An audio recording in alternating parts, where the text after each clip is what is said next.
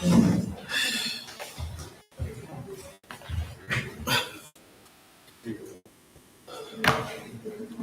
I please, Lordship? Yes.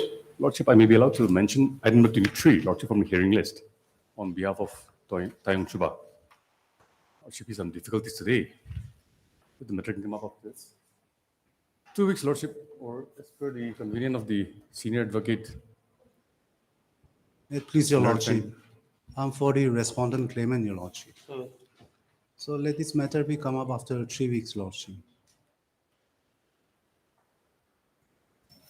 On the prayer of the learned counsel for the parties, listed after 2 weeks. Please, my lord. May it please your Lordship. Yes. I would also like to mention item number 24, Lordship. I'm for the respondent. So I have Respondent number? sole respondent, your Lordship. So I have took the consent from the appellant counsel. So Lordship, may this matter be come up after 3 weeks, your Lordship. On the prayer of Mr. So-and-so, the learned counsel for the sole respondent, listed after 2 weeks. Obliged, your Lordship. Yes. May it please, my lord. Yes. Lordship, I may be allowed to move an unlisted anticipatory bail application, my lord. Unlisted anticipatory bail. Yes, my lord, it is connected to items 13 and 18 listed today, my lord. Okay. Members of the same organization. Okay. Obliged, my lord.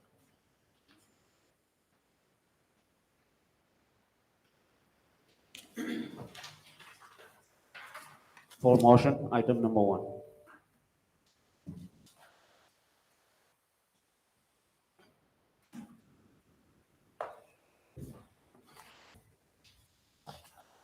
Maybe. Yes.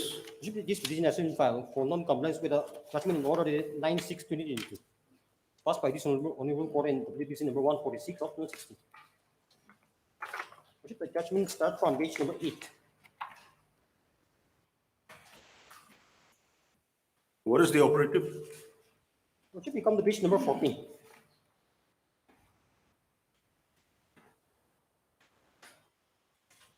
Yes. From the 10 line in the right hand side, therefore respondent number 1 to 3 Yes. are given 3 months' time to verify the same. And if the claim are found to be true, they should give appointment to the petitioner. As for the appointment of the private respondent, since it is admitted that it was issued in violation of Office Memorandum number 22 dated 14/2/22, the respondent shall take necessary steps in accordance with the terms and conditions of the appointment given in the appointment order itself. Lordship, now, this judgment was passed on, Lordship, 9/6/2022. Almost a year, Lordship. Lord Mr. Imawabang, the learned counsel for the petitioner. Stop. The present contempt petition has been filed for willful and deliberate violation of the order dated 9/6/2022, passed by this court in WPC number 146, 2016.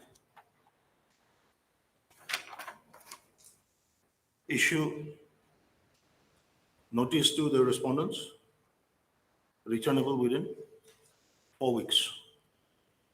Stop. The learned counsel for the petitioner shall take steps for service of notice upon the respondent number 1 and 2 by registered post with AD within a period of 2 days. 2 days from today. Listed accordingly. For admission, item number 2. May it please, Lordship.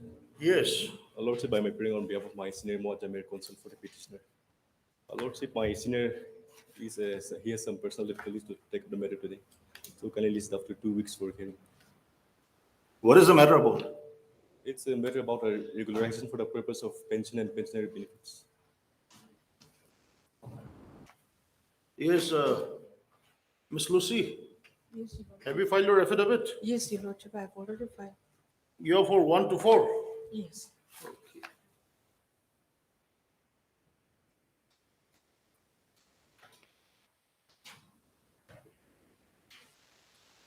Mr. So-and-so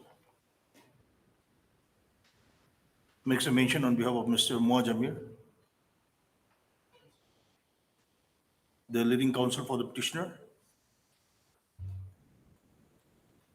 and seeks adjournment of the case after a week. Prayer is allowed. Listed accordingly. Okay. Oblige me.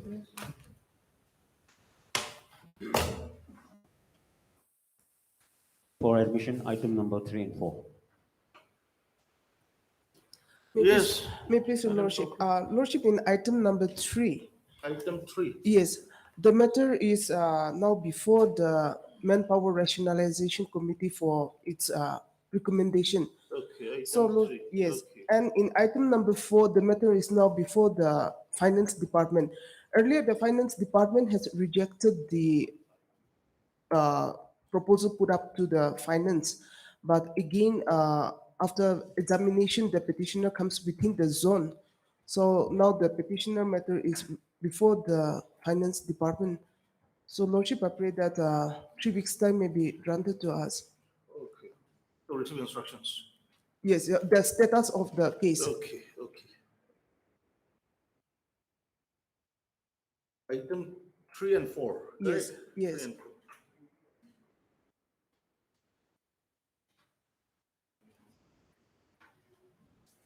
MS V. Sokri, the learned additional advocate general, submits that she may be allowed 3 weeks' time to obtain the status of the case. Okay? Lordship. Stop. The prayer is not objected to by the learned counsel for the petitioner. Listed after 3 weeks. Much Okay. obliged. Much obliged. For admission, item number 5. May I please, Lordship? Yes, Mr. Fuseko. Lordship, I'm making mention on behalf of Mr. Limatushi, Okay. counsel for the petitioner. Yeah. Lordship, he's under, his wife is undergoing treatment, so he is unable to come, appear before his humble court. Today, Mr. Lordship. Fuseko, learned counsel makes a mention on behalf of Mr. I. Limatushi, Lordship. the leading counsel for the learned counsel for the petitioner, and seeks adjournment of the case for 2 weeks Lordship. on the ground that on the ground that the learned counsel for the petitioner has some personal difficulties. Listed after 2 weeks. Lordship, it's interim. Can you interim continue, Lordship? The interim order passed earlier shall continue till the next returnable date. Oblige, my lord.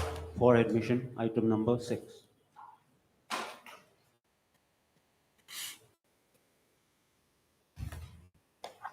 Yes, Mr. Imko. Lordship, in the earlier occasion, the government sought some time, Lordship. Who is for the government?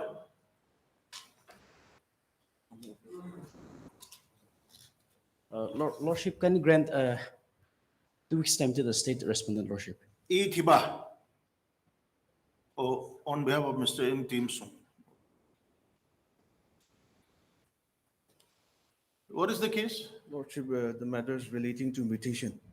And we are- Mutation. Yes, Lordship, and we are challenging the order passed by the DC. Okay, DC It's in Dimapur. violation, Your Lordship, it's in violation of Assam Land Revenue Regulation 1886, Lordship. Okay, why it is in violation? Lordship, notice has to be passed under section 52, Uh. and order has to be passed under section 53. Notice was issued by the TC. However, order was passed by EAC, who is subordinate, Lordship. So we are challenging the order of the, Okay, Mr. Kiangami, you are mentioning on behalf of? Lordship, Mr. E.T. Imson, additional AG, Lordship.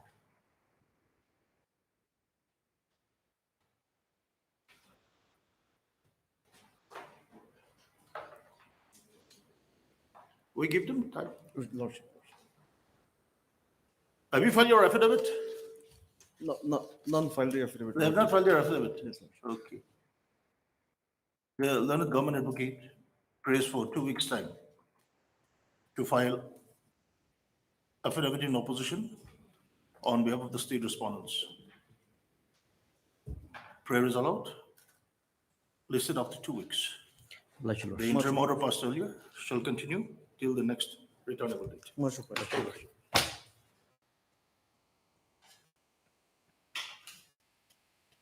For admission, item number 7.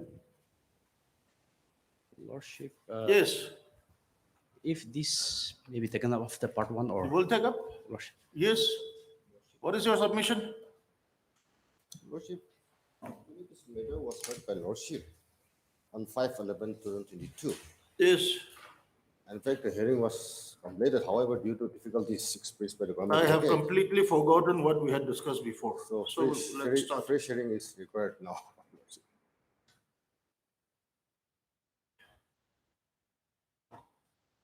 Yes, what is your case? The documents and the adjudicature. Okay. Case in nutshell, Lordship.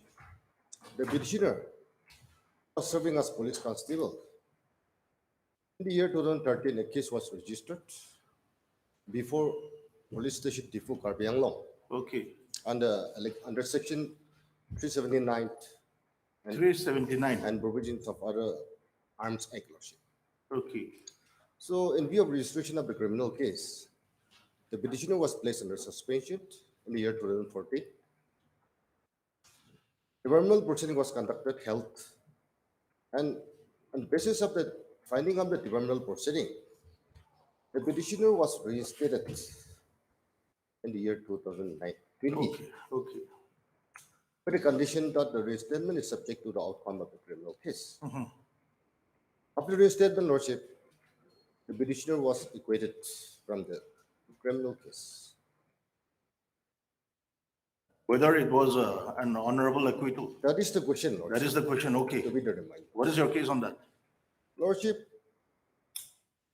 while deciding the criminal case by the trial court, all the prosecution witnesses were examined, and the prosecution case was considered by the trial court, and came to a finding that the prosecution miserably failed to prove the allegations in the charges against the petitioner and acquitted the presumed petitioner. However, while equating in the last part of the judgment, it has been mentioned that the accused persons, including others, are equated by giving benefit of doubt. So, Benefit of doubt. yes, Lordship. So, without considering the contents and the finding arrived in the judgment, the authorities issued the immunity order, whereby the back wishes of the petitioner has been denied on the ground that the acquittal is not an honorable acquittal, and it is acquittal and benefit of doubt, so he is not entitled. So that is the immunity challenge in this petition.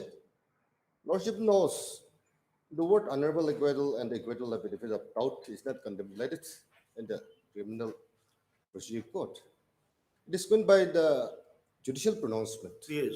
So, taking into consideration of the various judicial pronouncement, the Honorable Apex Court laid down the principle what constitutes honorable acquittal and the acquittal and benefit of doubt. The Honorable Supreme Court held that when an accused is acquitted after full consideration of the prosecution case, and the prosecution failed to prove the charges,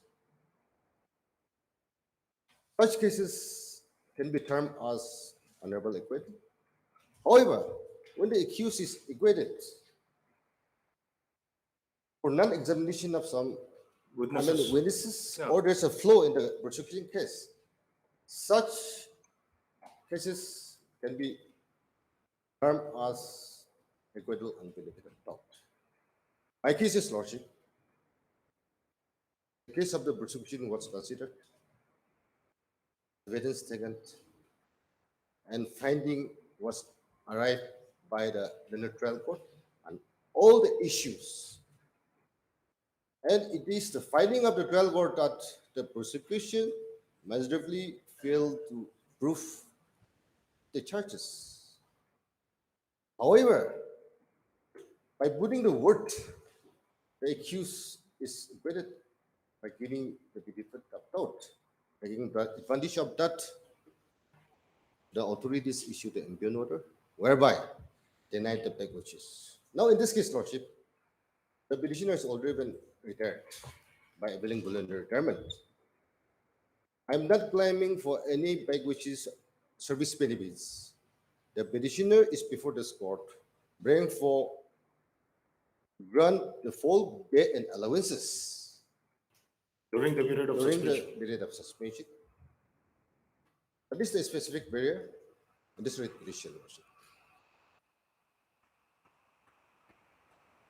A number of cases, Supreme Court What were has the charges?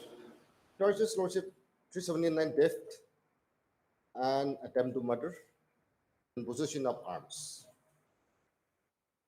None of the allegation charges were proved against the petitioner. So my question is, Lordship, what roles in the laws provides that when an accused is acquitted and benefit of doubt, is not entitled for perquisitions? It is the authorities to show the laws.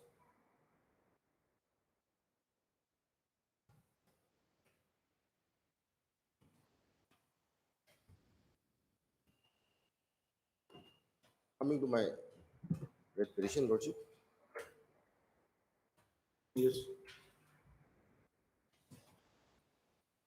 Page 21. Page 21.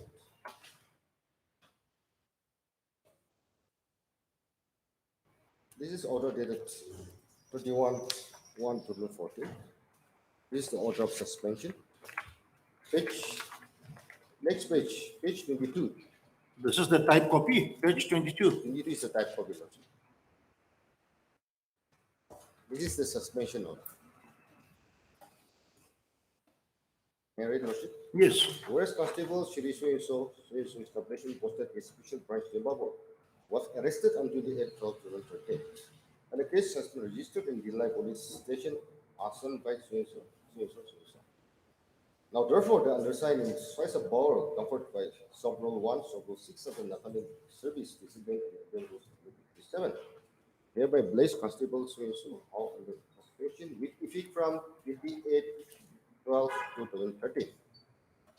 It is further ordered that during that period, that this order shall remain in force of the headquarters of the Constable, the Kamongba, the suspension shall be at Kohima and shall not leave the headquarters without obtaining the permission of the undersigned. During the period of suspension, Constable shall be entitled to draw subsistence allowance at an amount equal to the leave salary which he would have drawn if he had not on leave of the additional group. Fairness allowances and other allowances as admissible from time to time. Now, page 23. This is the finding of the inquiry officer. Lordship, to save time, I'm just reading the next speech, Lordship.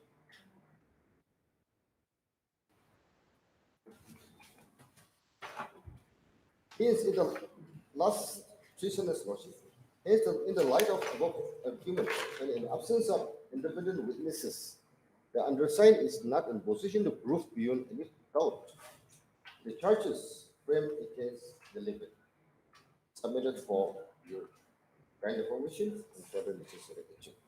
That was the finding. You please read page 23, starting from the paragraph during the course of. Okay, entire Lordship. Yes. Entire Lordship. During the course of departmental inquiry, it is ascertained that on 28/12/13, the complaint, along with the complaint, it should be complaint and Lordship, along with 6 other had produced and handed over the delinquent and unconscious state that rely case and roach in the fire, alleging that the delinquent was caught red-handed while stealing fireworks and made a life attempt with 22 firearms and the complainant. 1 22 pistol with 25 plus of 22 live ammunition, 5 MG cases of 22 ammunition, and 5 live 5.76 arms were also handed over to the police. Reporting the same were seized from the delinquent. Accordingly, the July police arrested the delinquent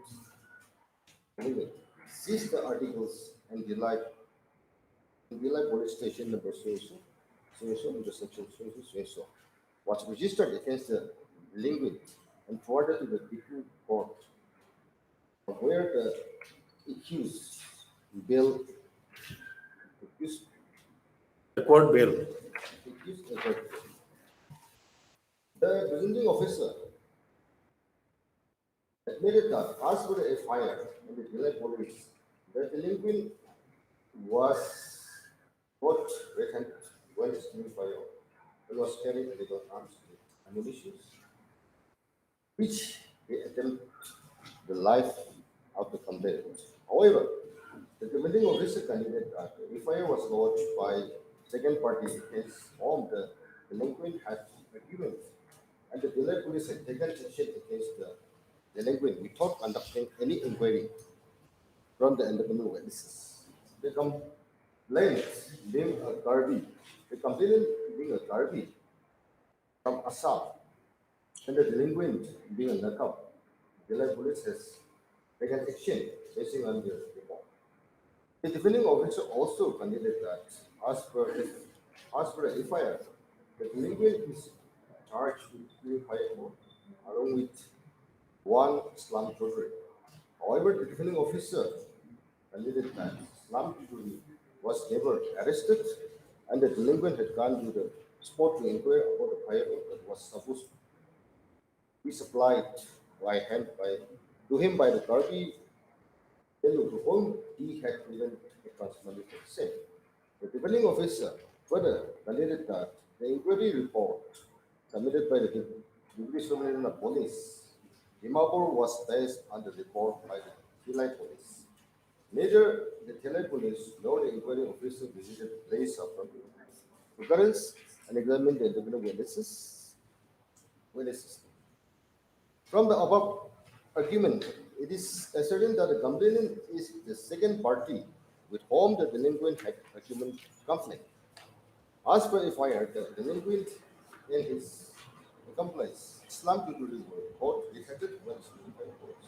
However, the delinquent accomplice, Islam Chaudhry, was not arrested along with the delinquent, and a new vehicle was seized either by the complainant or police to prove that he was stealing the firearm. I also suspect that it is a case of conflict between two communities, that is Aunaka and the Garbi Assam. Further, the 22 firearms and ammunition were produced and handed over to Thilai police by the complainant, the second party with whom the delinquent had argument. Hence, in the light of the above argument, in an absence of the independent witnesses, the undersigned is not in position to prove beyond any doubt the charges filed against the delinquent submitted for your kind information and necessary. So this is the finding of the inquiry officer and the departmental proceeding. Now next page 25.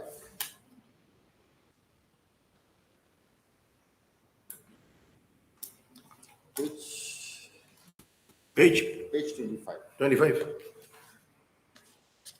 26 is more clear, Worship, that copy. Yes. This 26. is the reinstatement of the Lordship. 26. Yes. Please read. This order dated 7/11/2020. Whereas a departmental inquiry was initiated against the Commonwealth, that's it, under suspension of so establishment by order number so in connection with its areas on so date by Thilai police case number so. Whereas an inquiry under Rule 9 of the Nagaland Service Disciplinary Rules 1967 was held against the Commonwealth under suspension of winning Shiri Suyusu, USP, as the inquiry officer, UBSI Suyuso as presiding officer, and Shiri Suyuso, USP, as defense officer. Whereas the inquiry officer, Shiri Suyuso, submitted a single report pertaining to the 3 article of charges framed against Shiri under suspension for violation of Rule so of the Nagaland Government Service Conduct Rules 1968, and concluded his finding as not proved, which is concurred by the undersigned. However, due to prolonged delay in finalizing the final outcome of the criminal case, implicated against him at Tepu Court, Assam, and as per HQ direction, by order number so to revoke the suspension order of the Sit Constable, the Kamungba Au, under suspension with immediate effect, as has been placed under suspension for the last 7 years, having been paid subsistence allowance without giving any service return pending finalization of the suspension period on the outcome of the criminal case. The undersigned, in exercise of power comfort by sub-rule so of Nagaland Service and Discipline Rules 1967, hereby revoke the suspension of Shri Soyeso's establishment and reinstated him into service with immediate effect.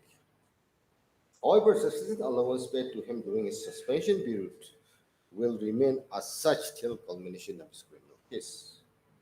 By order dated 7/11/2020, he was reinstated with the condition that subsistence allowance paid to him during his suspension period will remain as such till culmination of his criminal case. Now, after reinstatement, Lordship, the trial court, However, suspension allowance paid to him is suspension. that means, Lordship, although he was reinstated, by this order, it is stated that he will get only subsistence allowance, not full salary.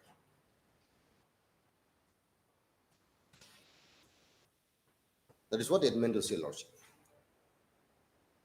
So your claim for full salary is effective from 7 November 2020, No, Lordship, from the date of suspension.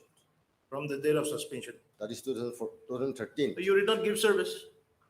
Lordship. You did not give service to the department. Yes, Lordship. That is because of the privilege complaint.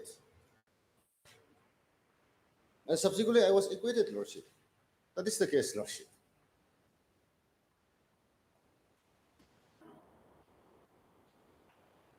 Okay, come to the criminal case.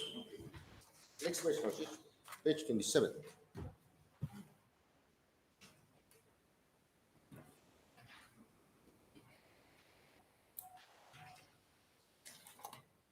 Judgment starts from page 29.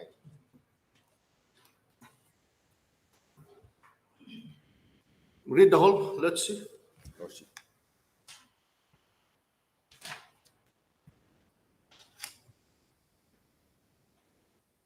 Yes.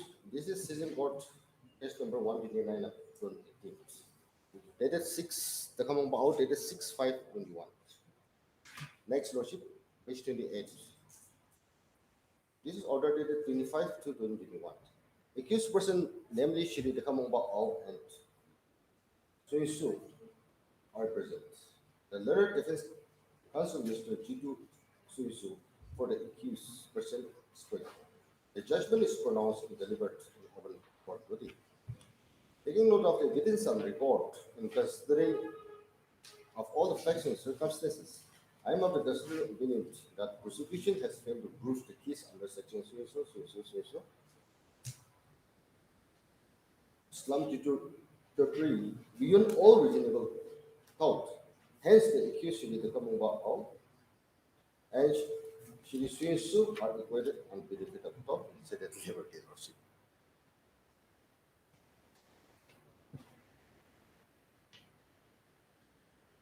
Okay, read. The bill bond of the accused person are extended arrest so. The cease prohibited pistol and ammunition be confiscated to the state and sent to the nearest arsenal for disposal in accordance with law. The seized Nokia mobile handsets shall be returned to Shri Suyeso in due course of time in accordance with law. Dispose of other seized materials in due course of time in accordance with law.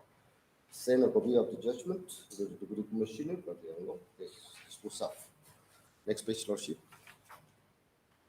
This is the judgment.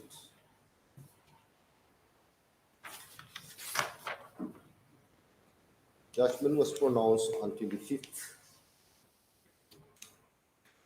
to 21. Your Lordship. Yes. The prosecuting prosecution case in brief is that on 28/12/2013 at 2 p.m., the informant Shiri so lodged in the fire at Delhi is with the effect that on the same day, that is 28/12/2013, at about 10:30 a.m., while complainant along with his two friends, namely Shiri so and Shiri so went for their daily work. Indeed, so that one Shiri Takamubao, along with one slum jewelry, were stealing fireworks from Suinsu Kong. On seeing this, the complainant, along with his friends, asked them not to do so.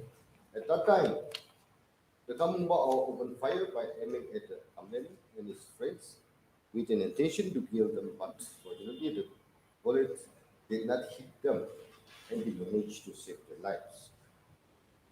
Thereafter, the court set the Kamumbao and handed over him to police along with the gun, but the other accused slum jury managed to escape from the place of occurrence, that is the complaint. On receipt of the Ijahar OC, Delhi police registered the case fight so under section so. Yes. On completion of investigation, IU submitted a charge sheet under section so against the accused person, namely the Kamumbao under section 307 279 31 IBC against accused slum jury. On evidence of the accused person, the case was committed to this court as it was seasoned tribal. On the result of the case report and hearing learned counsel of both the sides, my learned predecessor framed charges under section so IBC and Arms Act. And when the said charges was read over and explained to the accused person, he pleaded not guilty and pled tried. Number 4. During trial, prosecution side has examined as many as 10 witnesses, including the informant, IU, and Armour. The accused was examined under section 313 CRPC and his plea was totally denied. 5. Points for determinations are: number 1, whether the accused persons on 28/12/38 at about 10:30 a.m. at Sinsu village, Gaon, under Thelai police station in furtherance of communication, committed theft of firearm and thereafter committed an offense punishable under section CSO of the Equitable Code. Second point, Lordship, whether the accused person on 28/12/38 about 10:30 a.m. at Suisu Count under the police station in furtherance of communication attempted to murder Shiri Lokin Suiso, and thereby committed an offense punishable under section 307, section 34 of the IBC. The third point, Lordship, whether the accused person on 28/12 at around 10:30 a.m. at Suisu village under Delhi police station possessed one .22 pistol along with one magazine, ammunition, 5 and thereby committed an offense punishable under section 25 Arms Act. So that was the when arose for determination. Now, next, Lordship, discussion, decision, and reason draft. 6. PW1. Chiri John Carter has deposed that he knows the informant and the accused person. The occurrence took place in the year 2013. On that day, occurrence and the argument took place between him and the accused person when he resisted them from taking fire out from Suisu Basti, and after that, the accused assaulted him with hands. Thereafter, he called his brother-in-law, Mr. Suisu, to the place of occurrence. Thereafter, they apprehended the accused with the Kamubao and handed over to the police. Later, he filed an Ijahar, exhibit Suisu. Number 7. In his course examination, he proposed that he knows the accused person because they are from the same village. They are from his village. The accused person had hit him. The Delhi police had taken him to the Suisu hospital. He did not give any doctor's report to the police. He did not write the Ijahar. He does not know what was written in the Ijahar because he is semi-literate. He denies the suggestion that the accused did not beat him. Number 8, BW2, Shiri so-and-so has divorced the informant. This is brother-in-law. He knows the accused person. The occurrence took place in the year 2013. 13. On the day of occurrence, his brother-in-law called him and informed him that there was a quarrel between him and the accused regarding collection of firearm. On reaching the bureau, he found that there was a quarrel between his brother-in-law and accused the Kamong. Thereafter, he, along with his brother-in-law and so apprehended the accused the Kamong and brought the accused person to the police station. Police seized revolver ammunition and signed the Caesar list as Caesar witness. Exhibit 2 is the Caesar list and Exhibit 2.1 is the signature. Police also seized 3 loads of fire bunches from the place of occurrence, and he signed as a Caesar witness. Exhibit 3 is the Caesar list and Exhibit 3.1 is the signature. 9. In his cross examination, he boasts that the occurrence took place at about 5 to 6 p.m. He knows the accused because he lives nearby to his village. He signed in the Caesar list because the police asked him to do so, but he does not know what was written in each other. He has not sent the count and the ammunition. Paragraph 10. BW3 Shiri so has actually boasts that he knows the informant and the accused person. He does not remember the date of occurrence. He heard that there was a quarrel between the complainant and the accused person, and the accused person assaulted the complainant. Police seized pistol and ammunition regarding to this matter, and he signed in the Caesar list as Caesar witness. Exhibit 2 is the Caesar list, and Exhibit 2 is the signature. 11. In cross-examination, he stated that the accused persons belongs to his village. He did not see the occurrence. He does not know what kind of materials were seized by the police in the Caesar list. He signed the Caesar list in the police station. 12. BW4 so has divorced that he knows the complainant and the accused person. The occurrence took place 6 years ago. On the day of occurrence at around noon, while returning from the work, he sued the police apprehended the accused person. He also found so-and-so and the complainant, along with the accused person. Thereafter, he heard there was a quarrel among so-and-so, and the accused person regarding collection of firearms. 13.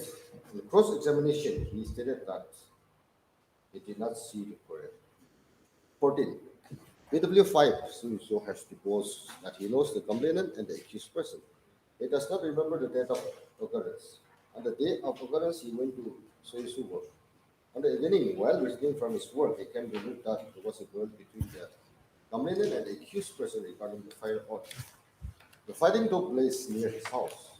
While returning from his work, he saw police personnel near his house. Police interrogated him. 15. In cross-examination, he stated that he did not see the quarrel. 16. BW6, Mr. So has reported that she knows the complainant. She does not know the accused person. She does not remember the date of occurrence. On the day of occurrence, she heard from the villagers that there was a quarrel between one Naka person and the Karbi table. Thereafter, he found police personnel at the place of occurrence. Police interrogated her. 17. In cross-examination, she stated that she did not see the quarrel. She does not know among whom the quarrel took place. Paragraph 18. BW7 she remains Saigia as is deposed that on 29/1/2014, he was working at so-and-so armor.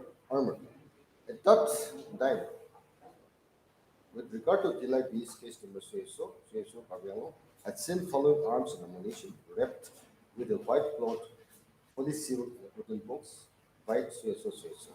Firstly, he marked the received arms and ammunition.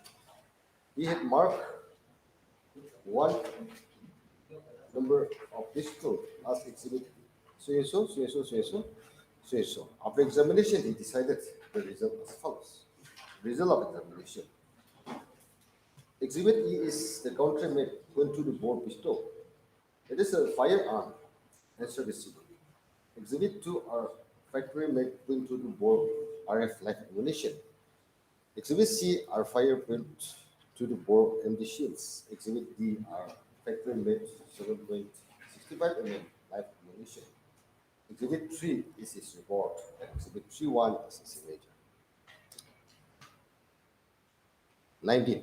In cross-examination, he stated that Exhibit 3 had been sent to him on 21/2014, and he received the affirmation items on 29/1/2014. 20.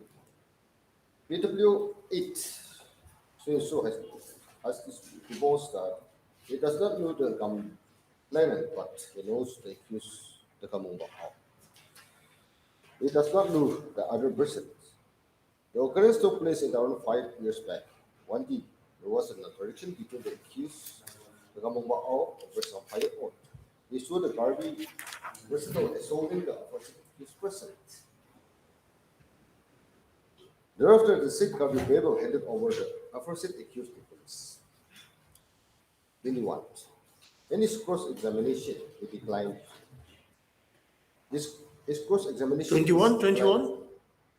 His 21. cross-examination is declined by the defense. Yes. That is the most important. Yes. I'll come to the finding of the trial court person. 22.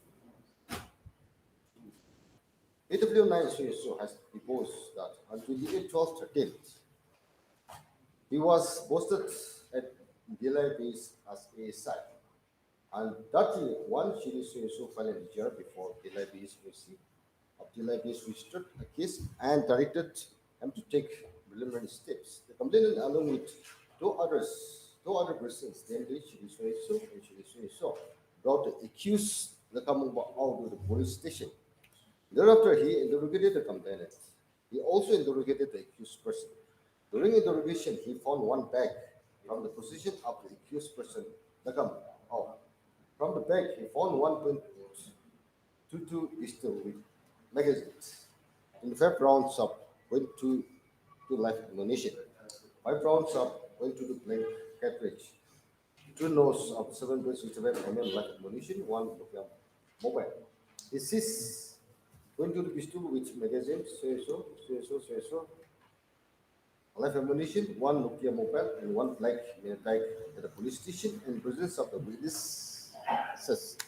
Exhibit 2 is the Caesar list, and Exhibit 3 is his signature. He went to the place of occurrence along with his staff. At place of occurrence, he found 20 bundles oath, and he seized the same at place of occurrence in presence of the witnesses. Exhibit 3 is the Caesar list. Exhibit 3.2 is his signature. At PU, he interrogated witnesses present. Later, he gives Zima of the seized 20 bundles of fire oaths to Shiri so a prepared sketch me. Exhibit 5 is the set sketch me, and Exhibit 5.1 is his signature. Thereafter, he went back to the police station. After completion of an interrogation, he forwarded the accused person Shiri Takamongba out to the Honorable Court. He prayed before the Honorable Court to give 3 days police custody of the accused Shiri Takamongba, but the Honorable Court allowed 2 days of custody. After completion of 2 days of police custody, he again forwarded the accused Shiri Takamongba out to the Honorable Court. He also searched the other accused for his arrest, but he went untraced. After search on 12/2014, he was able to arrest the accused Islam Tripuri. After interrogation of the accused Islam Tripuri, he forwarded him to the Honorable Court. After completion of the preliminary investigation, he handed over the CD to OC Thelai Police Station. He showed the seized articles, materials, Exhibit 1 to the materials, Exhibit 6 in the court on the day of deposition. 23. and cross-examination, he stated that the FIR was lodged on 28/12/2020 at 2 p.m. At the time of FIR, the accused was along with the complainant. He prepared the sceneries at police station. Also, he arrested the accused Shireta Kamubao at police station. After receiving of the ijahar from the complainant, he searched the accused Shiri Dekamubao and found one bag from his possession. It is not mentioned that the seized materials in the seizure list recovered from the bag possessed by the accused person, but he seized the bag. He has not seen the firearms in the court on the day of his deposition. He did not produce the seized firearms before the Zimma of those firearms without getting permission from the learned court. He seized the seized articles from the possession of the accused. 24. BW Dent Sub-Inspector Sueso is deposed that he was attached to JLIB's officer in charge. On that day, John Qatar came to the police station and filed ijahar. He received the ijahar and registered the case, JLIB's case number Sueso under section Sueso.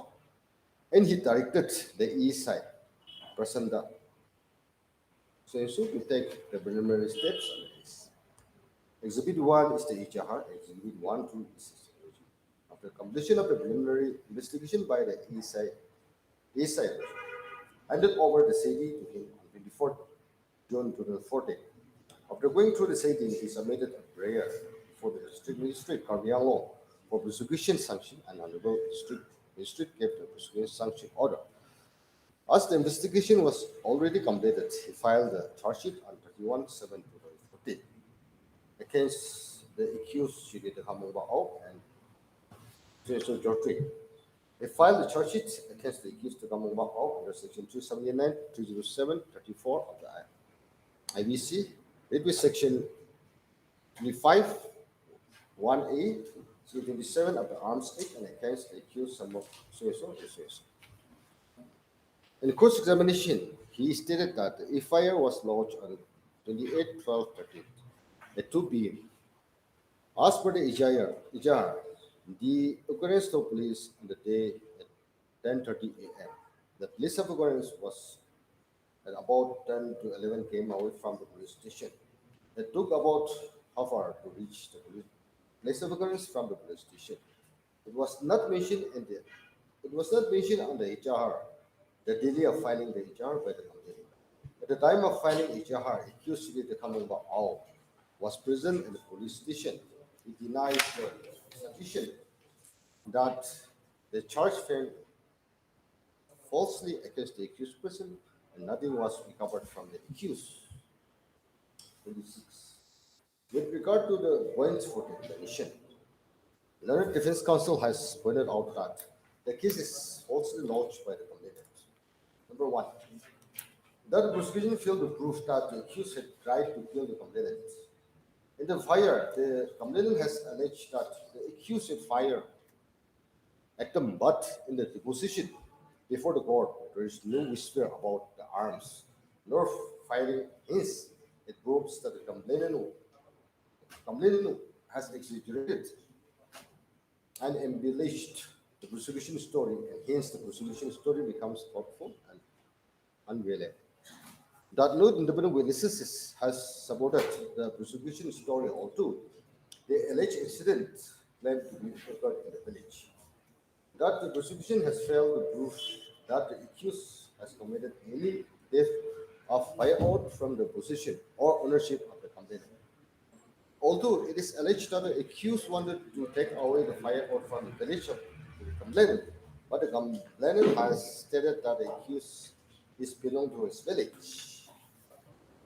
Hence, it casts a doubt from the accused wanted to commit theft of the firearm. Number 4, that the complainant has alleged that there was a quarrel. Alleged that there was a quarrel with the accused person, and the accused had assaulted him with a hand, but prosecution failed to prove the assault by any medical evidence. 5. That the BW9 IU has stated that the accused was taken to police station immediately after the alleged occurrence by the complainant, but there has been any alteration, then there would have been injury mark over the body of both the complainant and the accused, but there is no such evidence on record. Hence, the allegation of the altercation is cast down. 6. That the seizing of the alleged firearms is also cast doubt as no witnesses have supported the allegation. That the seizing of the alleged firearms from the accused person also caused a doubt as no independent witnesses have supported the allegation. In reply, Leonard Baby has submitted that the prosecution has succeeded to prove the case against the accused person, hence praised to punish them in accordance with law and denied all the points raised by the learned defense counsel. 28. Upon hearing both the parties, now I am discussing the point for the resolution one by one for the comments and commendation. 19. So far as the first point for the demolition is concerned, that is whether the accused person on 28/12/13 at around 10:30 a.m. at so count under Delhi police station in furtherance of common intention committed theft of firearm and thereby committed an offence punishable under section so of the Indian Penal Code. I found that the informant had alleged in his FIR that the accused person was stealing firearm from so count.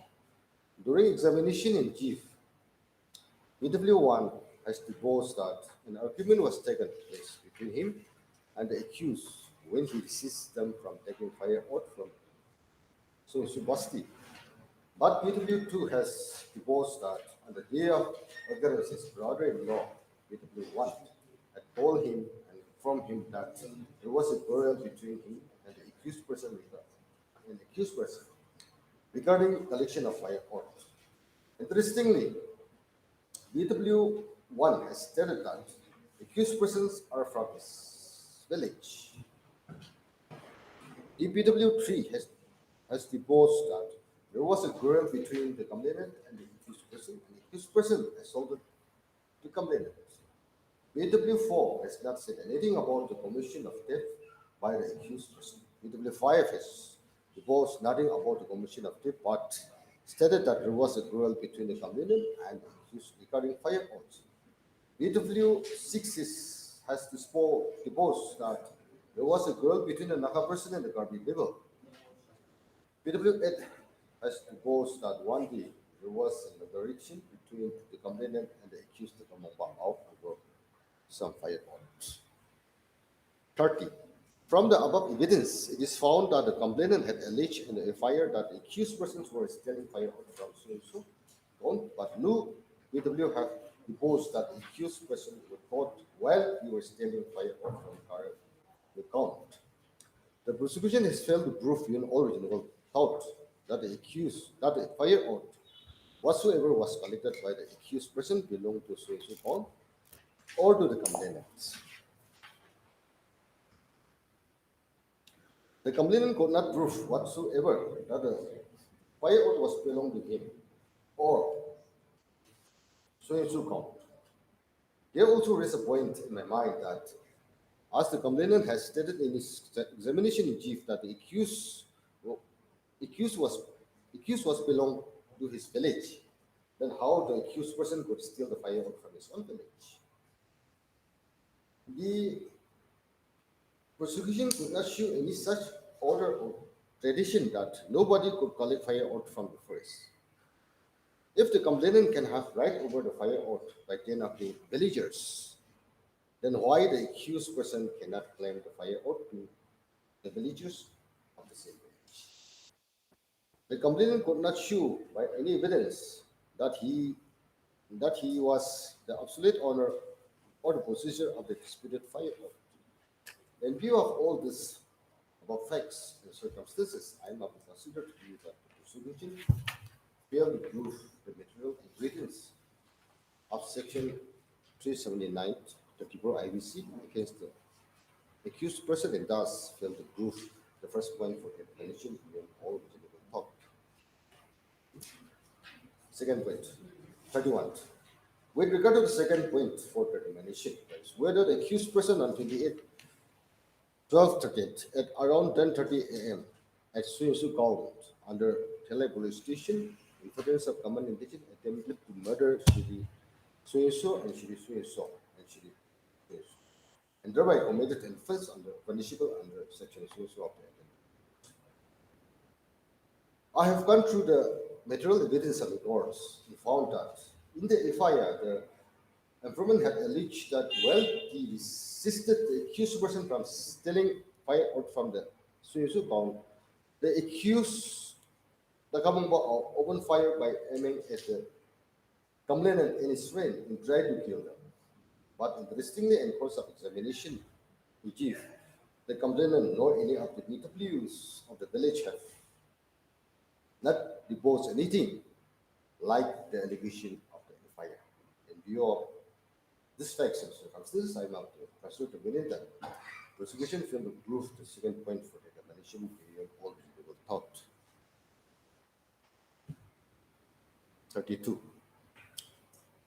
With regard to the third point for the examination, whether the accused person on 28/12/23 at around 10:30 a.m. at Suyesu, Gauhati, under Delhi police station possessed Suyesu arms and ammunition and thereby committed an offense punishable under Section Suyesu Arms Act. I found that in the FIR, the informant had alleged that the accused person, Tagamong Bao, had opened fire to the informant and tried to kill them. But during his examination in chief, the complainant has not alleged anything about the firing from the firearms to him by the accused person, nor he was the seizure witness. Apart from this, number of BWs have alleged about the using of firearms by the accused person. Although the BW7 has stated about examination of firearms in BW9, IU has deposed that found one .22 pistol Suyesu live ammunition were recovered from the accused person. But the statements of the BW9 and the recovery of the search and seizure of the said firearms is not corroborated by any seizure witness nor any other independent witnesses, including complainant. In view of the facts circumstances, it casts a doubt in my mind about the recovery of the said alleged firearms from the possession of the accused person. It is also pertinent to mention here that course of examination under section 313 CRPC, the accused Suyesu has only admitted that the mobile handset was recovered from him but denied of recovery of any firearms from him. In view of the above facts and circumstances and of the careful scrutinizing of the evidence, I must consider opinion that prosecution failed to prove the third point for the mentioned. 33.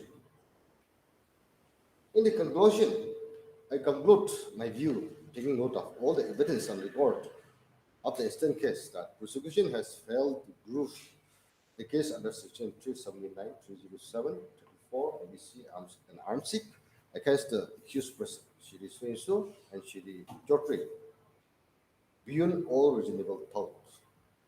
Hence, beyond all reasonable thought version. Hence, accused Shiri Suyesu are equated on benefit of doubt. Yes. So there is contradiction in the finding.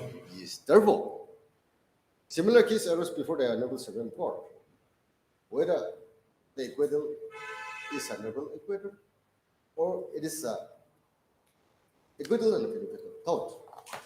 And the Honorable Apex Court laid down the principle that what constitutes honorable acquittal and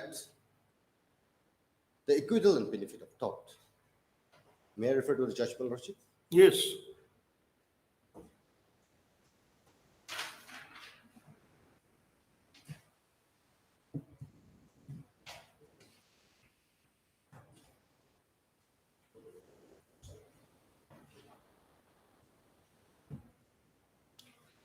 First, Lordship, 2019, 5 ECC. 2019, 5 SCC. Uh,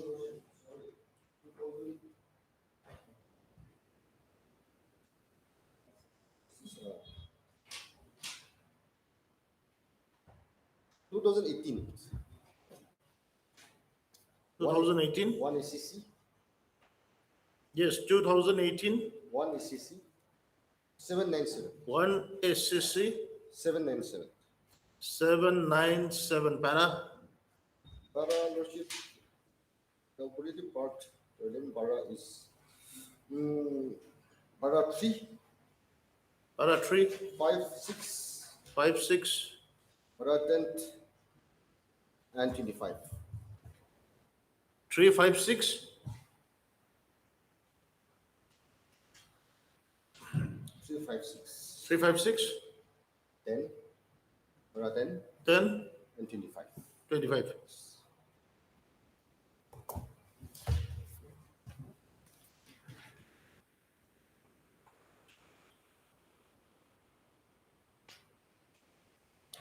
Para 3, Lordship, page 800.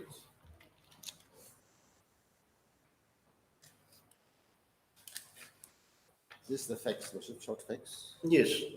The respondents were declared successful in their recruitment for the post of Constable Executive in Guard Police after clearing the physical efficiency test, physical measurement test, written test, and interview. However, the respondents were denied the employment on the ground that the respondent had been prosecuted in a criminal trial for the offense under Section so and under Section so IPC, and were acquitted by the trial court by judgment dated 29/1/2010, giving them benefit of doubt. The case was referred to the committee headed by Supreme Police, and was found that the respondents were not suitable for appointment as constable in the Para 5. Lordship. The condition of employment is that the acquittal of a person does not entitle him to be acquitted as a matter of right, and the appointing authority may still find such a person unfit to be appointed to the boss. It was argued by the appellant that even though the respondents were acquitted in a criminal case, the appointment of the respondent to the post of constable in Departmental Police, which is a discipline force, was found not desirable by the appointing authority. They submitted that the respondents were not honorably acquitted of the offense, and the acquittal was only based on the extension of benefit of doubt. The condition of the appellant is that the post of constable and disciplinary force demands an impeccable integrity and right reports beside for character and suitability. But the condition is that the board cannot overreach the jurisdiction of the standing committee by substituting its own view in the decision of the same committee, and hence the review judgment of the High Court and the tribunal is necessary. By contrast, 6. The condition of respondent is that the criminal case against the respondent was a case of no evidence. An acquittal of the respondent is an honorable acquittal. And the same cannot be termed to be the case of benefit of doubt. Moreover, the respondent has clearly disclosed that factum of facing criminal trial by giving complete details while applying for the job and was no sufficient on the part of the respondent. On behalf of the respondent, much reliance was placed from Tribunal Singh versus Suyesu. Paragraph 10, Lordship. Page 802. The acquittal in a criminal case is not a conclusive of the suitability of the candidate and the post concerned. If a person is acquitted or discharged, it cannot always be inferred.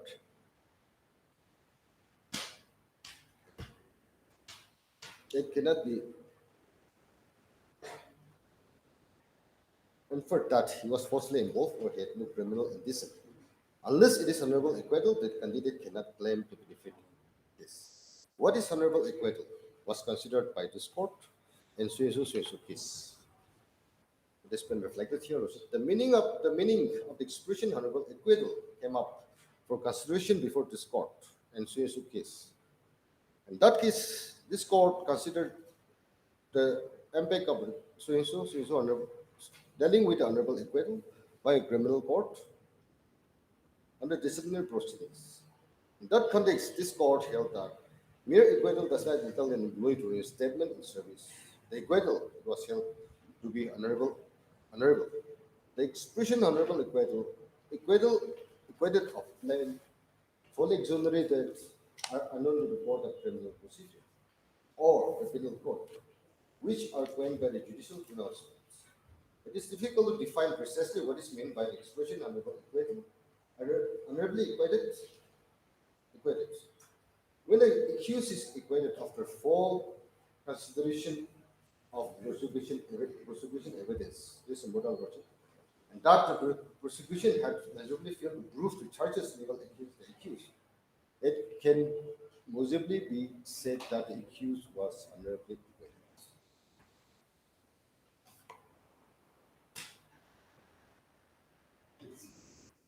Para 25%.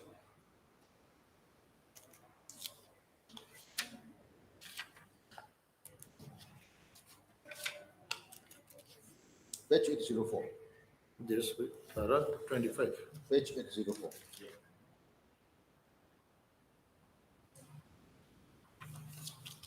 Page 804. Page 804. 2018, just wait, I think there is something 7-9.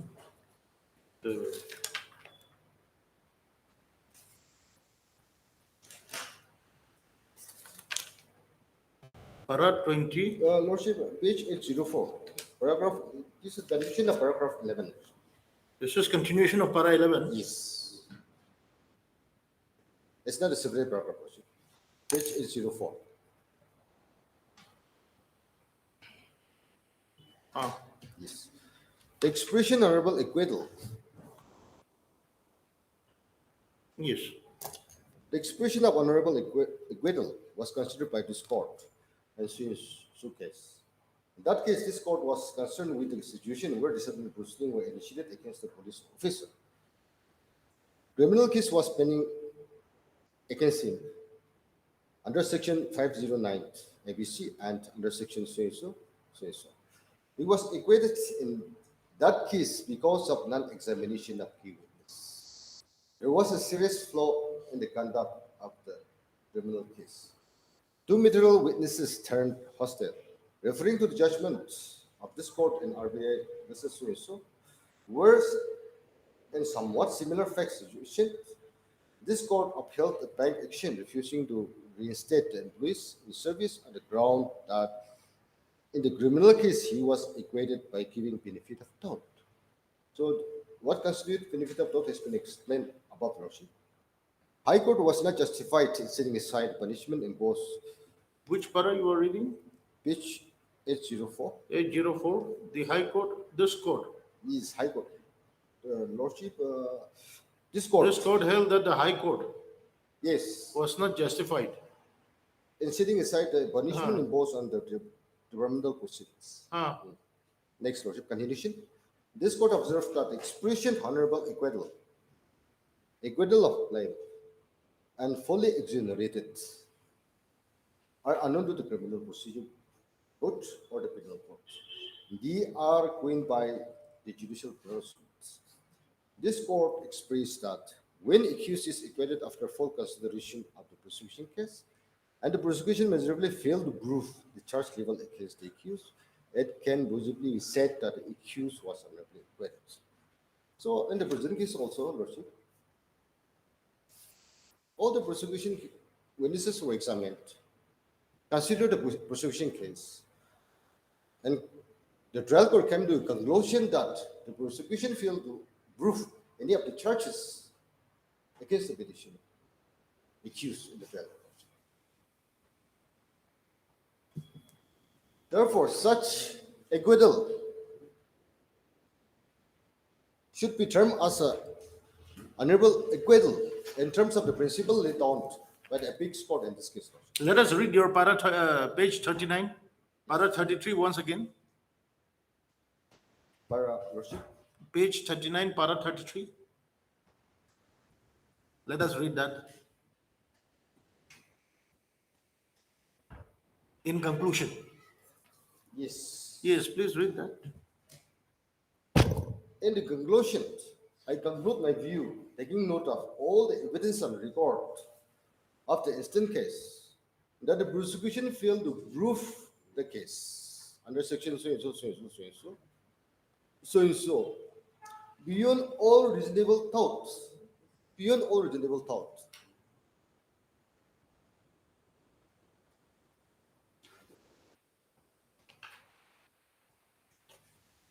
Not benefit of doubt.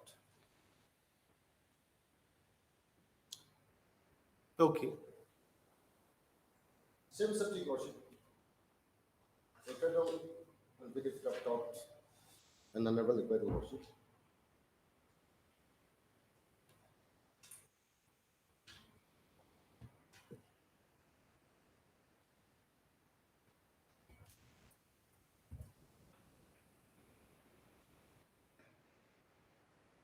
Yes.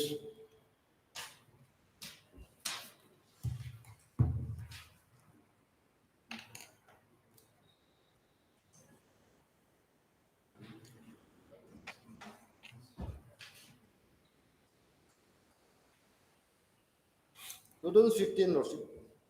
2015, 2 ECC. 2015, 2 ECC. 2 SSC, 377.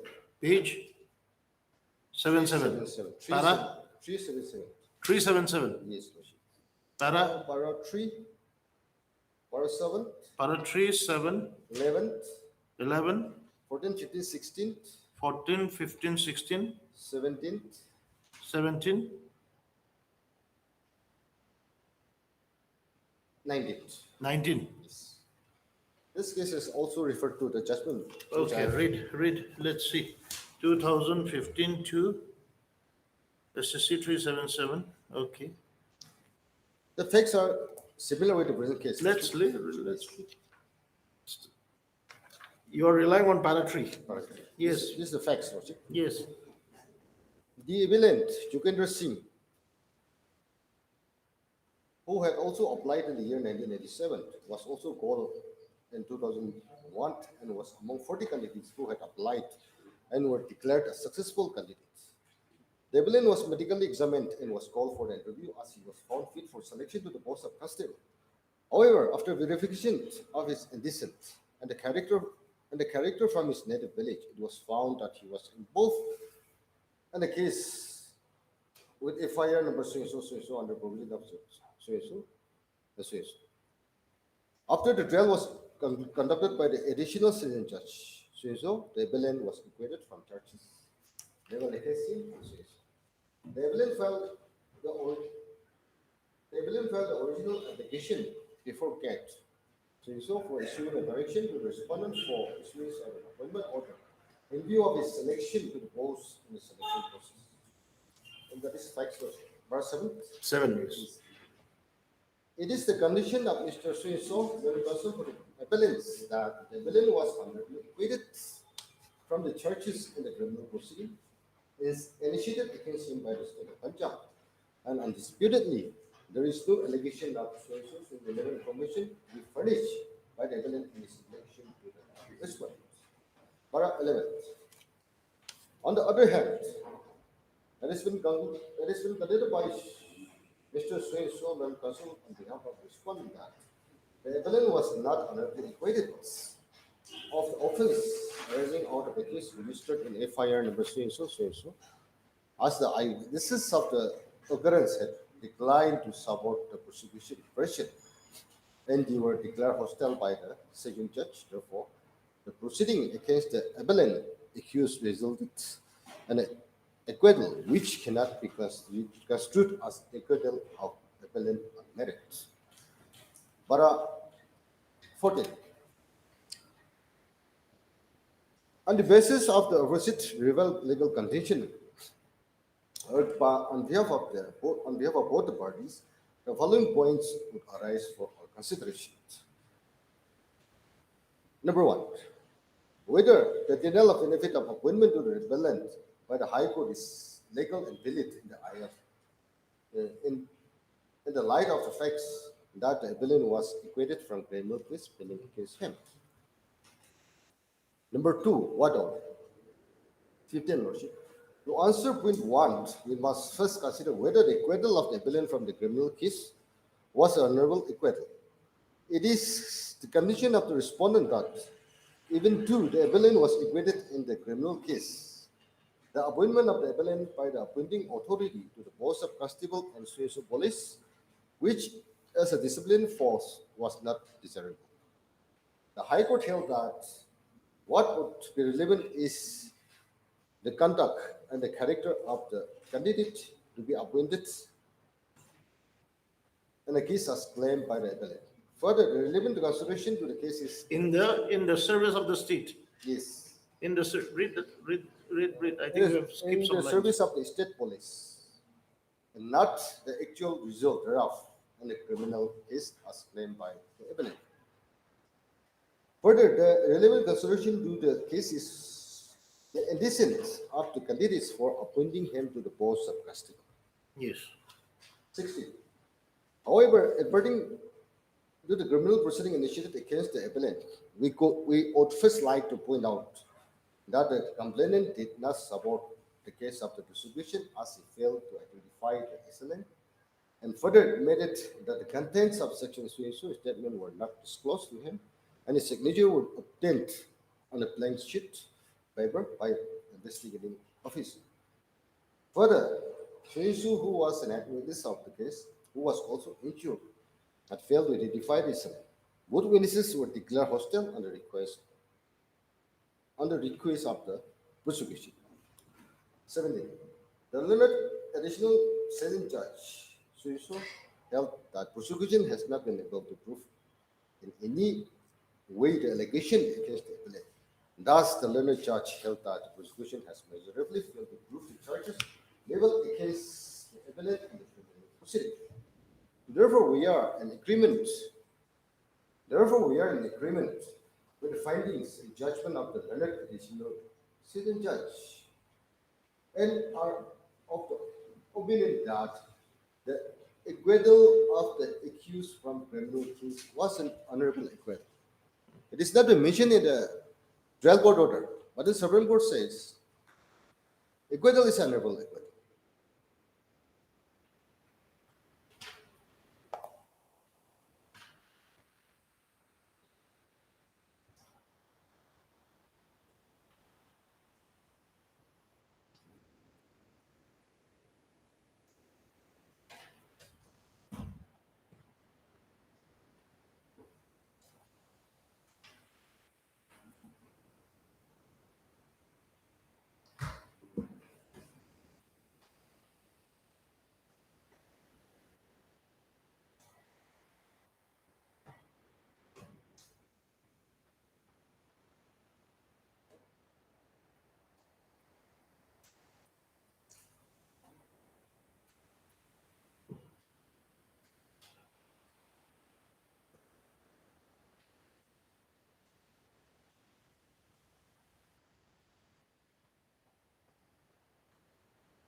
Yes, with your para 18. Read your para 18. You were referring to para 18. 19. Further.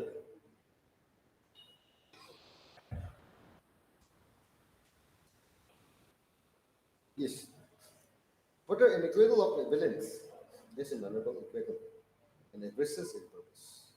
Therefore, the appellant should not be deprived from being appointed to the post in the public employment by declaring him as unsuitable to the post, even though he was honorably acquitted in the criminal case registered against him. Okay. Lordship, on the same subject, Yes. I'd like to rely on one judgment passed by the Punjab and Haryana High Court.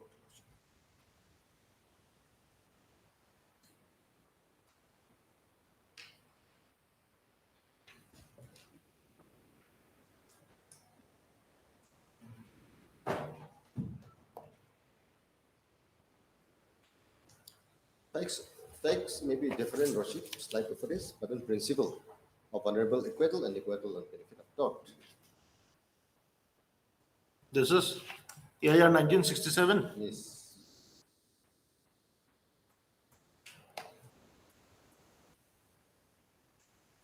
I will be allowed to read the. Yes, entire yes, text. wait.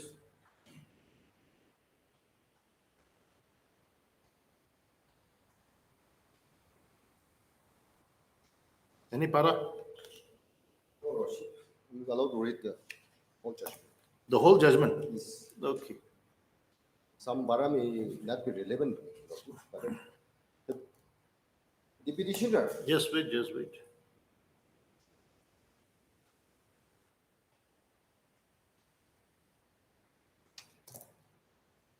Yes. The petitioner, Jagmohan Lal, was an overseer in the irrigation branch of the Punjab Public Works Department. He was placed under suspension on 19th June 1953 since he was arrested on a criminal case. He remained under suspension from 19th June 1953 till 24 1960. The allegation against the petitioner was that he had accepted illegal gratification from the various firms and contractors. He can engage in the excavation works on Suez Hiding Channel as a motive or reward for doing their official act. The case was tried by Shri Sueso Special Judge Sueso on 6/9/1957 and acquitted the petition. The order of acquittal was maintained by the High Court by judgment dated 21/1960. After the order of the High Court, the petitioner was reinstated by the government, but his period of suspension was not treated as the period spent on duty. Same as the present case. A number of representations were made by him, but to no effect. The claim of the petitioner for fault being an allowances for the period of suspension was turned out. And according to the allegations of the petitioner, it created an impediment in his future promotion. The present petition under Article 226 and 227 of the Constitution has been filed for questioning the order of the government contained in the petition, by which it was held that the petitioner was not entitled to his full pay and allowances for the period of his suspension. And next year, the government has, for its view, on there was a wrong worship, when we speak of that state worship. Rule 7 the Punjab Civil Service Rule has been specifically stated that rule does not apply to the petition. And in the return file on behalf of the state, the stand taken by them is that as the petitioner was acquitted after giving benefit of thought, his suspension could not be deemed to be wholly unjustified, and accordingly he was not entitled to full pay and allowances for the period of his suspension. At another place, it was also mentioned that the petitioner was not acquitted honorably and was given the benefit of doubt. Mr. Suinsu, who appeared for the state, relies on the rule Suinsu, with rule Suinsu, state rules. According to him, it was the rule Suinsu, in fact, was not applicable. This stand is obviously opposed to the stand which was taken on behalf of the state in annexure Suinsu. There, the reliance was placed only on rule Suinsu. In my opinion, the relevant rule is 7.22. The heading under which this rule has been framed is suspension during pendency of criminal proceeding, etc.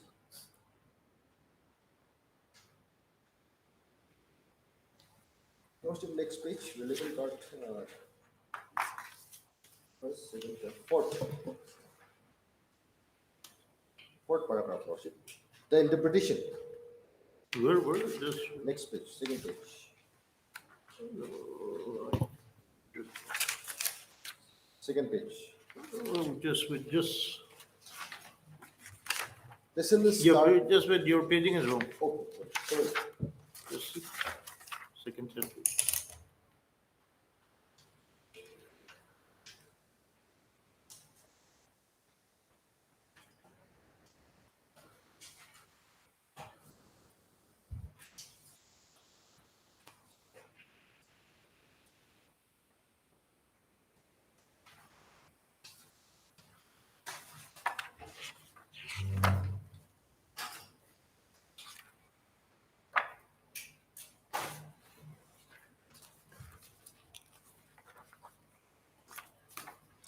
Page number 2, Lordship.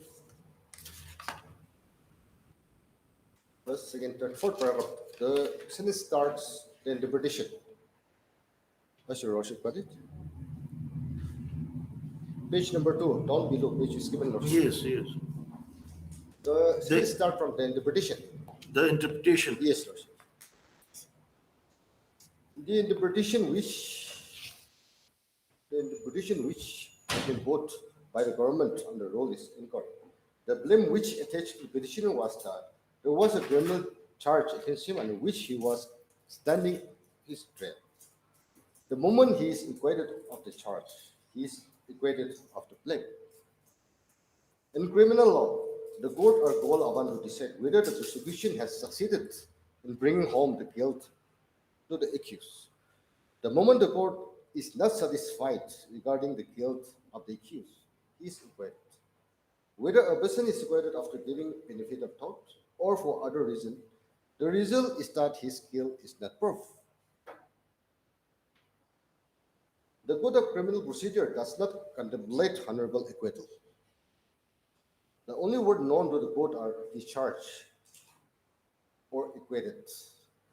The effect of a person being discharged or acquitted is the same in the eye of law.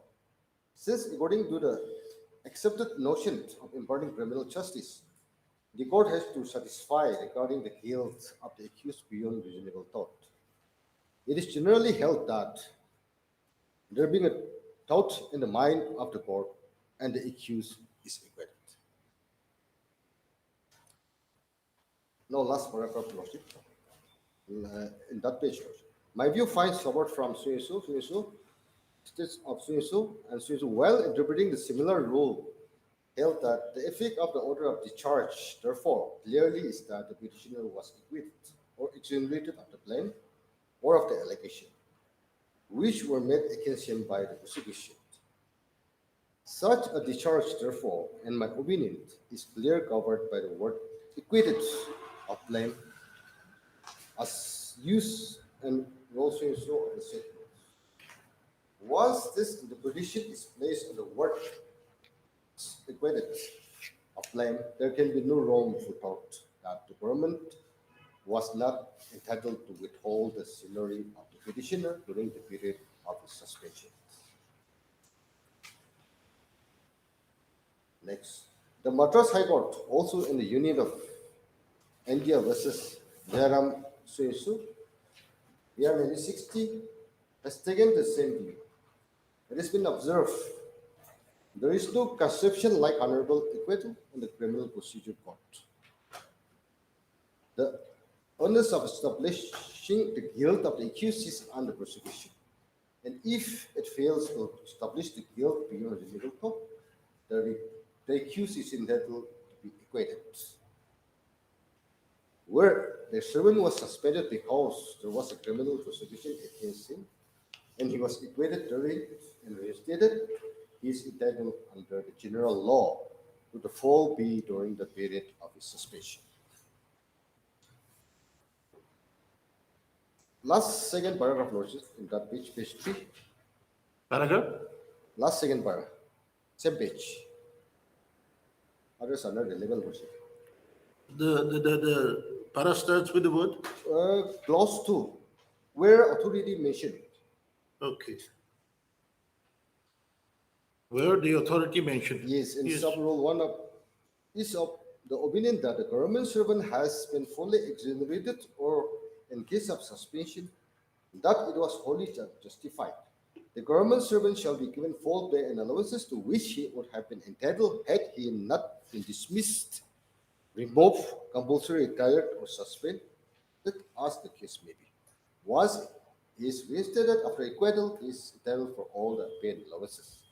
That is what the court says. Surely nobody can say that if a government servant was suspended because of his trial on a criminal charge, his suspension was wholly unjustified, even though he was ultimately acquitted by the court.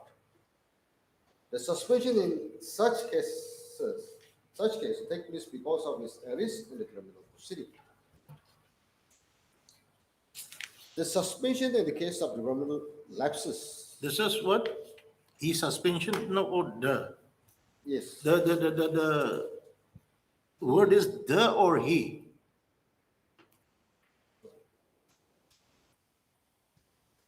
Oh, there's suspension. The. The suspension. The suspension in the case of departmental lapses is ordered as a prelude to the holding of inquiries. Cases are known where departmental inquiries are held within 2 weeks without suspending government servants. Whereas under rule so suspension is automatic the moment government servant is detained in custody or under imprisonment. A comparison of the two rules therefore clearly shows that the condition reached by so is totally defeat of force. The government rightly tried to place reliance on so to interpretation of the law was not justified. In the present case, the finding recorded by the criminal court, which tried the petitioner in the first instance, was that the prosecution failed to bring home the charge to the accused beyond reasonable doubt. He was consequently found not guilty and acquitted. Similarly, the finding reported by the High Court was that the petitioner was rightly acquitted, and the High Court found no reason to interfere. It is not even mentioned any of this reverse lordship, but then the principle is not mentioned in any two judgment that benefit of doubt was given to the petitioner. Although, as I've already stated, it would not make any difference so far as the interpretation is concerned. As a result, the petition succeeds and the order passed by the government. This is in the context of the rule applicable to that Yes, state. but the principle with regard to the acquittal, lordship. As a result, the petition succeeds and the order passed by the government against the petitioner as contained in so are hereby quashed. It is held that the petitioner is entitled to full bail allowances for the period of his suspension. In the circumstances, there will be no order. There was a rule in this case, lordship.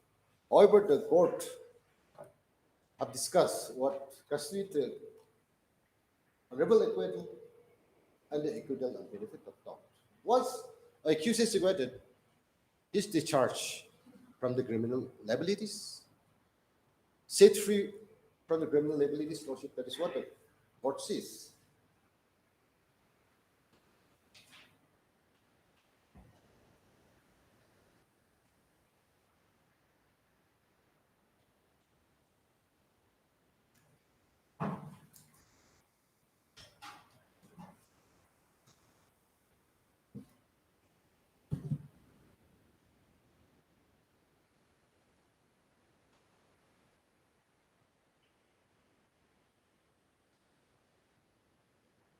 Yes. Lordship, my case is that the petitioner was honorably acquitted. Why I'm submitting that, lordship? The finding of the Leonard Trial Court is very clear that the prosecution failed to establish any case against the accused. However, in the last paragraph of the judgment, the trial court put a word that the accused is acquitted on benefit of doubt. The authorities taking advantage of the word used on judgment issued a impugn order without Let us see that impugn order. entering into the facts of the case. Let us see your impugn order. Let us see. Page 45, Page 4 or 5.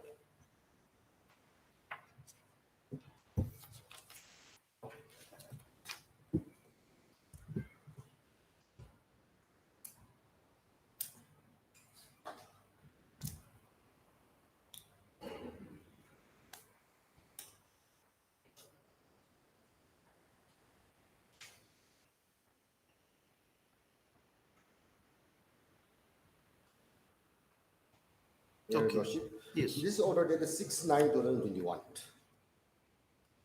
In continuation of this office order number so dated 7/11/2020, whereas in the common law of IGB so What is CN Constable?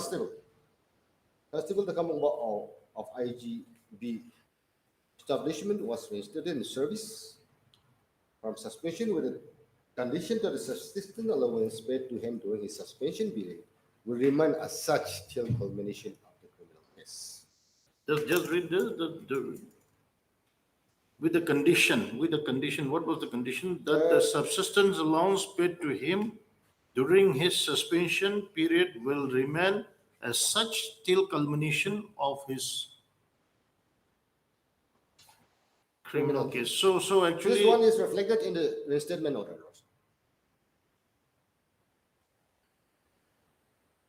In the ambient order, Lordship, the authorities have quoted the conditions mentioned in the reinstatement order, which I this is the impugn order. yes, this thing. This is the impugn order. So actually, For a moment, Lordship, we kindly suspension- turn to page 26. the payment of suspension allowance Lordship, shall we kindly remain. come here to page Just 26. wait. The payment of subsistence allowance shall remain during his suspension.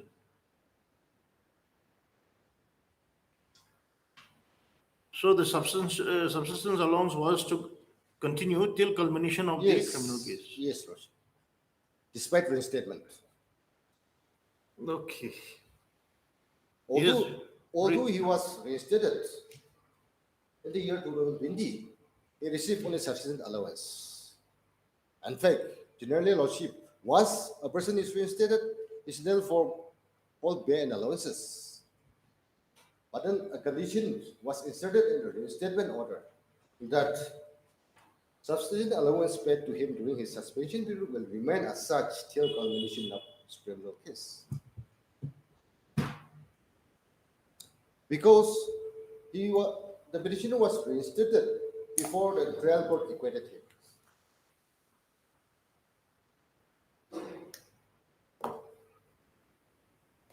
Am I clear, Lordship? You know,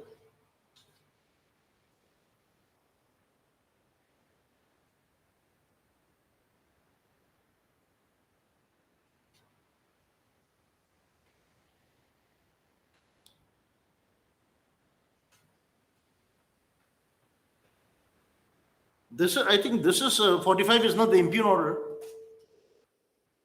This is the reinstatement order. No, Lordship. Reinstatement, see, Lordship, one aspect of the matter, Lordship. The reinstatement, the petitioner was reinstated by order. During the petitioner was reinstated during the pendency of the criminal case. Yes. With the conditions, which is mentioned in the impugn order, Lordship, which is also reflected in the impugn order, first paragraph. That he will be allowed to do. It is the replication of the first paragraph is the replication of the reinstatement order, Lordship. The first paragraph of the impugn order. Was reinstated. Okay, was reinstated. And whereas so, he was acquitted on benefit of doubt. Okay, acquitted on benefit of now therefore the understanding of person is following the order regarding his since his acquittal in the criminal case is on benefit of doubt and not honorable acquittal. Yes, Lordship. Okay, his suspension is justified suspension. Yes. Therefore, his pay and allowance paid during the period will be treated as such, and he shall not get more than what he has been paid to him during the suspension period. He will be allowed to draw full pay and allowances from the date of his reinstatement in service. That is from 7/11.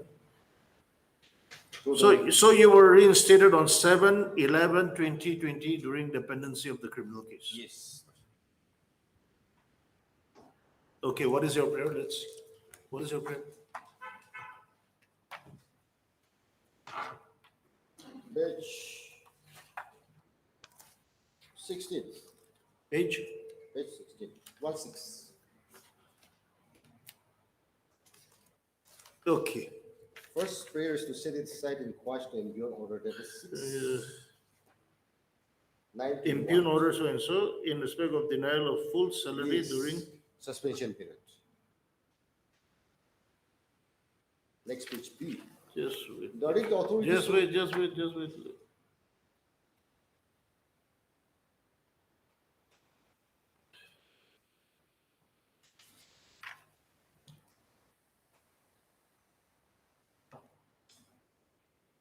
Six.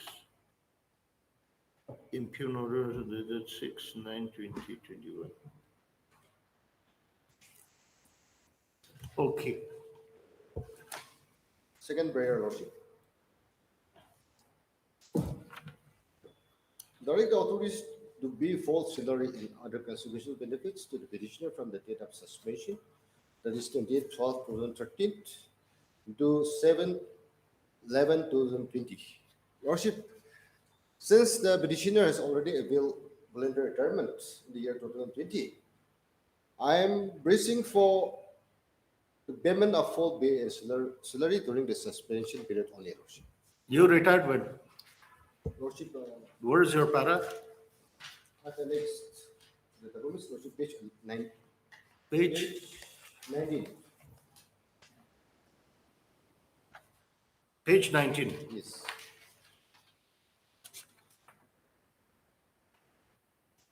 Just a relax order.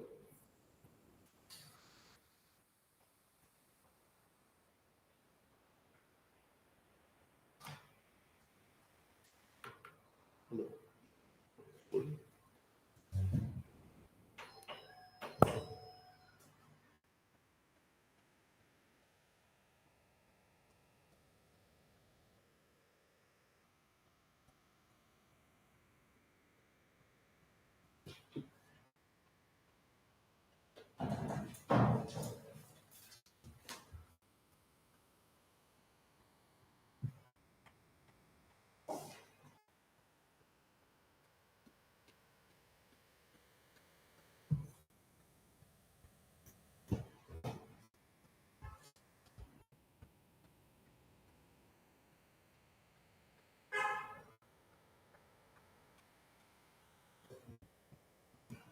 Excuse me for 2 minutes.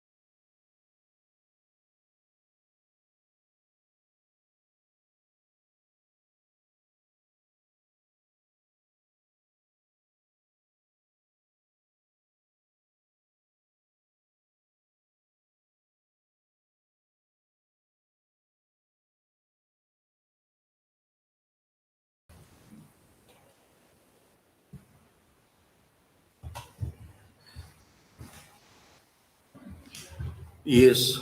Since your lordship is said the imbue order, the imbue order implies two things. Number one, since the petitioner acquittal is in benefit of doubt, is not entitled for whole B analysis during the period when he was under suspension. I don't know on what basis Under which provision of law you are claiming this benefit? Under which provision of law? That if you are honorably acquitted, yes. you will be entitled to full pay. Under which provision? Lordship, there is no law as such, but I'm relying on the judgment of the Supreme Court. No, Supreme Court, Honorable Supreme Court is only with regard to honorable acquittal. Yes. And the Supreme Court judgment does not say about actually payment of full wages, salary. So was accused is acquitted, Lordship. And taking into consideration of the principle laid down. There must be some law. Yes, I have one judgment, Lordship. Yes, please.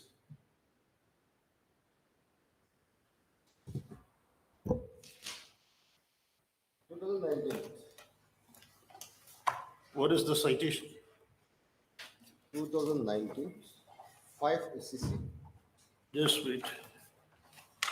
2019, 5 SCC 5 SSC 809. 60 809. 809. 809. It's a two and a half base judgment, Lordship. Full judgment, you're reading? Yes. Short judgment.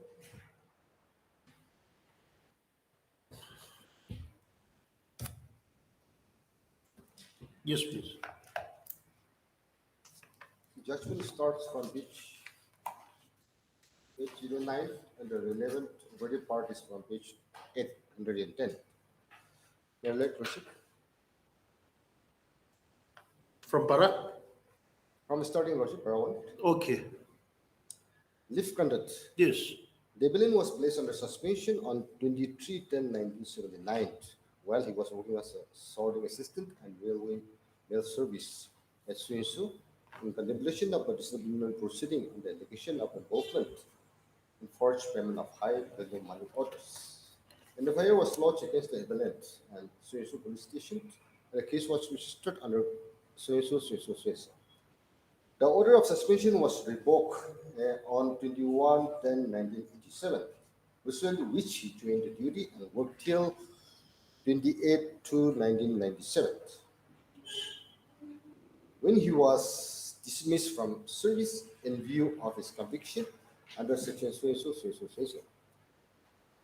He was sentenced to imprisonment for 3 years. The appellant thereafter filed an appeal against the conviction. The criminal appeal filed by the appellant was allowed and he was acquitted of the charges for the offense under section 6.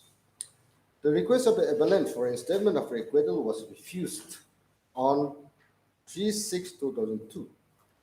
It was mentioned in the memo dated 13/6/2002 that the appellant could not be reinstated as he was already dismissed from the service more than 6 years ago. The order of dismissal dated 28/2/1997 and the order of refusal to reinstate in service dated 13/6/22 were challenged by the appellant before the tribunal.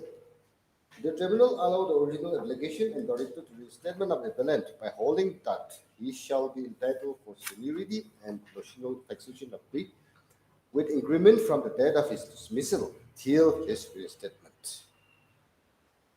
However, the tribunal held that the appellant shall not be entitled for any back wages for the period during which he was not in service.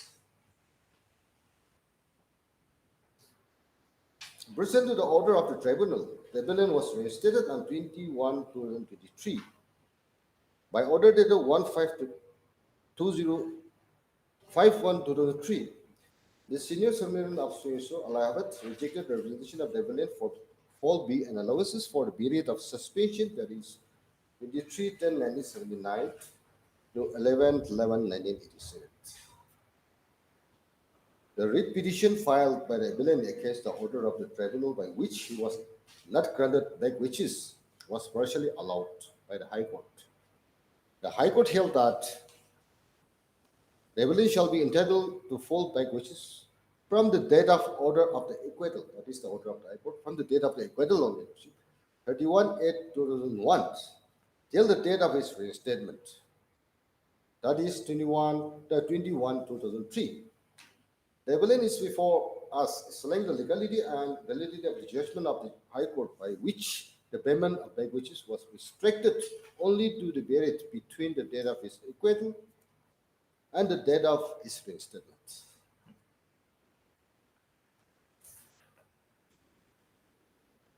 The learned counsel, appearing for the petitioner, relied upon the judgment of this court, so to contend that in case the criminal proceedings are initiated at the behest of employers and employee is acquitted, he would be entitled to claim full wages for the period he was given out of duty during the pendency of the criminal proceedings. He also submitted that the appellant is entitled to full salary for the period from so. He submitted that the appellant has filed an interrogatory application seeking the seek relief in the High Court, which was not considered. M.S. Learned Additional Solicitor General contended that the appellant is not entitled to back wages. He submitted that there was no difference between the criminal case initiated at the instance of the employers and one by the police. She also submitted that the appellant was not entitled to any relief of payment of full wages between 1979 to 1987, as the IE filed by the appellant does not find mention in the judgment, in the judgment of the High Court. Number 5. This court and considered the case of an employee whose sought back wages for the period to give out of duty during the pendency of a criminal case for his involvement in offense under Section 3. The claim of the petitioner therein was that he was entitled to full wages on his acquittal by the criminal court. The court rejected the said submission by holding that the question of payment of back wages would arise only in case of termination of service, pursuant to finding recorded in the Departmental inquiry. In the event the dismissal order being set aside by the court, the delinquent employee would be entitled to claim back wages as he was unlawfully kept away from the duty by the employee.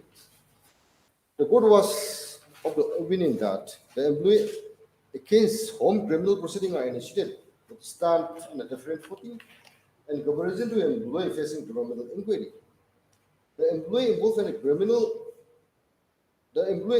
a crime has disabled himself from rendering his service on account of his incarceration and jail.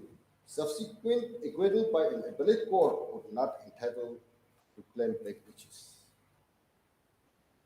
The decision of so was followed by this court and to refuse back wages to an employee who was initially convicted of this different subject matter for an offense on Section 302 with Section and later acquitted by the High Court and criminal proceeding. While refusing to grant relief to the petitioner, this court held that subsequent acquittal would not entitle the employee to seek back wages. However, this court was of the opinion that if the prosecution is launched at the behest of the government and the employee is acquitted, different consideration may arise. The learned counsel for the appellant endeavored to distinguish the prosecution launched by the police for the involvement of an employee in the criminal case and the prosecution and the criminal proceeding initiated at the behest of the employees. This is modern version.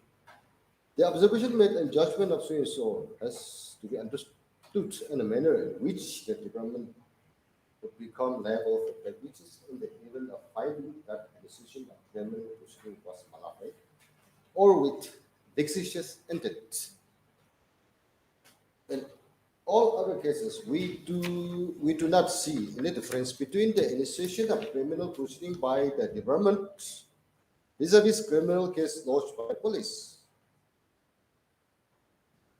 For example, if an employee is involved in a suicide offense or is found indulging and demand an acceptance of illegal gratification, the employee cannot be marked with the full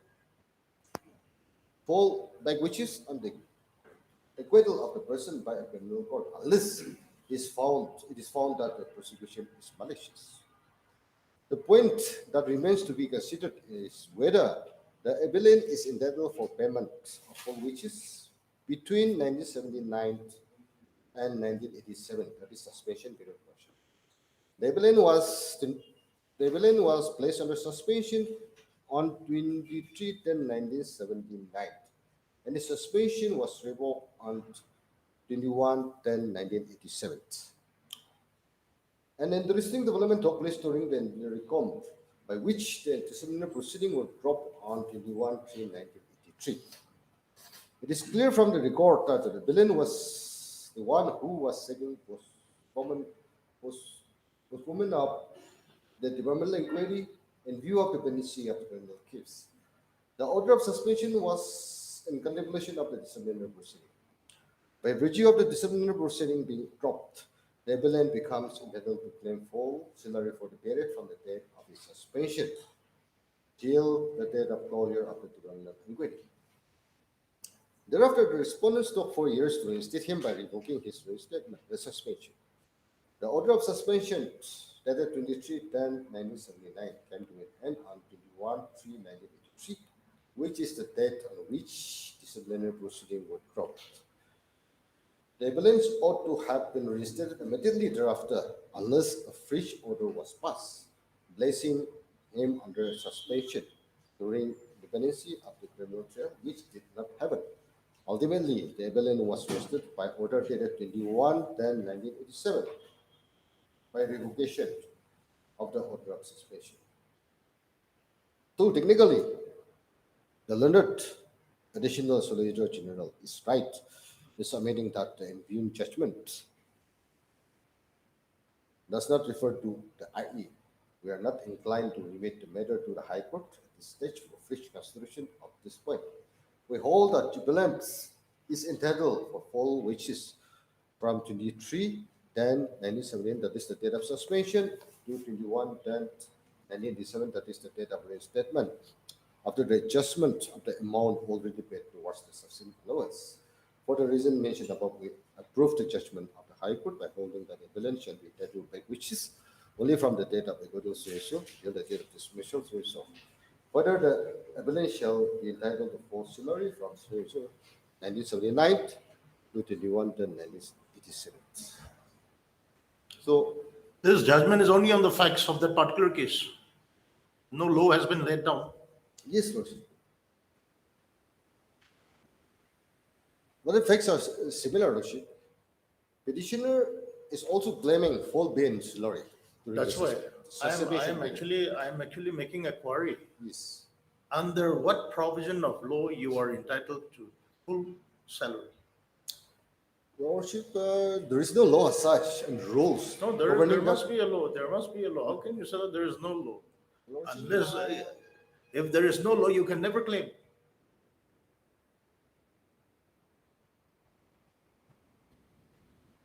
And moreover, there is no rules framed by the state government with regard to giving full pay allowances to the. No, no. It depends on the facts and circumstances of the case. Not by the state government, so there must be some central laws.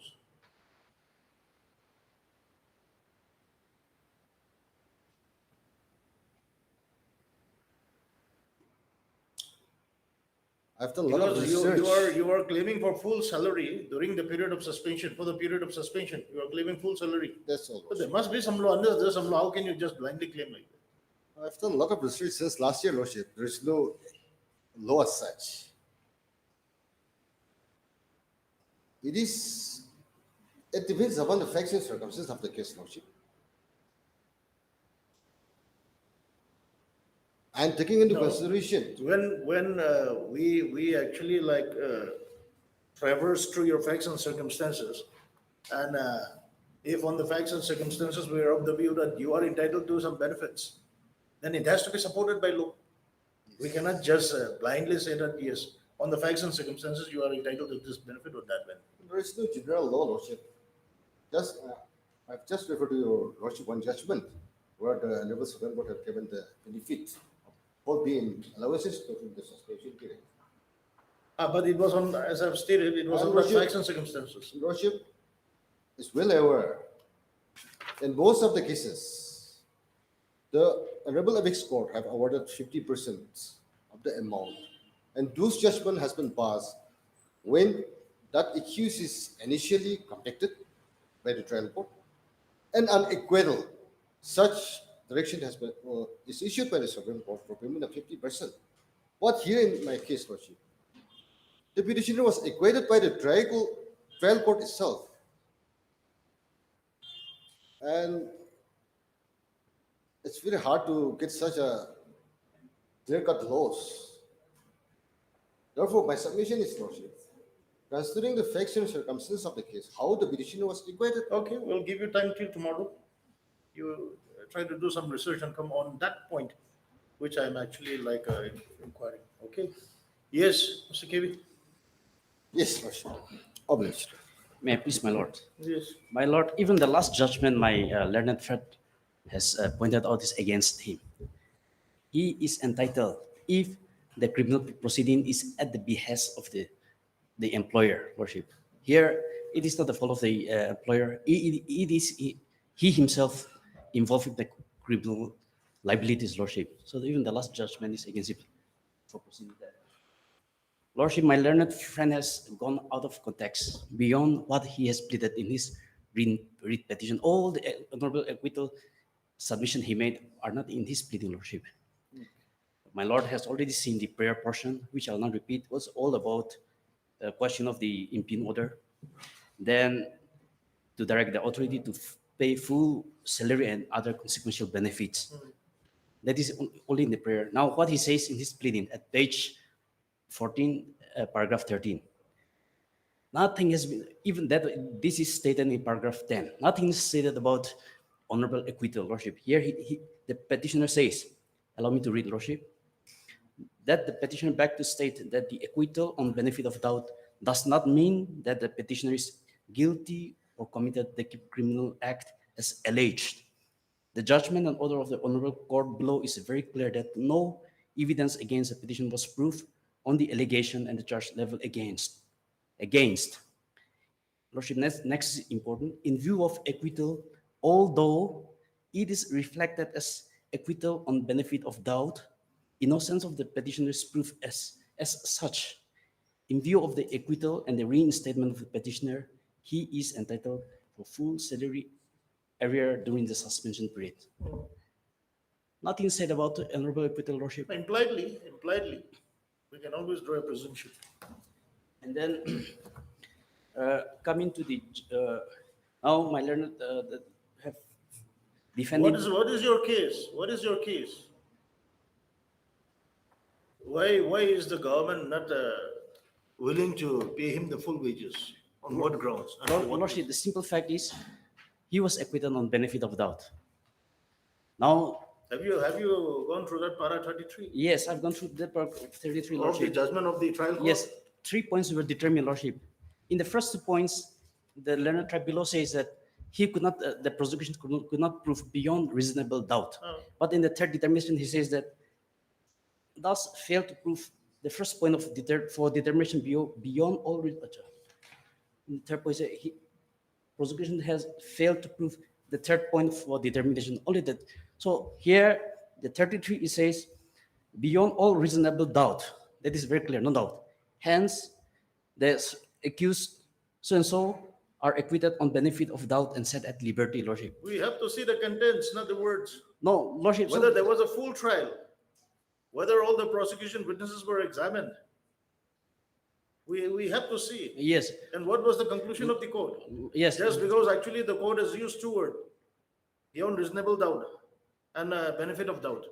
Yes, that is That's not true. actually, we cannot rely on these two words. We have to see Exactly, how the Lordship. proceedings Lordship, exactly. was conducted. before Now the we trial cannot court. rely on those 2 words alone. So what the learned, to my understanding, now the learned court below did not specifically say that the prosecution cannot prove beyond reasonable doubt against accused. The court has framed issues and the court has decided the issues by examining all the prosecution witnesses. And only thereafter, the court has come to a finding that actually finding the accused not guilty. Yes, Lordship. So what the so that doubt was casted on his mind, Lordship. It is very obvious. Though the prosecution could not prove the case beyond reasonable doubt, he still has doubt at the same time that How can we dissect the mind of the trial judge at this stage? Lordship. How can we dissect? No, what I'm trying to say is, according to the here paragraph 33, although the prosecution could not. You actually satisfy this court. See, the trial, the trial held before the trial court.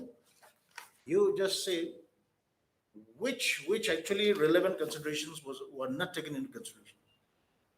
Lordship, that is the reason, exactly that is the reason why, though that prosecution could not prove beyond reasonable doubt, at the same time, reasonable doubt to convict the accused. At the same time, still has doubt to convict them honorably.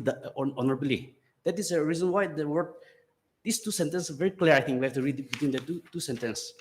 No, whether Reading the three whether- determination of points, Lordship. Whether reading the judgment, whether actually do you not see that the trial judge Lordship. has framed issues and has actually discussed all the issues Lordship. with evidence. Lordship. He has discussed all the issues with evidence. Lordship, that is why in the So first. what more? And after discussing the issues with evidence, he has actually honorably acquitted the accused. No, Lordship. Why no? He didn't say that. Just see, No, in Lordship. conclusion, I conclude my view, taking note of all the evidence on record of the instant case that the prosecution has failed to prove the case under so-and-so against the accused Sri Takamung so-and-so, beyond all reasonable doubt. Yes. But the next sentence, Lordship. That next sentence, okay.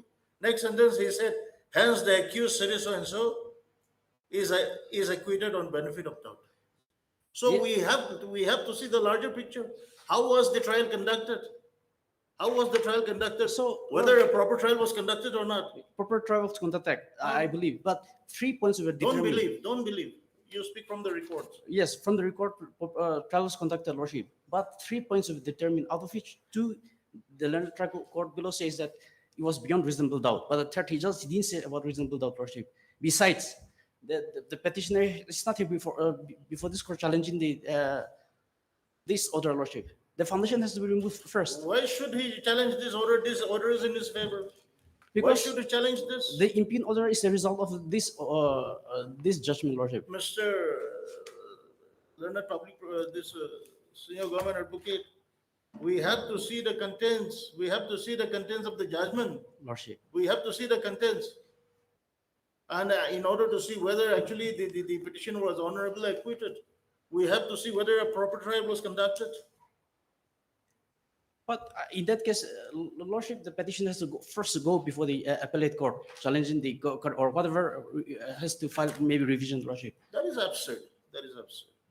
When the judgment passed by the trial court is in his favor, why should he challenge? Now he's pleading about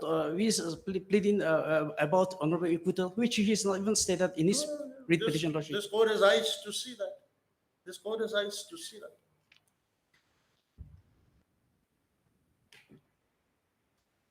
Lordship, so, well, whether right or wrong, the last paragraph says that it is acquittal is on the benefit of the Lordship. So, accordingly, the respondent authority has taken the decision that he's not entitled for benefits during the suspension period. Allow me to take my lord to paragraph 9 of my affidavit, Lordship.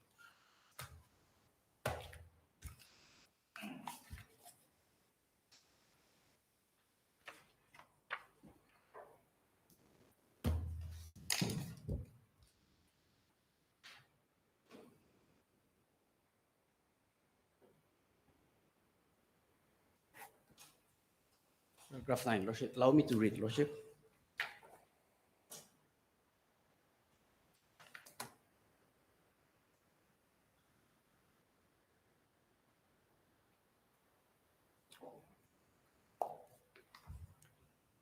Okay.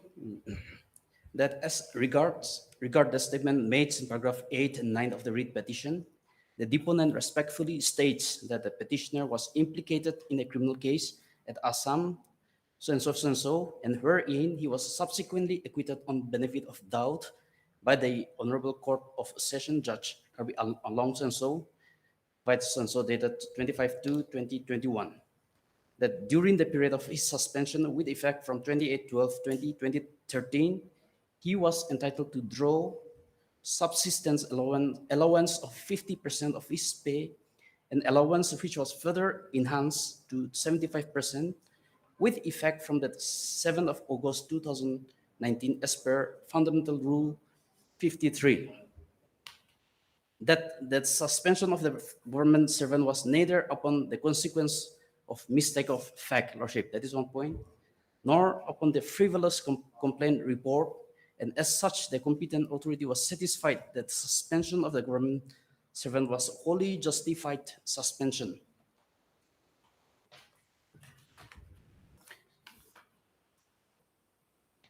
That during the time of reinstatement of the petitioner, suspended government servant, reference was made to the provisions accorded under Fundamental Rule 54B, wherein it provides that the competent authority shall consider and make specific order with regards to pay and allowances to be paid to the government servant for the period under suspension.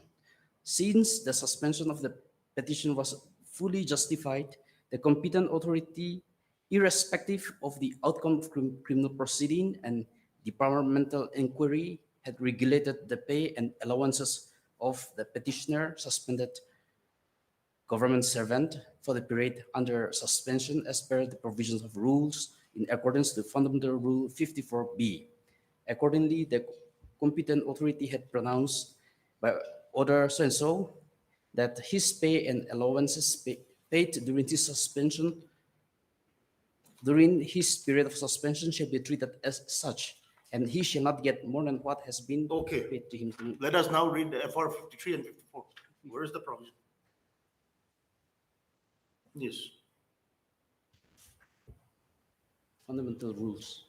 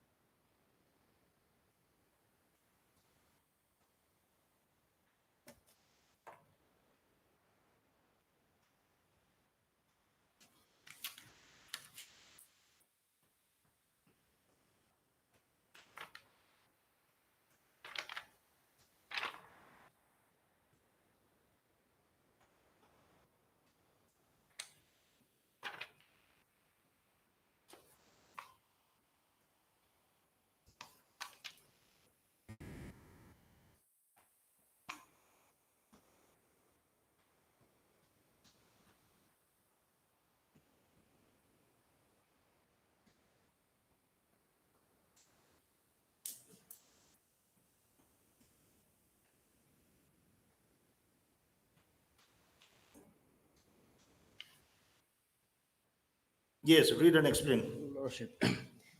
53.1, Lordship, clause 1. A government servant under suspension or deemed to have been placed under suspension by an order of the appointing authority shall be entitled to the following payment, namely, subclause 2, Lordship. In the case of any other government servant, subsistent allowance at an amount equal to the leave salary which the government servant would have drawn if he has been on leave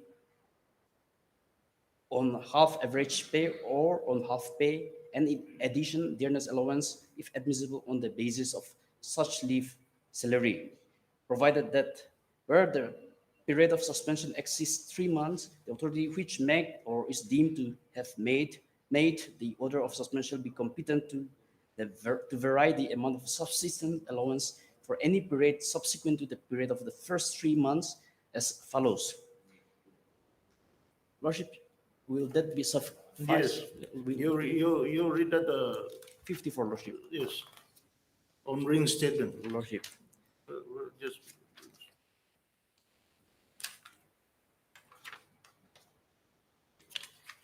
yes, 54B, clause 3, Lordship. 54, B. Maybe I'll continue with 54B, clause 1. Lordship. 54A, 54, B, Lordship. 54B. Yes.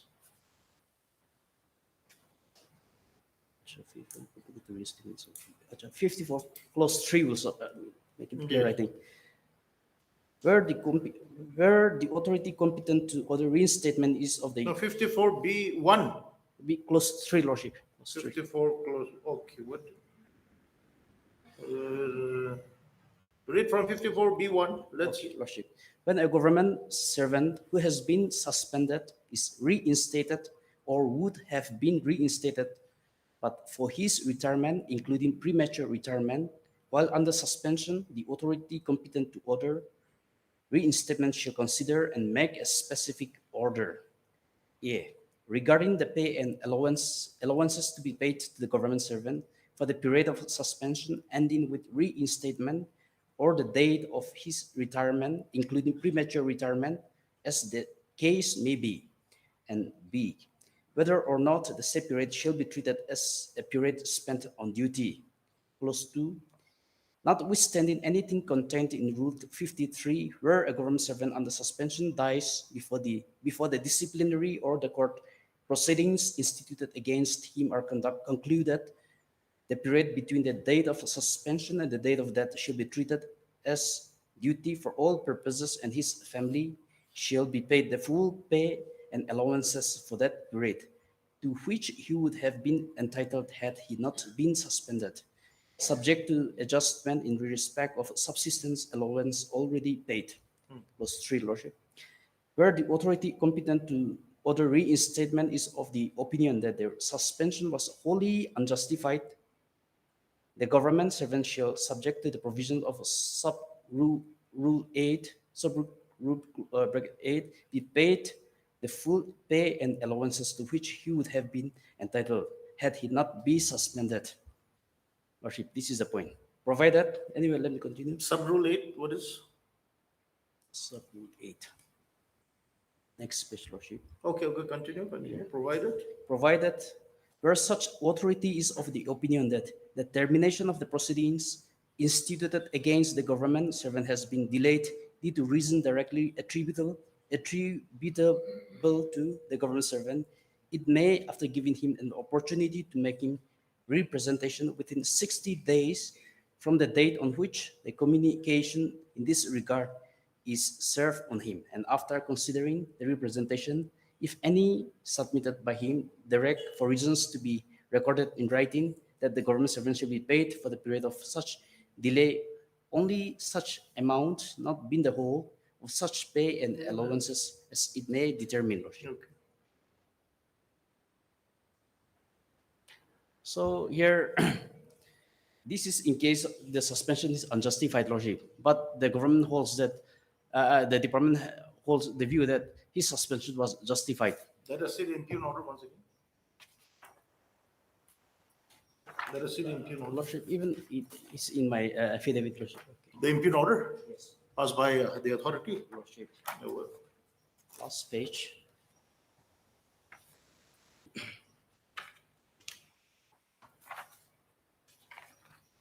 Last page, Lordship, 12. Annexure D. Annexure E, Lordship. Page 12, Lordship.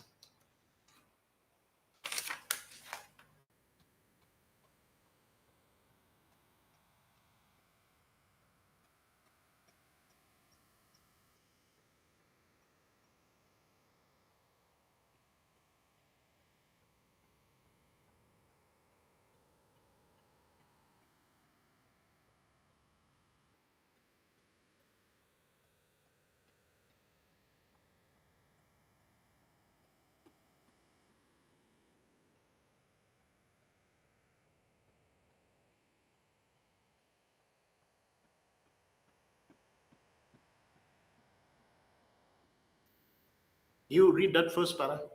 Slowly, let us see what it conveys.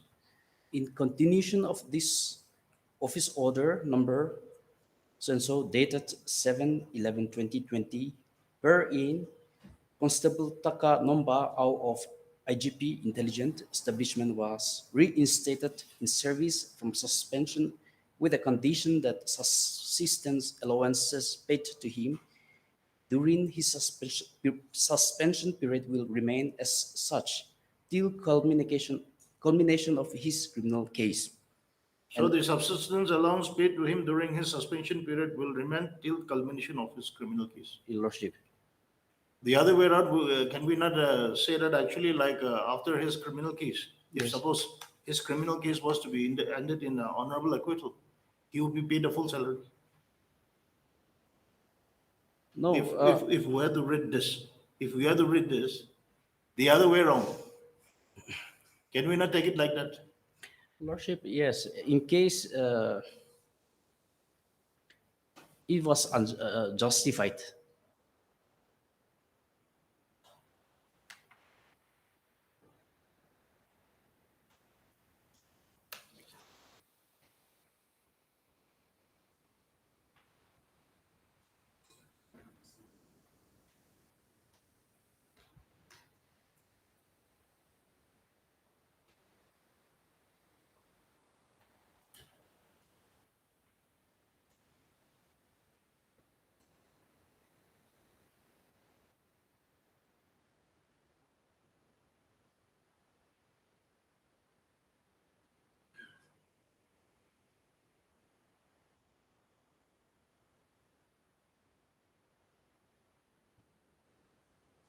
So your submission is that acquittal is not honorable. No, It's Lordship. only on the benefit of doubt. Lordship. And that Yes. the suspension was justified, Lordship.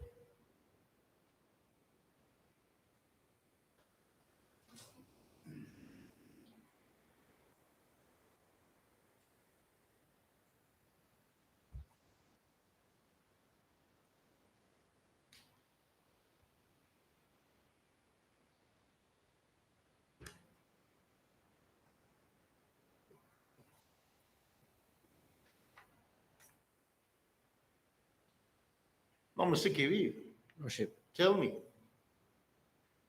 this petitioner No, Lordship. was suspended because of institution of a criminal case. Lordship. Correct. Lordship. That criminal case, whether right or wrong, it has to be proved by the court. Lordship. The court, after adjudication, No, Lordship. has stated that, has come to a finding No, Lordship. that there is no evidence against him and therefore he is acquitted. Okay, let us minus the word both honorable and benefit of doubt. Let us minus those two words. Lordship. Now, after taking all evidence, the court comes to a finding that he is acquitted Lordship. and he is reinstated. Lordship. What consequence should follow?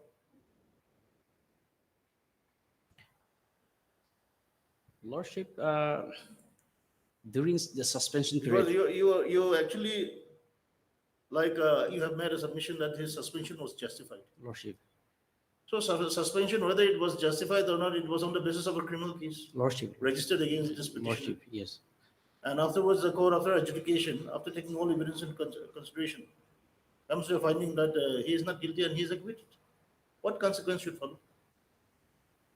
I think here in the case, the judgment clearly says that it's a benefit of doubt, right or wrong, Lordship.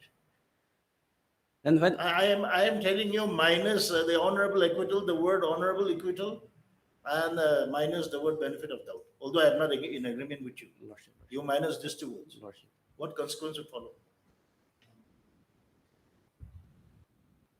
He has been suspended because a criminal case was lodged against him. Lordship, He has been reinstated Lordship, because he has been acquitted of the charges. Lordship, Okay, Lordship. what consequence should follow in his service? Lordship, that is a very tricky question, Lordship. No, it's but not tricky. Lordship, the thing is, see, Lordship knows better that the words like benefit of doubt, honorable acquitted, is when it's already placed before the authority. Lordship, That what actually, Lordship? those terminologies are not found in the CRPC, in this book. These words are only coined by the Honorable Supreme Court and followed by the Honorable High Court. Lordship. So even the citation, Lordship, here, my learned friend has cited in 2019 as 5 SEC. If the proceeding is at the behest of the employer, then the things would have been different. But here in the case, it is not the department or the employer who has put him in such a kind of proceedings, Lordship. But if you are referring to that last judgment, the Honorable Supreme Court has said that it doesn't matter, it doesn't make much difference whether actually the criminal case was lodged by an employer or whether it is on the basis of a police report. Yes, Am I that is right? also true, Lordship. Am Yes, I right, yes, Mr. Watkins? yes, Lordship. That is also true, Lordship. But that doesn't. So in that case, also, I think my reading, my understanding is. Now the only thing And the next example, and the next sentence says, Lordship. what this court understands is that you don't want to pay him. That's all. Lordship. Because maybe you have no money or something. No, Lordship. You don't want to pay him. No, Lordship. He That's was. The word is a very clear, Lordship. And it's not a big amount also. Lordship. It's only the balance amount. No, Lordship. It's a big amount. 2013 to 2020, Lordship. 19. For some period, 50%, Lordship.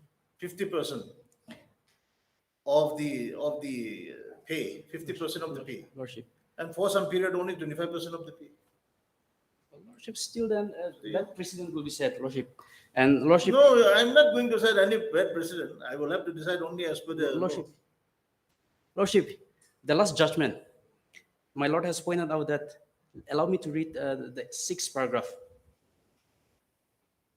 In all other cases, we do not see any differences between initiation of the criminal proceedings by the department vis-a-vis a criminal case lodged by the police.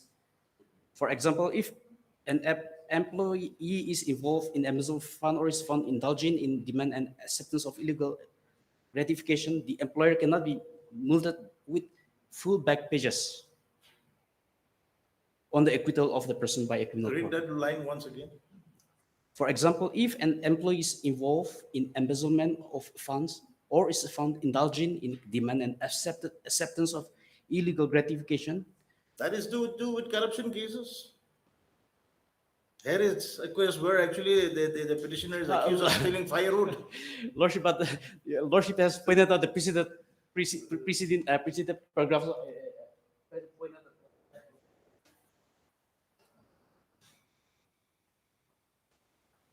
Lordship, allow me to place one authority. Yes, please. Yes, please.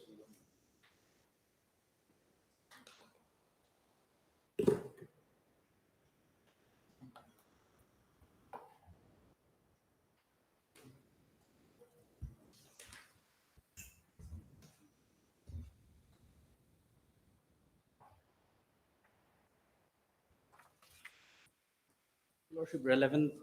Yes, Vida. 1997, 3 SCC 636, relevant para? 4, Lordship. Relevant I've para, indicated, I think. relevant para 4. Lordship. No, Lordship, I think I've indicated somewhere in the last. Public servants. Is it starting from that? Para 4? For Lordship, the very cause of the suspension. Why don't you read the whole paragraph? Lordship, 4. Lordship. Okay.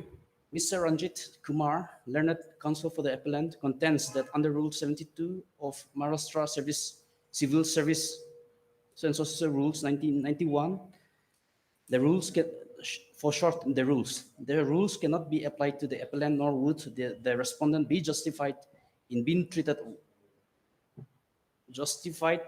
treating the period of suspension of appellant as the period of suspension has not been warranted under the rules. We find no force in the contention. It is true that when a government servant is acquitted of offense, he would be entitled to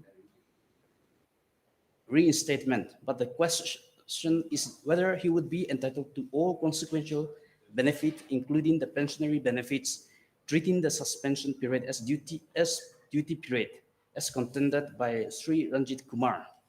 The object of sanction of law behind prosecution is to put an end to crime against the society, Lordship, and laws thereby intends to restore social order and stability.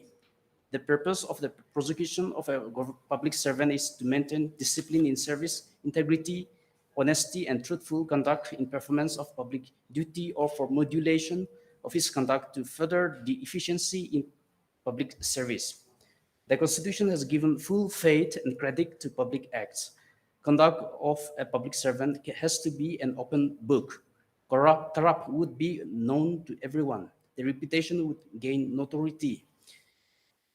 Though legal evidence may be insufficient to bring home the guilt beyond doubt or foolproof, the act of reinstatement sends ripples among the people in the office, locality, and sows wrong signals for degeneration of morality, integrity, and rightful conduct, and efficient performance of public duty. The constitutional animation of public faith and credit given to public acts will be undermined.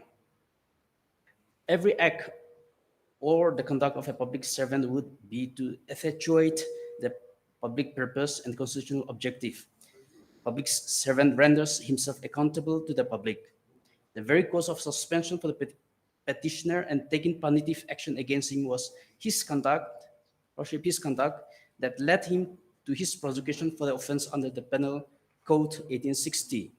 If the conduct alleged is the foundation of for prosecution, Lordship, the foundation of prosecution, then, though it may end in acquittal or on appreciation or lack of sufficient evidence, the question emerges whether the government servant prosecuted for commission of defalcation of public funds and fabrication of the records, though committed into acquittal, is entitled to be reinstated with consequential benefits.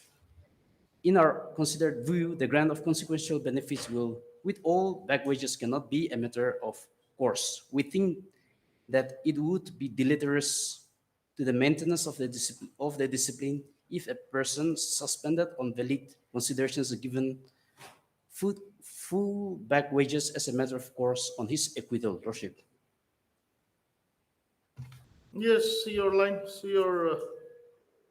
the last line. Though it may end in acquittal on appreciation or lack of sufficient funds, the question emerges whether the government servant prosecuted for commission of deflection of public funds and fabrication of records. More or less, I think this case was dealing with Corruption Act. Yes, but the next two lines or sentence, Lordship, we think that it would be deleterious to the maintenance of the discipline if a person suspended on valid considerations, Lordship, is given full back wages as a matter of. The question is here whether the suspension was on valid consideration. Lordship, that is It was on the basis of a complaint. And when the question of complaint is there, Lordship, it is subject to trial. Lordship, It is subject to trial. Lordship. So it is the court which will decide Of course, it is a court. whether the complaint was truthfully lodged or actually it was whether it was lodged for some extraneous considerations. Lordship, as I've submitted error, Lordship, right or wrong, the word benefit of doubt is. So you are mostly on that benefit of doubt. Lordship, yes.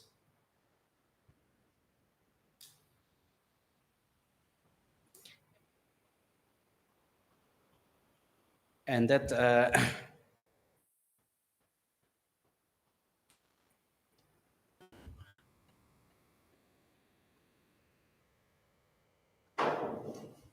Yes. and the petitioner ought to have challenged the judgment and order of the learned court below before coming here, Lordship. Mr. KV, when by the judgment, he has been honorably acquitted. Where is the ground to challenge? Where is the ground for the petitioner to challenge that order which has honorably acquitted him? Lordship, even in his pleading, he did not plead that he is honorably acquitted. He said that he has sincerely been acquitted on the benefit of doubt, and that there is no disciplinary proceedings has been acquitted him. That is why he should be given benefit. Do we have to see the implications of the judgment? Lordship, in the light of all this, that's my under submission for dismissal of the petition, Lordship. Much obliged, Lordship.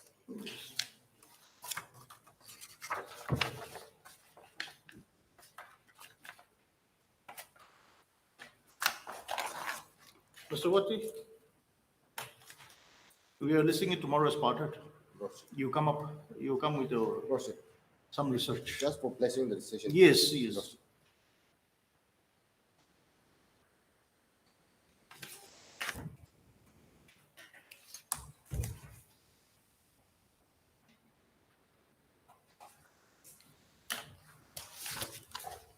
You staple this, okay?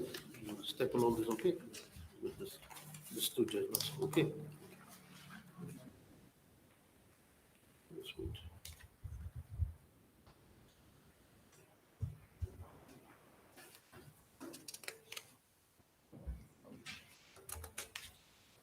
Mr. Wati, the learned counsel for the petitioner, and Mr. Kiangami, the learned senior government advocate. Listed again, stop, listed again on, what is tomorrow? Tomorrow, 6, Lordship. On 6 to, as a parted item. Lordship. Should we table the unlisted motion?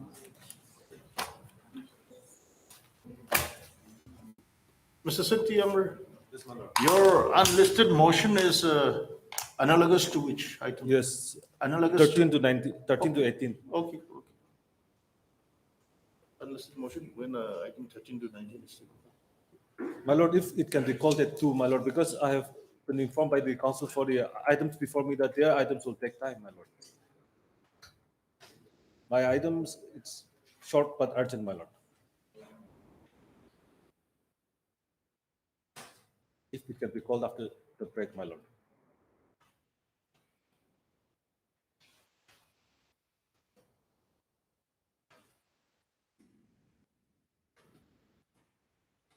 Your item is 13? Oh, 13 to 18, my lord. okay. We are just having break. Lordship. Yes. Yes. For admission, item number 8. Maybe, Lordship. Yes. Lordship, I'm making a submission on behalf of the counsel for the respondent. Lordship, the arguing counsel, Okay. he's in bereavement. Okay. So, Lordship, you can kindly fix the matter on 3rd of July, Lordship. Since the counsel is from outstation lawyer, Lordship, and he's in bereavement. July 3rd.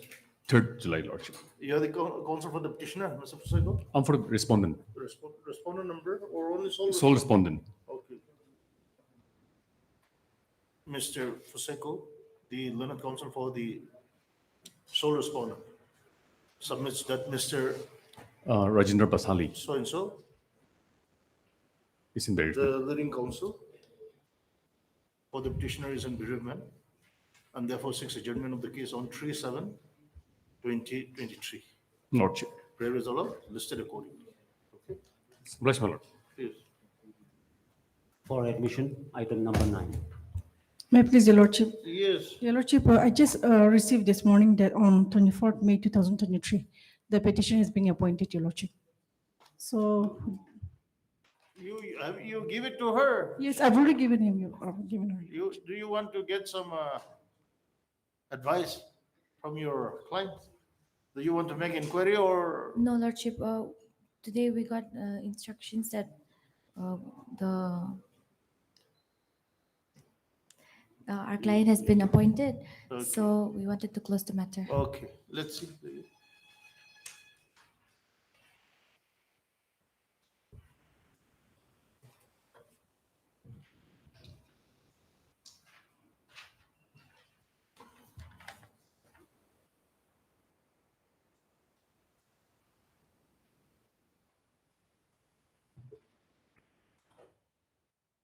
He has been appointed as multitasking force. Yes, Your Lordship. Multitasking staff. Multitasking staff. Multitasking MTS. staff. In which Compassionate. office? On Teminu, Your Lordship. India PWT R&B, Teminu Division. Okay. On compassionate ground, Your Lordship.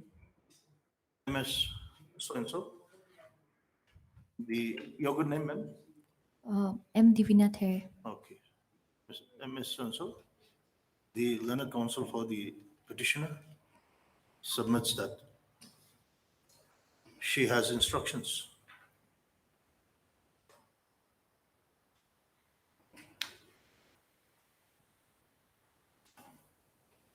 No, she has instructions. Submits that, okay?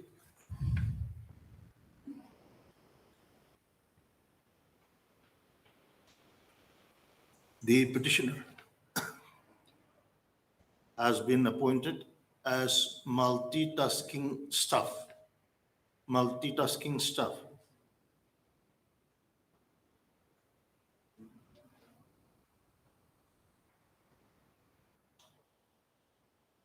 In the office of the executive engineer, PWD, within bracket R&B Zeminu Division.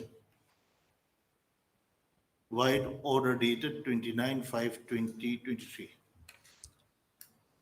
24, Your Lordship. It's 2023. It's 24/5. 24/5/2023. And therefore, she has instructions not to press the matter. Stop. The petition accordingly stands disposed. Stop. The office order dated 24/5/2023 shall be kept on record. Stop. MS Livika, the learned government advocate, appears for the state respondents. Okay. much obliged, Your Lordship. For admission, item number 10. May I please, Your Lordship? Yes. Lordship, I'm appearing on behalf of the council for respondent number 7. 7. So affidavit in position is being filed this morning. So it may be kindly listed for admission hearing on 13th of June. No, have you received the copy? No, receipt, but then, Lordship, the affidavit of the very respondent will be similar as government affidavit. Pardon? Will be the similar. Well, the government has filed. Yes, filed. That's very good. Very So, maybe we fix on 13th for admission hearing. It's a short matter, commissioner appointment, Lordship. Let it come up in the usual course. It is submitted by the learned counsel for the parties. The pleadings are completed. And therefore the matter can be listed for hearing. Lordship, Stop. Listed in the usual we are allowed course. to file reply. Okay. Listed in the usual course. The learned counsel for the petitioner shall file reply if so advised. For admission, item number 11.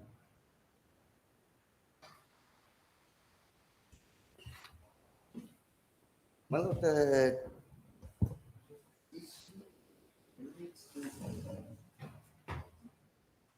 scale update from the date of appointment. So, my lord, my writ petition. Yeah, file your affidavit. I've received the affidavit. Yeah, opposition. Yes, we'll list it for hearing. But one thing is that we have not produced the documents which is will help this honorable court. So, What my document? post creation, my lord. Post creation. My lord, the appointment is against the post. The appointment is made against the post sanction by order number sanction dated 9/6/88. So let my learned friends produce that post creation. And if the government advocate is not able to produce that post creation order, My lord, your appointment goes. What is your basis then? If the government is not able to produce that, you are insisting the government Yes, to produce an order which is dated 88. And if the government cannot produce that order, you were appointed on the basis of the order passed on the order 1988, creating the post.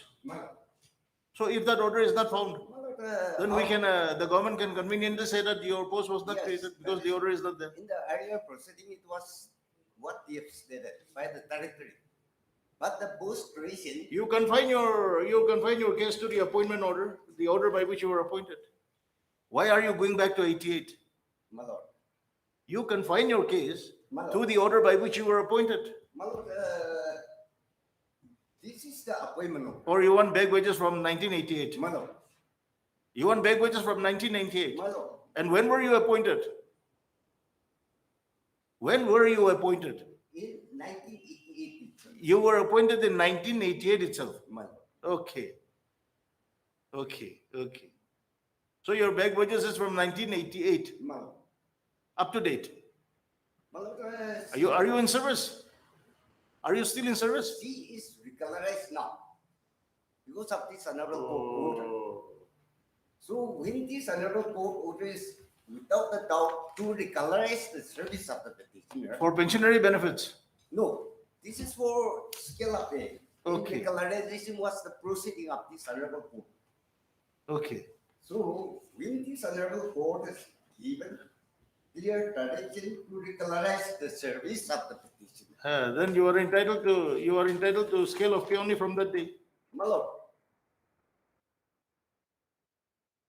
when the word is regularize the service of the petitioner, it goes without saying that it is a regularization, nothing. Why not effective from the date of the order?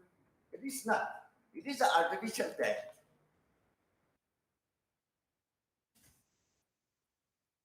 This honorable court order is dated 23/1/2020. And the government approval is page 33. I directed to refer to your such and such and to include here with the copy of the meeting minutes of the cabinet held on such and such, conveying its approval for creation of supplementary posts for regularization of the service of such and such. So the approval itself is for regularization. of the service. It's a supernumerary post. It's a supernumerary post. So, my lord, that is. So the post has been created on supernumerary basis just to accommodate you. My lord, So you are not entitled to any back wages. my lord. This honorable court order dated is 23/1/2020. Okay, And what is the direction to create a supernumerary post? my lord, that is. To create a supernumerary post. Come to that also. Yes, Come to that also. Yes, To create a supernumerary post. When did the government create the supernumerary post? my lord, the whole proceedings. This honorable court order is. Forget about this honorable court's order. Forget about this honorable court's order. What was the direction to create a supernumerary post? When did the government create that supernumerary post? I premised that the petitioner appointment was against. Parties have filed their respective pleadings listed for hearing in the normal course. My lord,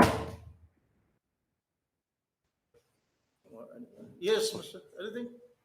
The next matter, we are from Delhi, so we allotted to hear that matter. That's What- going to take some what time. is that? That's a criminal revision against an order passed by the magistrate. The lordships were kind enough to hear it. What is your item? Item 12, my lord, the next item. We'll list it for hearing. It's only for admission. We'll list it for hearing.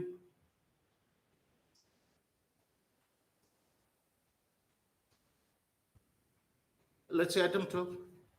Whether pleadings are completed? My lords, pleadings are complete, my lords.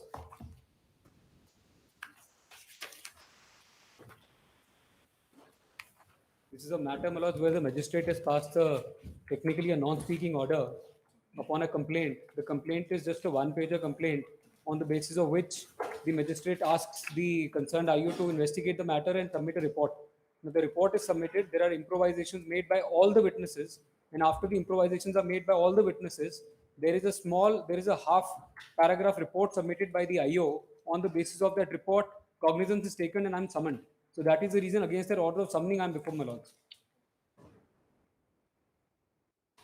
Squarely covered by the judgments, my lords. This is an issue where I'm raising two preliminary issues, my lords. One is, with all humility at my command, my lords, the magistrate did not have the jurisdiction because the jurisdiction would fall where the cause of action had arisen, and cause of action had never arisen at Dimapur. The second ground that I'm taking, it's a simpliciter case of a breach of a contract.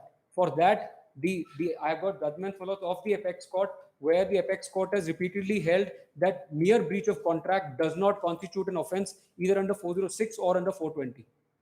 So, my lords, the judgments are there. I'll show from the complaint to the Readings are completed. Listed for Can I hearing in the normal course on, give a date. Lords, 20th, can I request my lords to have it on the 20th of this month?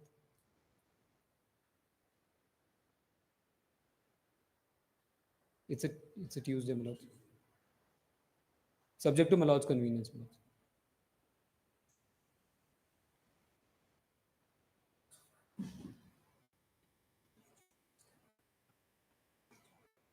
So you're saying 28? 20th, 20. 4th July. My lords, 4th July.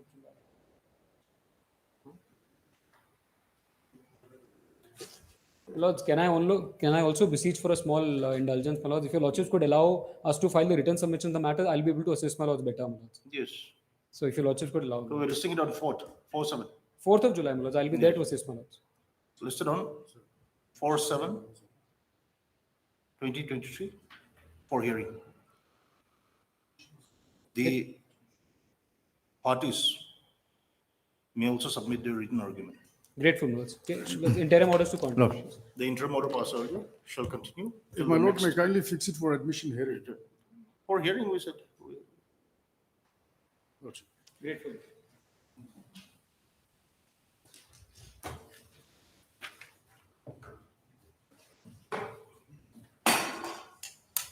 Yes. Okay.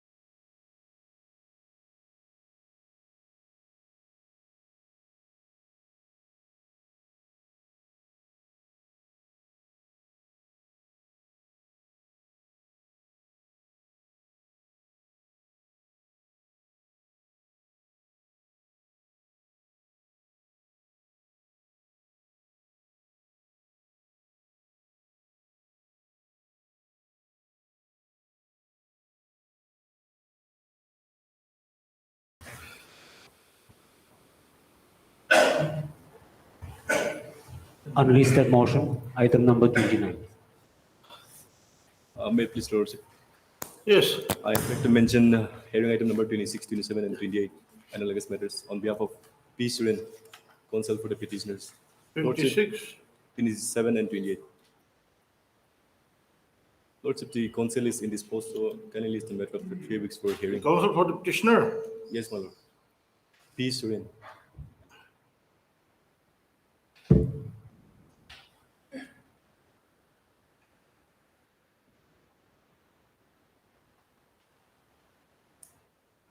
Mr. So-and-so makes a mention on behalf of Mr. So-and-so, the learned counsel for the petitioner, and seeks adjournment of the case on the ground that the learned counsel is indisposed. Yes, ma'am. Is indisposed. Prayer is allowed, listed up to 2 weeks. Much obliged, ma'am. Unlisted motion, item number 29.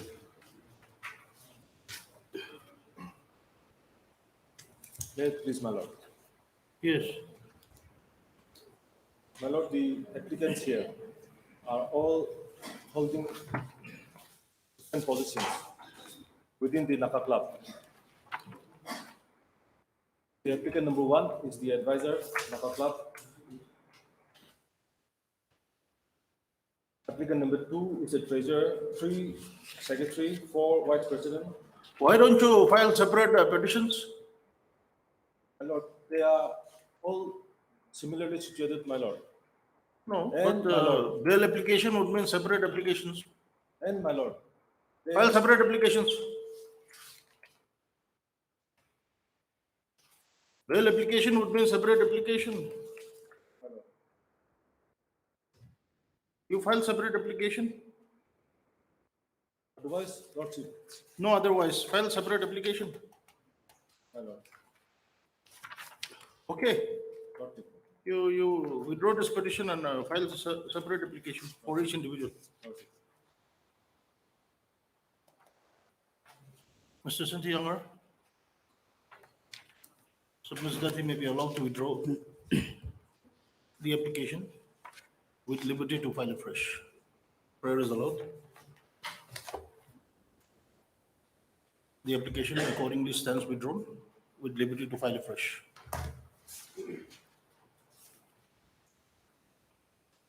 For admission, item number 13. My lord, Yes, Mr. Sinti Younger, what is this? in item 13, my lord, Yes, as per this honorable court order dated 29/5/2023, my lord, yes. I have filed additional affidavit this morning, placing on record the FIR, the land pata. my These lord. are all filed individually. Yes, ma'am. This is correct. And lordship, Yes, as well as the construction permit issued by the Kohima Municipal Council okay. and some other documents, my lord. Now, lordship, certain conditions, my lord. Yeah. The operative portion, I may be allowed to read. Yes, Content in the order dated 29/5/2023, passed by this honorable court. yes. The last paragraph at page 3. Considering the facts and circumstances of this case, the petitioner is directed to appear before the investigating officer of this case within 3 days from the date of this order and cooperate with the investigating officer.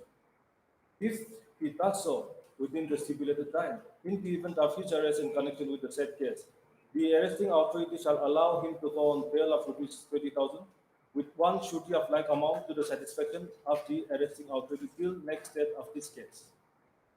Now, my lord, we have appeared before the investigating officer as directed by this honorable court on 1st of June Yes, 2023, my lord. okay. On? 1st of June 2023, my lord.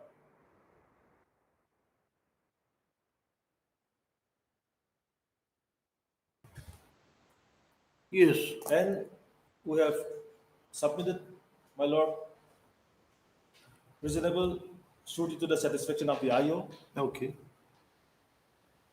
and we have executed, I have executed bail bond, my lord. Okay. And so, my lord, I have satisfied all the conditions, my lord, by this honorable, laid down by this honorable court, my lord.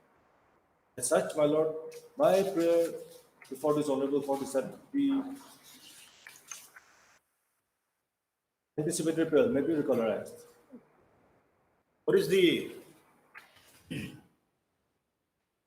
report, case diary? Lordship.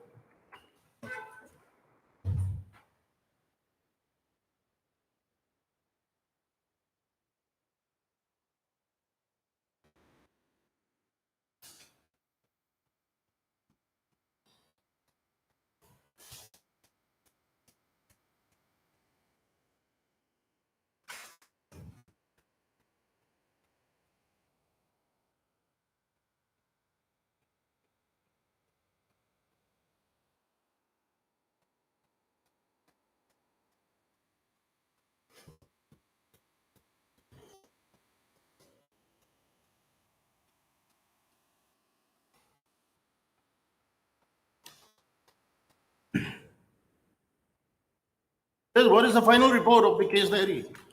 Lordship, the last page, Lordship. The last page. Last two page, Lordship. Which one? Notice under section 160? Lordship.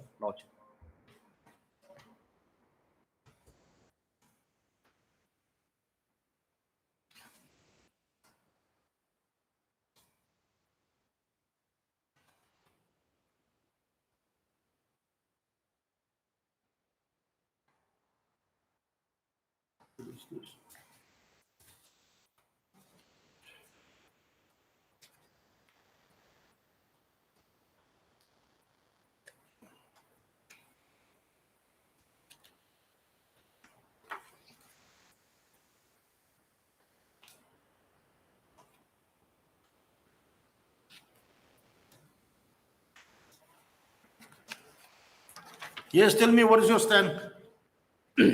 Lordship. Yes. Lordship on order dated 29/5/23, Lordship.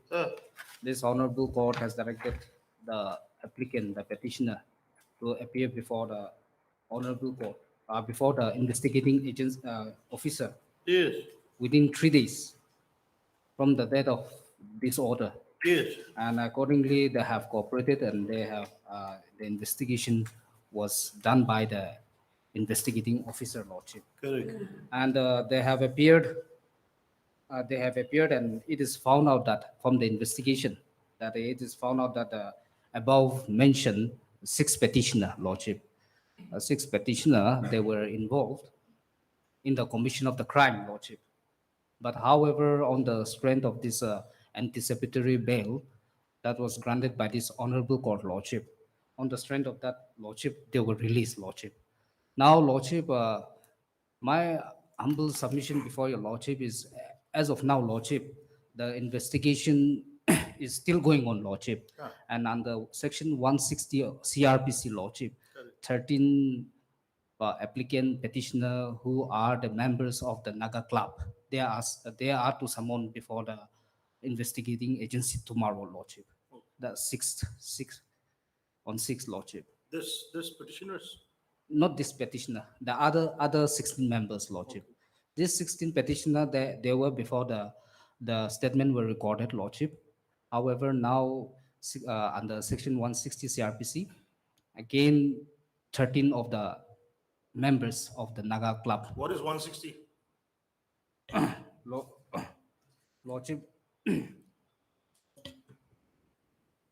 Lordship, under section 160, Lordship, to appear before the investigating agency officer, Lordship, for the statement, Lordship.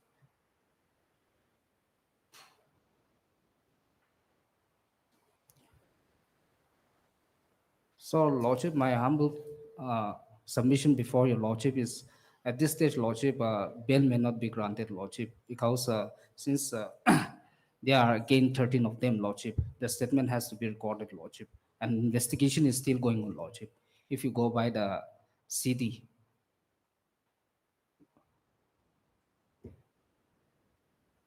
What are the sections, Judge? Let's say IPC. Lordship, if you go, Lordship, if that is you criminal conspiracy, 34. What is 457?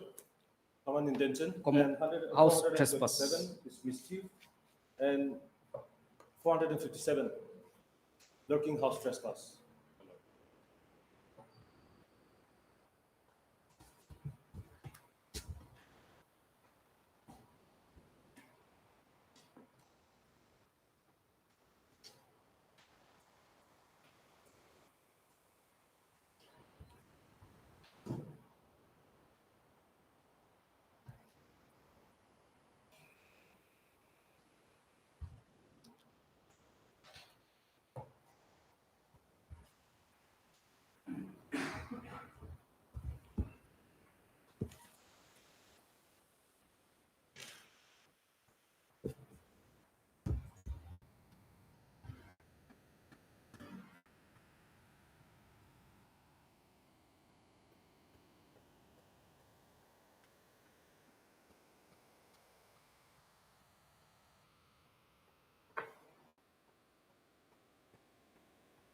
Lordship, I may also be allowed to place some rulings, my lord.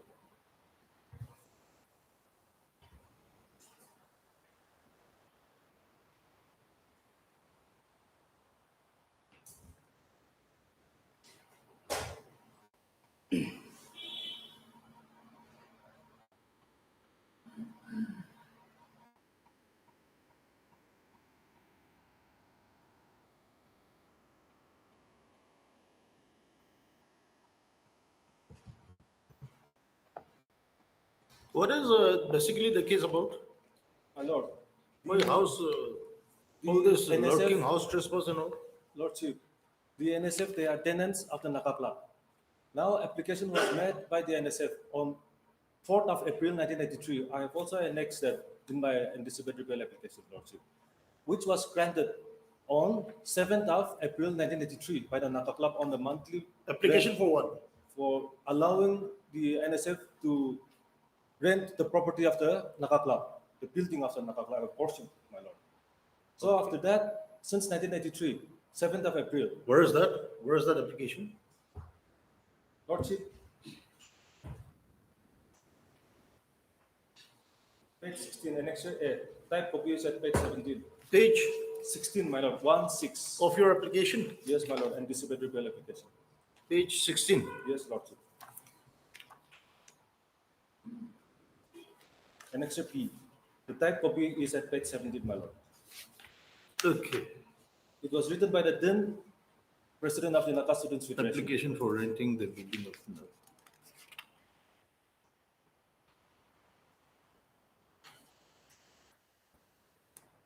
Is it not basically a civil dispute? Yes, Lordship, that is what.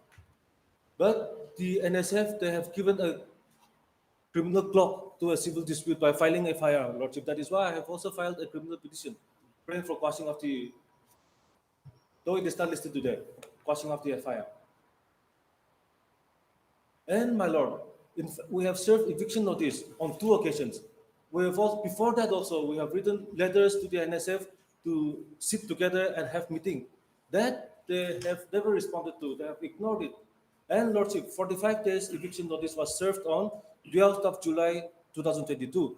Now that lapsed on 27th of August 2022, 45 days. Now beyond that, Lordship, the occupation by the NSF also becomes trespass, my lord. It becomes illegal. Oh, you could have taken recourse to law. Now, Lordship, You again, could have taken recourse to law. You have taken law into your hands. yes, Lordship.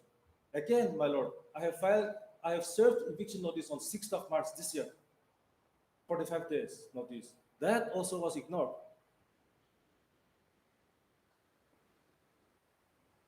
And Lordship, Yes. after exhausting, my lord, all these remedies, Lordship, we have taken this step, my lord. Now, whether there was mischief, whether there was criminal conspiracy, or whether there was trespass, Lordship, that is a matter for the investigation and the trial court to decide, Lordship. But at this stage, Lordship, we are fully cooperating with the investigation till now, and we have no intentions to abscond. We have deep roots in the society, Lordship. We are respectable members of the society. And Who is the petitioner in this? he is the president.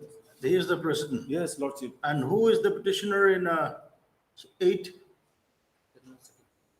The General, Eight. General Secretary, Lordship. And who is the petitioner in 9?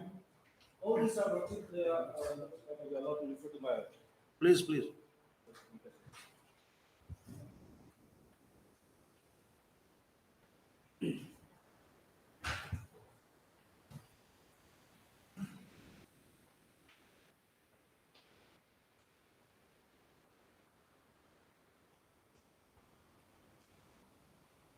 First, Lordship is the Chairman, Program Committee of the Nakapla.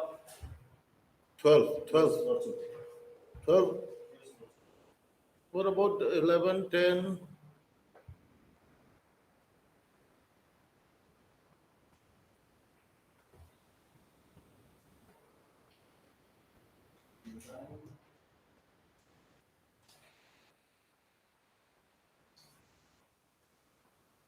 Nine is the General Secretary of the Working Committee of the Nakapla. Okay.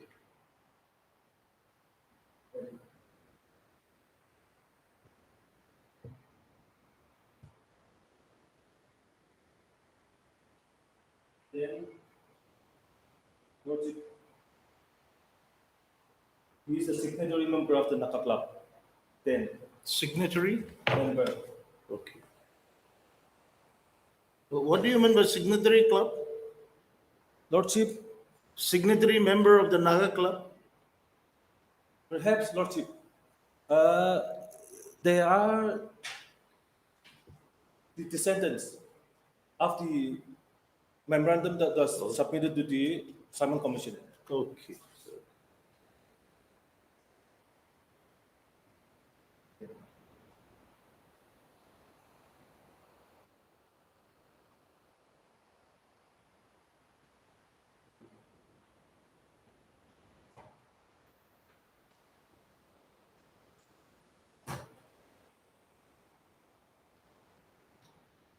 Lordship is the convener working committee in Nakapla. So they are all holding different positions within the Nakapla.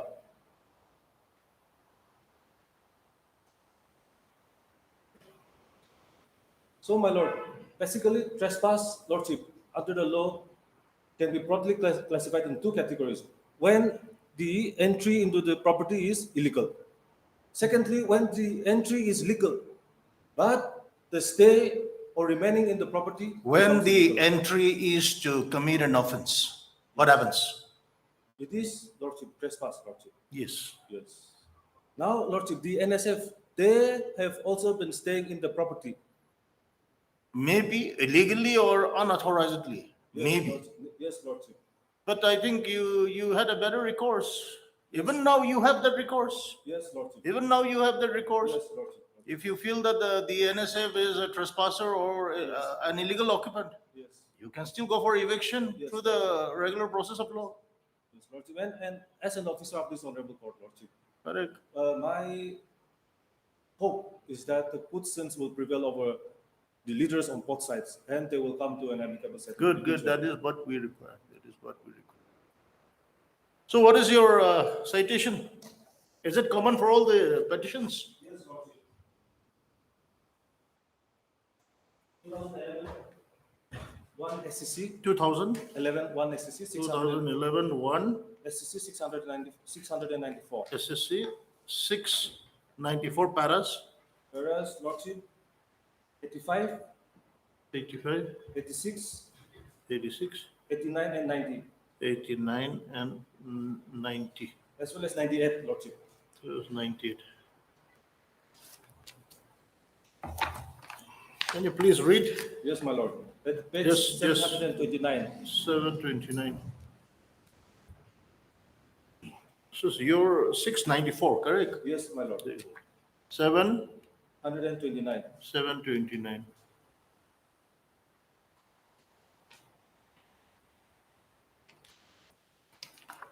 Yes, please. 85, my lord. Yes. It is a matter of common knowledge that a large number of hundred trials are languishing in jail for a long time, even for allegedly committing very minor offenses. This is because Section 438 CRPC has not been allowed its full play. The Constitution Bench in CPA case clearly mentioned that Section 438 CRPC is extraordinary because it was incorporated in the Code of Criminal Procedure Code 1973, and before that, other provisions for grant of bail were sections 437 and 439 CRPC.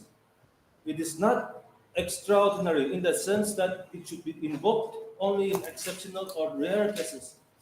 Some courts of smaller strength have erroneously observed that Section 438 should be invoked only in exceptional or rare cases. Those orders are contrary to the law laid down by the judgment of the Constitution Bench in CPS case. Correct. 86, my lord. Yes. According to the report of the National Police Commission, when the power of arrest is grossly abused and clearly violates the personal liberty of the people, as enshrined under Article 21 of the Constitution, then the court need to take serious notice of it. Lordship, this is important. When conviction rate is admittedly less than 10%, then the police should be slow in arresting the accused. The courts, considering the bail application, should try to maintain fine balance between the societal interest vis-a-vis personal liberty while adhering to the fundamental principles of criminal jurisprudence that the accused is presumed to be innocent till he is found guilty by the competent court. Yes. Now, Lordship, paragraph 89.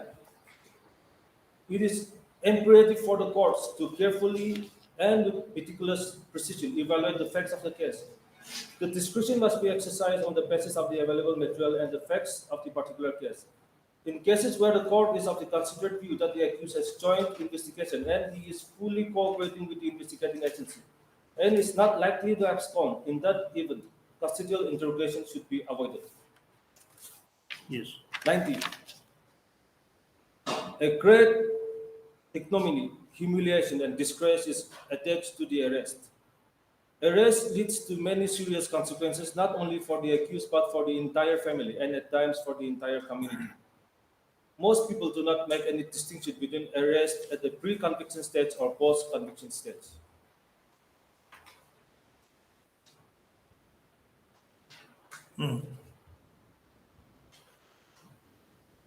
Now, paragraph 98, my lord. The court which grants the bail has the right to cancel the bail according to the provisions of the General Clauses Act, but ordinarily after hearing the public prosecutor, when the bail order is confirmed, then the benefit of the grant of bail should continue till the end of trial of that case. So, my lord, this particular paragraph 98, lordship, has also been reiterated, my lord, by the Constitution Bench of the Honorable Supreme Court very recently. Read 98. Read once again, 98.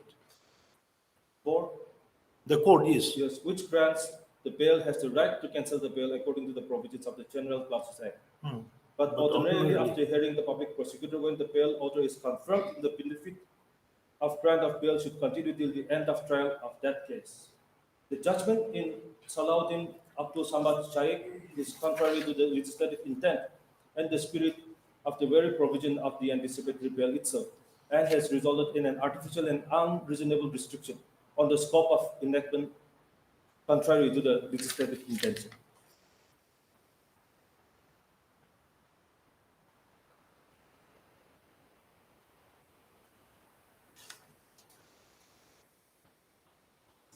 The law laid down, my lord, in Sushila Agrawal's case, my lord, lordship is aware, is that there should not be any restriction on the time regarding the anticipatory bail that is granted to the applicant. What is that Sushila citation? 2005 SEC 1, my lord. 2020, my lord. 2020? Yes, my lord. 2000 5 SEC, volume 1. 5 SSC? Volume 1. Volume 1. Yes, my lord. This is also a Constitution Bench decision. What is the paragraph? Paragraph, my lord. 91, my lord. 91.1 at page 109. It's quite a lengthy judgment. However, whatever they have discussed, they have given the conclusions, their views, my lord, at paragraph 91. So I may be allowed to read paragraph 91.1. Page 109. Yes, my lord, 109. 91, my lord. 109.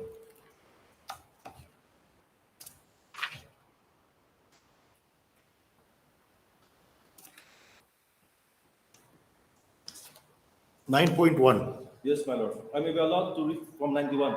my lord. Yes. Final conclusion of the court. In view of the concurring judgments of M.R. Shah and S. Ravindra Pal with Arun Mishra, Indra Banerjee, and Vinit Saran, agreeing with them, the following answers to the reference are set out. 91.1. Regarding question number 1, this court holds that the protection granted to a person under section 438 should not invariably be limited to a fixed period. It should inure in favor of the accused without any restriction on time. Normal conditions under section 437, 3 read with section 438, subpart 2 should be imposed. If there are specific facts or features in regard to any offense, it is open for the court to impose any appropriate condition, including fixed nature of relief or it being tied to an event extra. So, my lord, what it basically says, lordship, is that no limited restriction should be given when it comes to time when granting anticipatory bail to the applicants, my lord.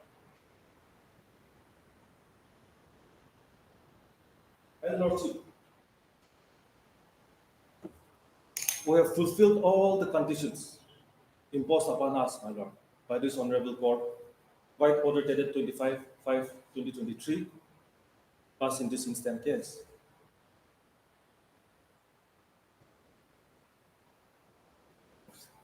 29/5/2023, my lord.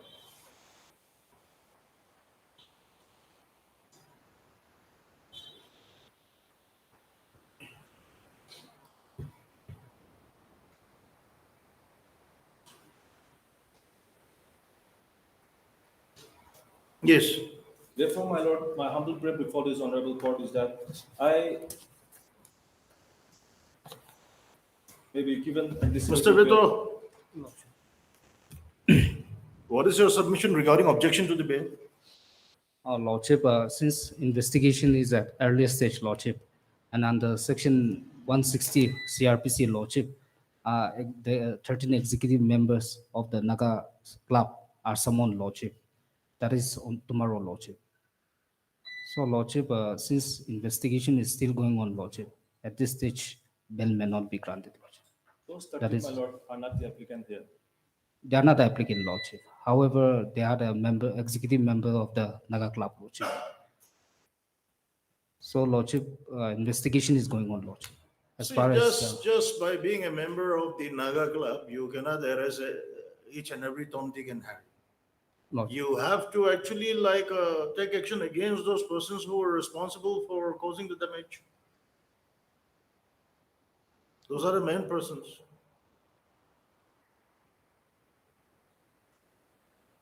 Whether your investigation has been able to ascertain those persons who were physically involved in the destruction. Lordship. Persons have already been arrested and they are still under custody, lordship. 3 persons arrested. Yes, my lord. 3 persons arrested.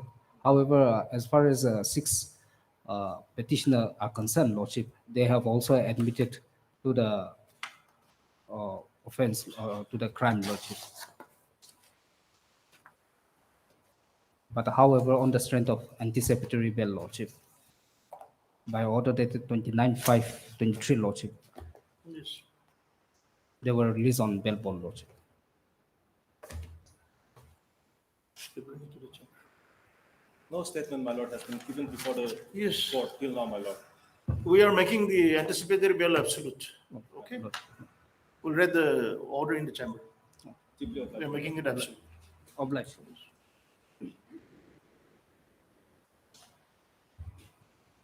For admission, item number 19.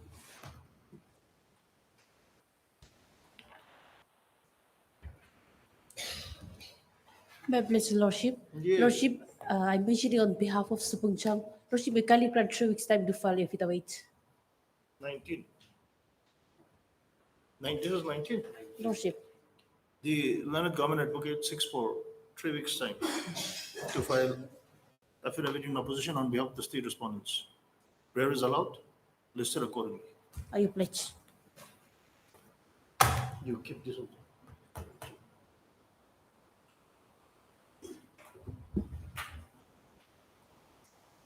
For admission, item number 20. Your Lordship, Yes. I may be allowed to make two short submissions. The sole respondent and HIDCL, they filed one application for stay, vacating of the stay. In this regard, due to the late instructions received, I have not been able to file my affidavit.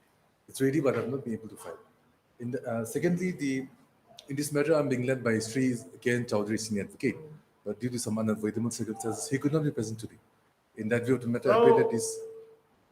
Why, instead of filing IAs after IAs, why don't we go for the final hearing of the petition? Yes, that's why I may be allowed to file my short objection to the 2-day IA, and I will pray that the matter may be fixed for admission hearing the next Monday. Lordship, if I may. You are also supposed to file your objection. Lordship, we have filed. You have filed? We have filed on Friday, and then we have served a copy only today to the opposite counsel. What is this IA 55 for? Lordship, this IA is preferred for modification. Yes. And what is this? What is this IA 54? 54 is my application to continue with the Completion. 5 km. Complete 5 km Yeah, DBM. the DBM work. So you want to file objection Yes. in IA 55? 55, yes, Your Lordship.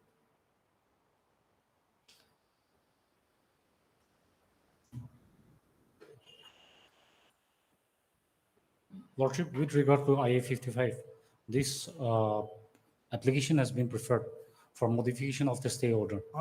Lordship, on the last occasion when the stay order has been passed by this honorable court on 3/4/2023, we have failed to bring to notice of this honorable court the provisions of section 20A read with section 41 HA of the specific relief act. Lordship, as per that, that is the new section which has been introduced by the parliament. Lordship.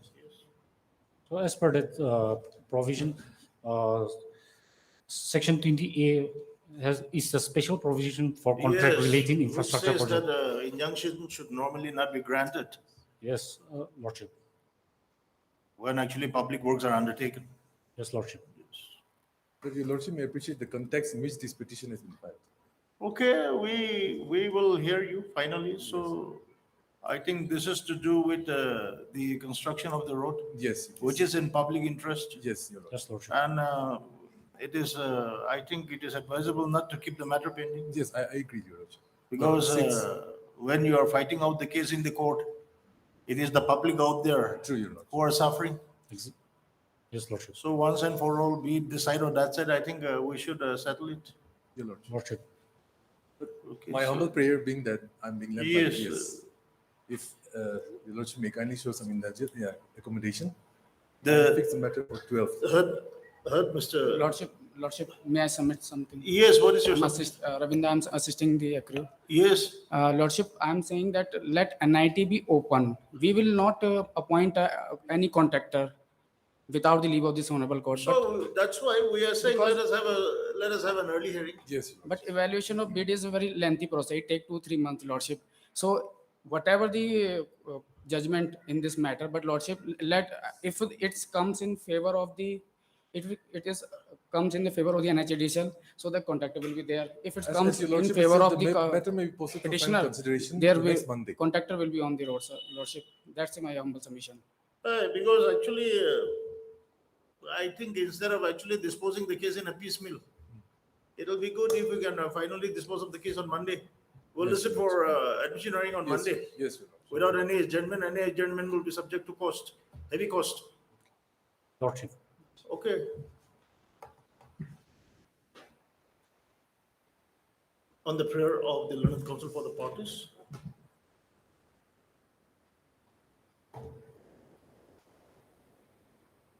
Listed on Monday is 12th. 12th, yes, Your Lordship. Monday listed on 12/6/2023 for admission hearing. It is made clear that there shall be it is made clear that any adjournment by any of the parties shall be subject to cost. Stop. Mr. L. Iralu. is allowed to file objection to the petition in IA 55/2023. Yes. On or before the next date fixed.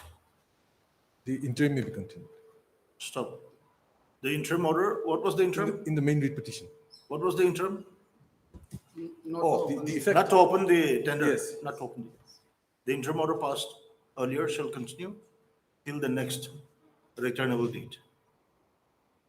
So make an endeavor to dispose the case on Monday. Your Lordship. Okay. Deeply obliged. Bless Lordship. For orders, item number 21. May it please your lordship. Yes, what is that? Your lordship, in this matter, all the pleadings has been completed, lordship. Okay, item 21. So, yes, this matter was for admission hearing, but unfortunately, your lordship, the counsel for the appellant has withdrawn his Wagalanama on the last occasion. Who is the counsel for the? Vikramjit Datnath. So until and unless the company appoint one counsel, the hearing cannot be. So let the matter be come up after 3 weeks, your lordship. Okay. None appears for the appellant. Stop. Mr. So-and-so appears for the Respondent number 1 claimant, lordship. respondent number 1 claimant. Lordship. Listed after 3 weeks for admission hearing. Lordship. Okay.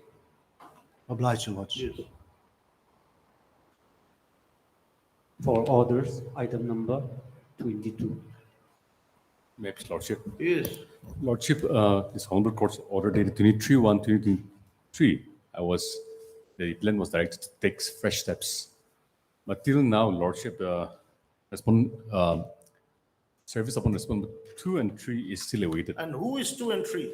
They are the vehicle owner and the driver, Lordship. Lordship, even Vehicle after- owner and the driver. Lordship, You have served notice? I've served notice. At the time of issuing motion, also, and When on was the last direction- order passed? When was the last order? Last order was passed on 8/5, Lordship. That time I Yes. was in bereavement. Okay, yes. But as per order dated 11/4/2023, service is awaited on respondent 2 and 3. As Still with, awaiting service report. yes, Lordship. So, Lordship, at this stage, Lordship, my humble prayer would be to allow me to take steps by way of a paper publication.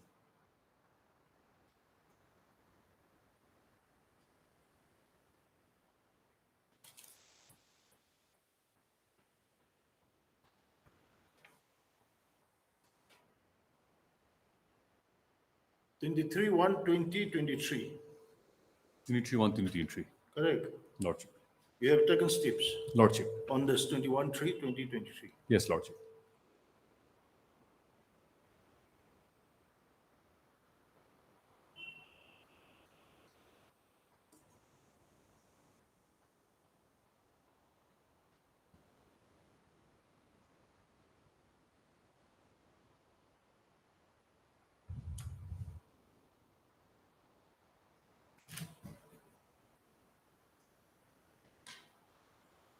In fact, Your Lordship, in IA, the applicant has already published in IA. In the IA. Yes, but since this is the main case, so I may be allowed to take fresh Okay. steps by way of paper publication.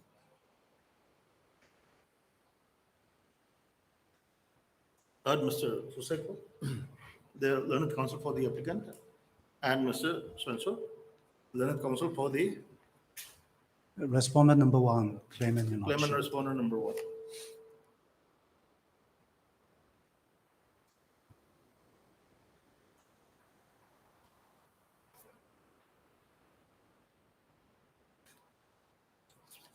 Stop. It is submitted by Mr. Fuseko, the learned counsel for the petitioner, that in terms of the order dated 23/1/2023, steps has been taken for service of notice upon respondent number 2 and 3 by registered post with AD.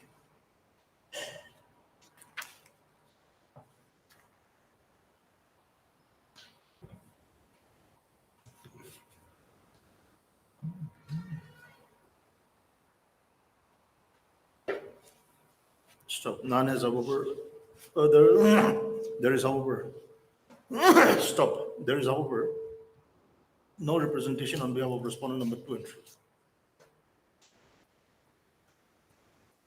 Mr. Fuseko, stop. Mr. Fuseko accordingly submits that he may be allowed to take steps for service of notice upon respondent number 2 and 3 by paper publication. Prayer is allowed. The learned counsel for the appellant, okay? Learned counsel for the appellant shall take steps for service of notice upon respondent number 2 and 3 by publishing the same Instead of Assam. instead of Assam. What you bought is no state of Assam. The driver as well as the vehicle on.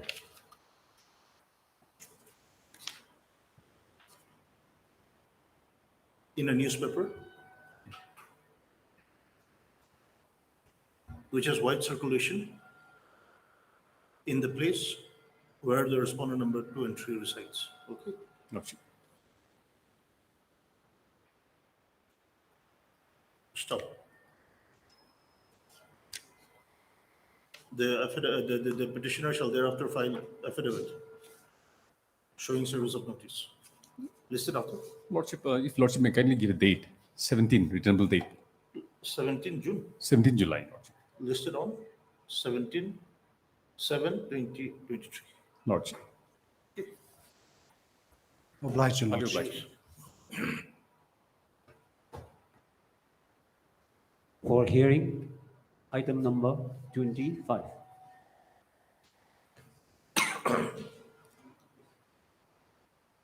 There's Mr. Cicero. May it please your lordship. Yes.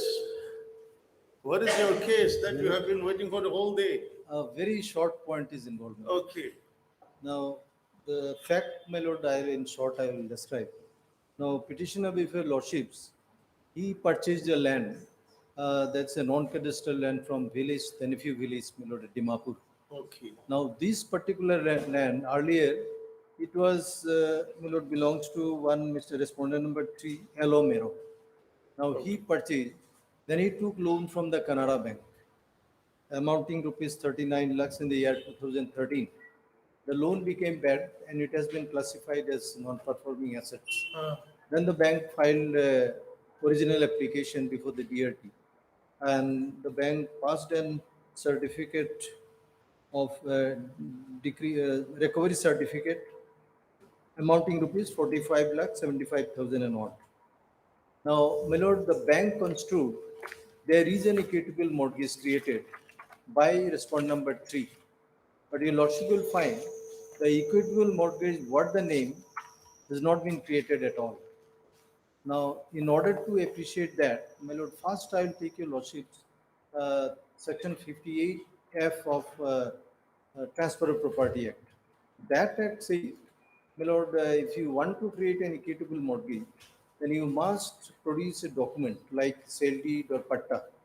Now, here your lordship will find from the whether transfer of property is applicable in the state of Nagaland. yes, my lord. It's not applicable. It's not applicable. It's a notified area so far Dimapur is concerned. No, it's but actually like I think the act is not applicable. You know, if my lord, there are certain notification. If you have notification. Presently, I don't have, but so far Dimapur Moja is concerned, they have notified. No, so far Dimapur Moja is concerned, the Assam Land Revenue Regulation is applicable. Yes, yes. But so far as transfer of property, I think even in the Nagaland code, the application of the erstwhile laws, this transfer of property is not there. So that I will have to look into that. You will have to check up that. My lord. Now, if there is no equitable mortgage at all, my lord, now this what happened? The bank, the Alomero respondent number 3 has sold that land to me. I have purchased it. Now the bank has issued an eviction notice against me. Now this is actually You have purchased that land from the respondent number 3. Respondent number 3. And to purchase that land, you had taken bank loan from the bank. No, I did not take. You did not take. Respondent number 3 took loan from the bank. Against that land. My lord. And now bank construed the equitable mortgage has been created, but there is no equitable mortgage at all. Which is first in point of time? Beg your pardon me. Which is first in point of time? This Whether your purchase or actually the mortgage given to the bank. respondent number 3.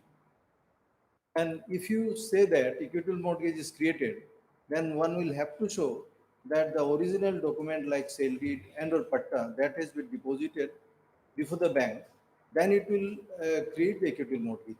58F is very clear on that. Who is for respondent 3? He is the culprit here? Respondent number 3 is not run up. No, Since the Sir, I think respondent number 3 is a very necessary part. Yeah, Melody, we have served, it is complete. Service is complete over.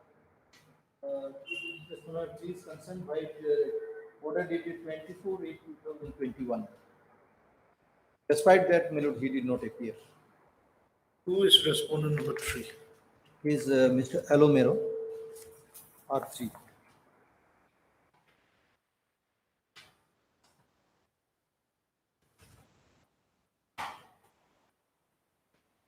How do we adjudicate this case without this fellow? It will be ex parte against him since, my lord, we have issued the process and he has refused. He did not appear, although there were many chances given.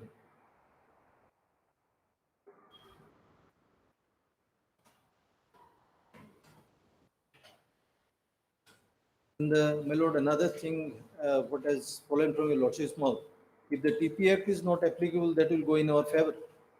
Because in that case, there is no question of equitable mortgage. And even otherwise, my lord, now assuming that TP Act is applicable, even in that case, bank will have to show that equitable mortgage was created. Now, if your lordship look at that. Wait.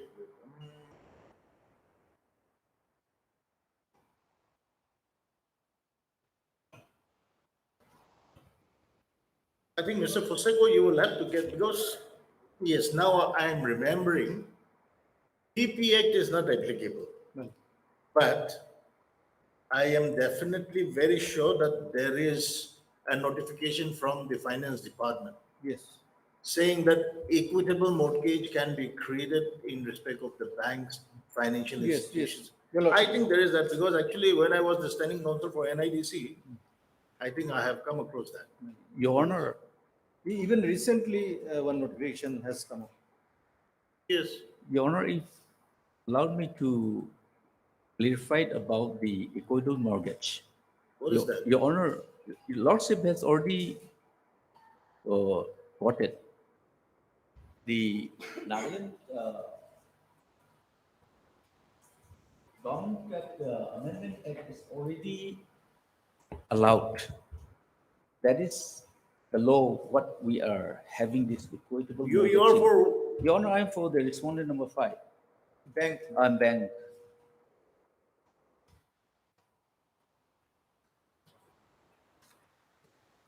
And all these are not necessary parties, Mr. Hukavi, Mr. Tenif. These are not necessary parties. The village. Your Honor. Four has appeared, they have filed their affidavit. 4 has filed affidavit. 4 has filed affidavit. And who is for 4? Let's check the cause list.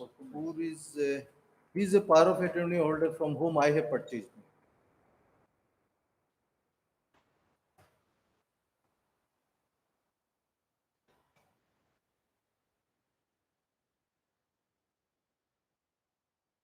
Who is appearing for 4? Oh, the cause list, it's.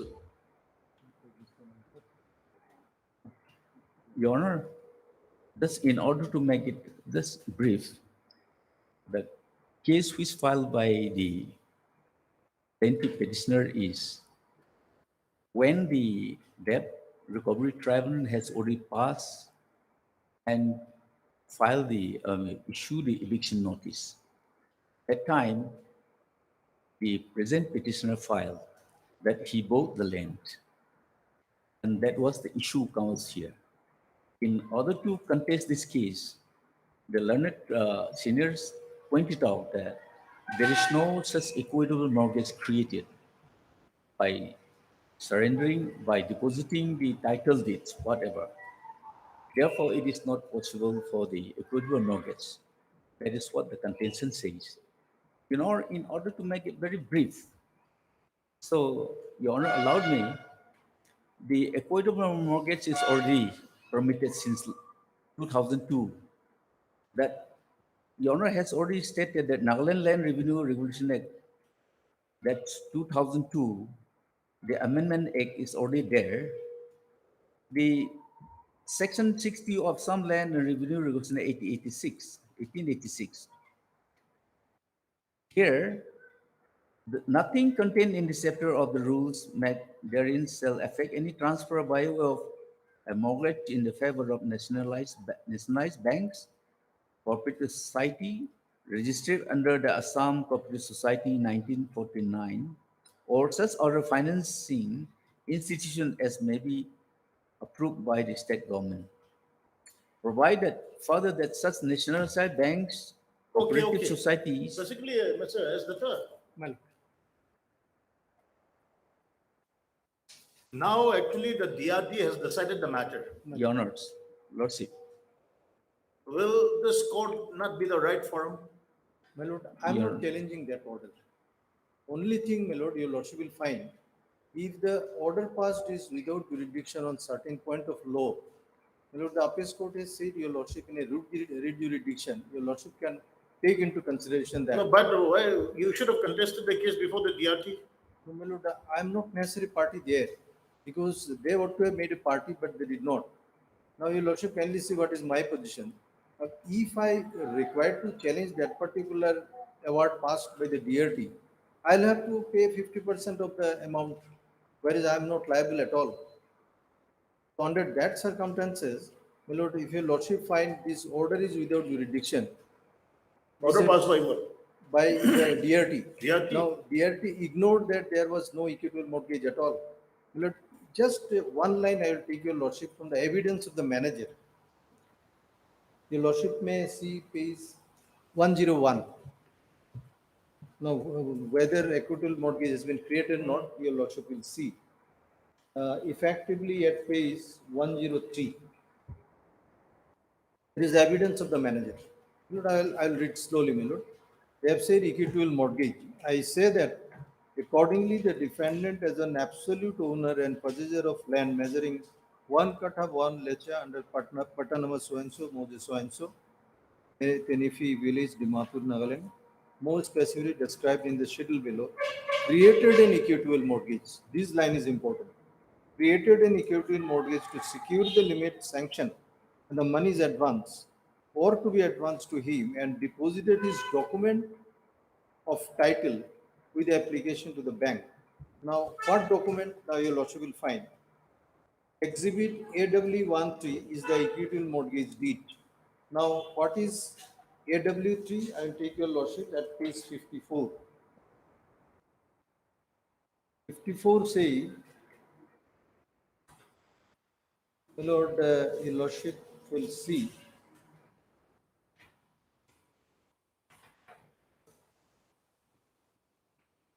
Page 54.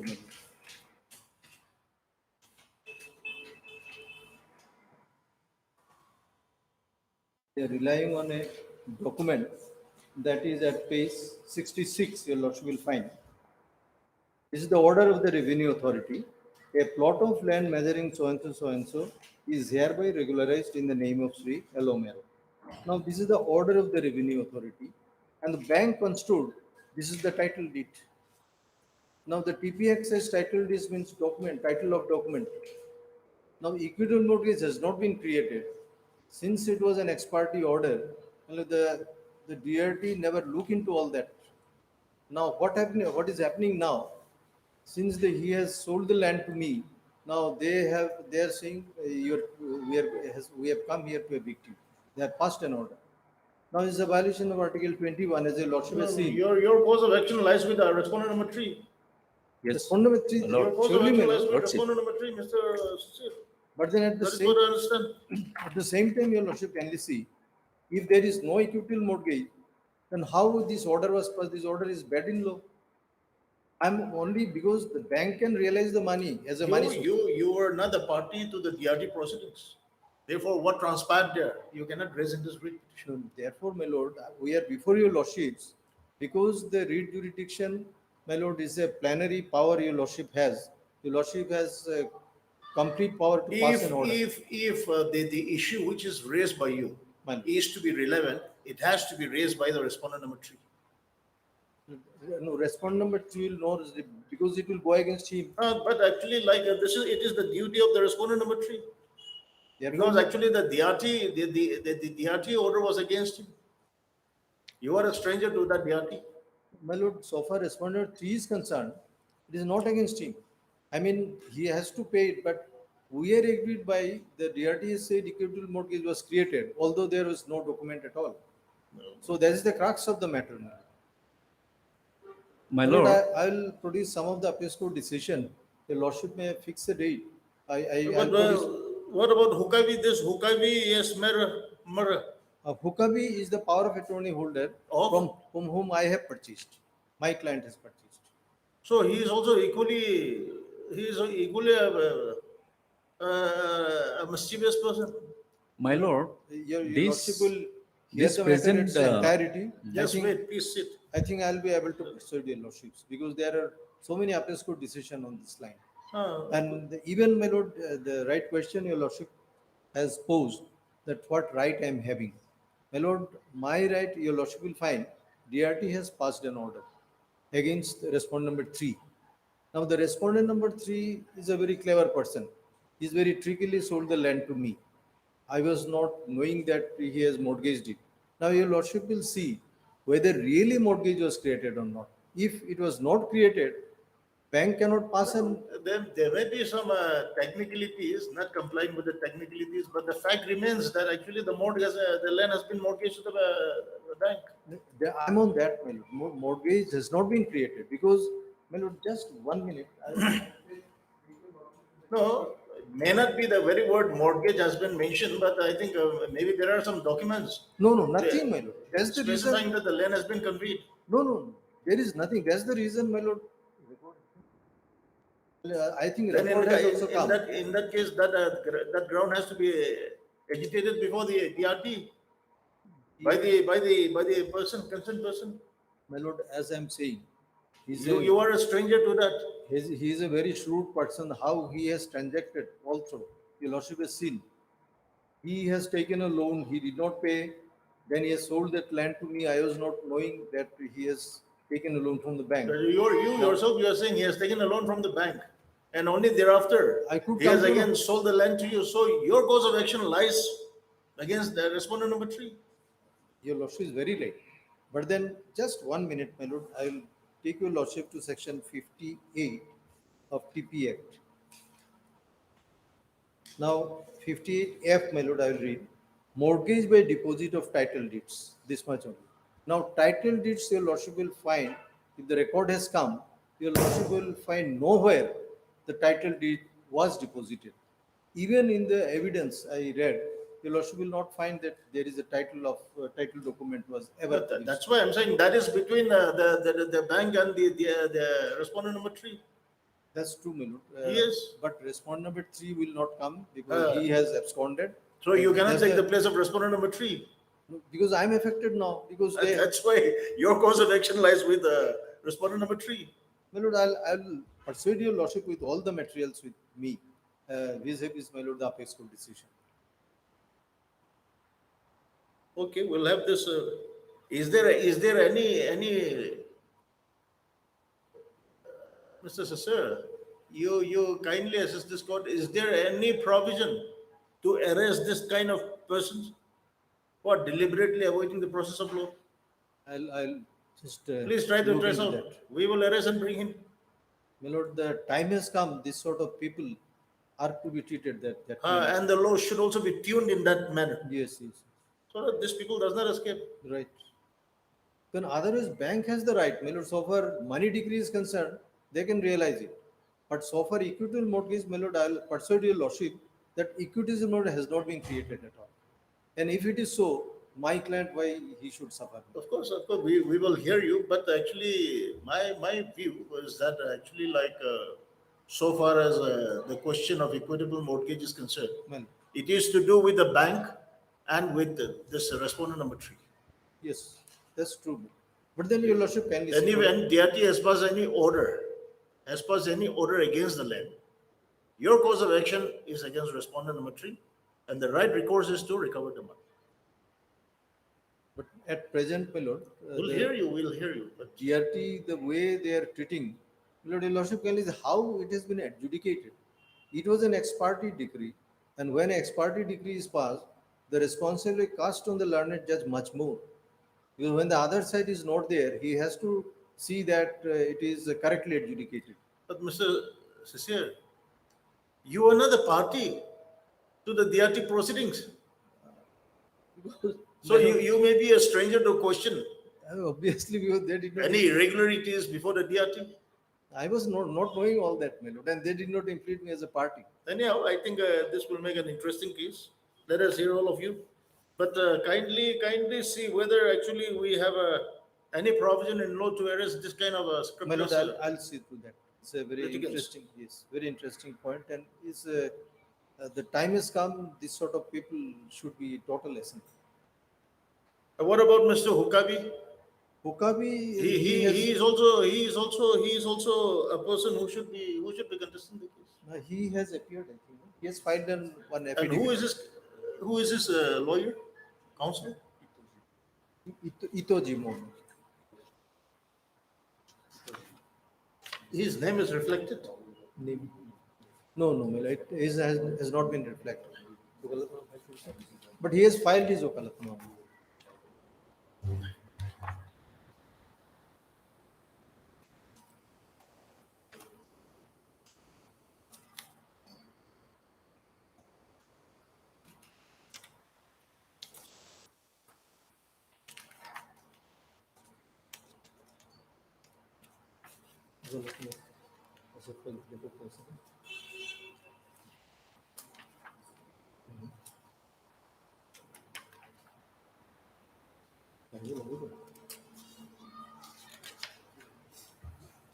Tito. See, the file lawyer, Mr. D. Boto. We have respondent number 2. Respondent number 2. He has also entered appearance on behalf of respondent number 4, D. Botosu. D. Botosu. He has entered appearance.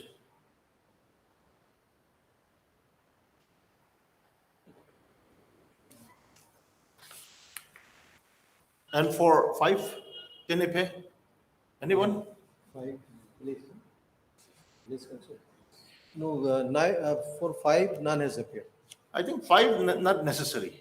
I think necessary because what happened, there is another point is there. Your lordship will find this land is, my lord, there is a RTI question was put to the government. Now they have said the land is not, my lord, the government has already stated by RTI that it is not a cadastral land. An issuance of Anticipatory is not validated by the government of Nagaland. So it's a village land, my lord. Otherwise also equitable mortgage cannot be created. So it is not a cadastral land. It's not a cadastral land. It's a village land. It's a village land. So therefore that point also I'll argue on that. And the government has accepted that position. They have filed their affidavit. They have clarified that. They have given their RTI reply. They have very candidly said this cannot be validated as an NC-Patta. So the village will also be a necessary part. My lord. The village council, the notice has gone to them.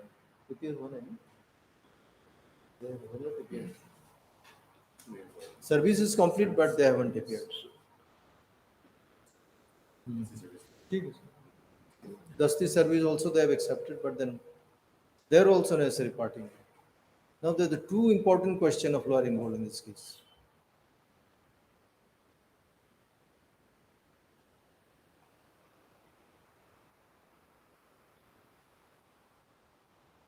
When was the dust, sir? Mr. Sunil? Any order to that effect? Or have you filed affidavit? No. Affidavit, yes, affidavit? yes, we have filed. Let us see, on the basis of that, let us, Affidavit was filed on 16/8/2021. 16/8, Huh? Yes, 16/8/2021. 16/8, okay, okay. Uh,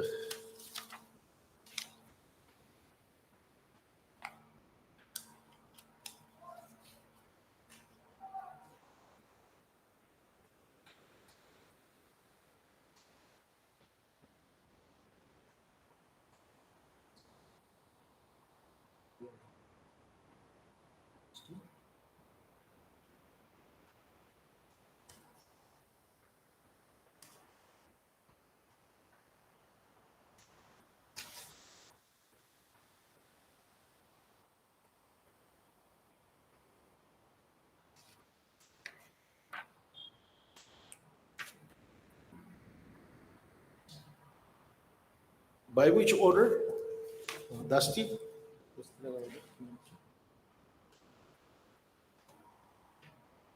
23/7/2021.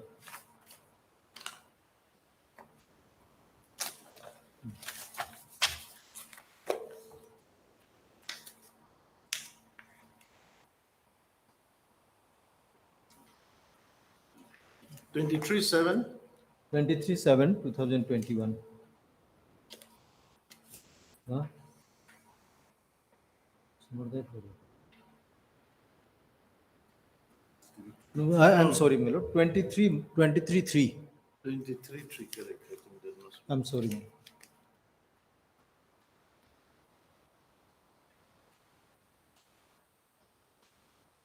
lord. 23/3/2021.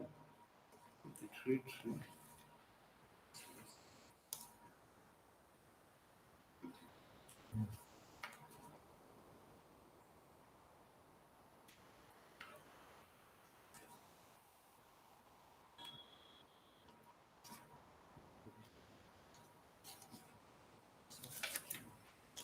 Hmm? 23/3/2020. The order is 23/3.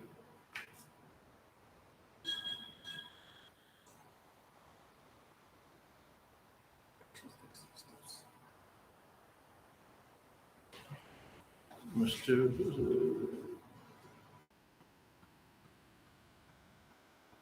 23/7, 23/3/2021. My lord, That order is not there. I think in the interrogatory application maybe there. No? In WPC. WPC. No, it is passed in WPC only, my lord. Let me check it. It's 25/3. Not, let's see, 25 is it? Yes, 25/3. 25/3. Sorry, the way he has written, my lord, 25 looks like 23.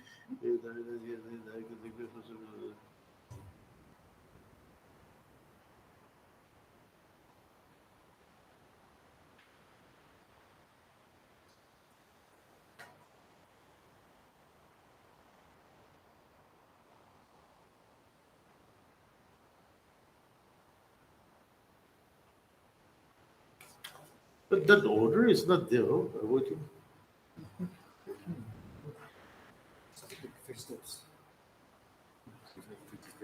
It will receipt. My lord, the order is like the receipt affidavit of respondent 4. Then What is that date? 25/3/2021. 25/3/2021. My lord.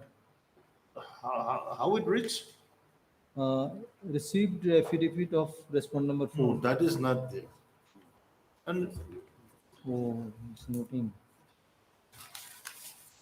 Directed to take steps. Code directed to take steps through Dusty service. List after 3 weeks. that order is not here. 23/1, 23/3. Lordship, 23/3/2021. Yes. That order is not here. Where is that order? 23/3/2021. Reflecting here. It should be reflected, no? Just 25 is here. This is not the order. In our affidavit, we have said that by the order dated 23/3/2021, had directed the petitioner to take personal steps for service upon respondent 3 and 5. By your Whether you have enclosed that order?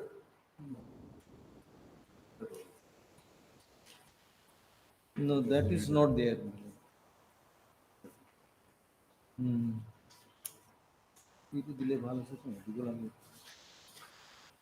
23/3/2021. No. That is what you have stated in your affidavit. Yes. So that order is not followed. 23/3.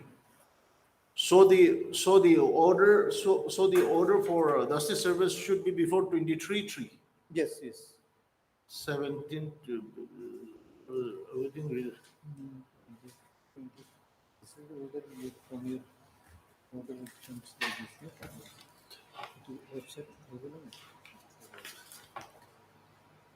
You should check in the website.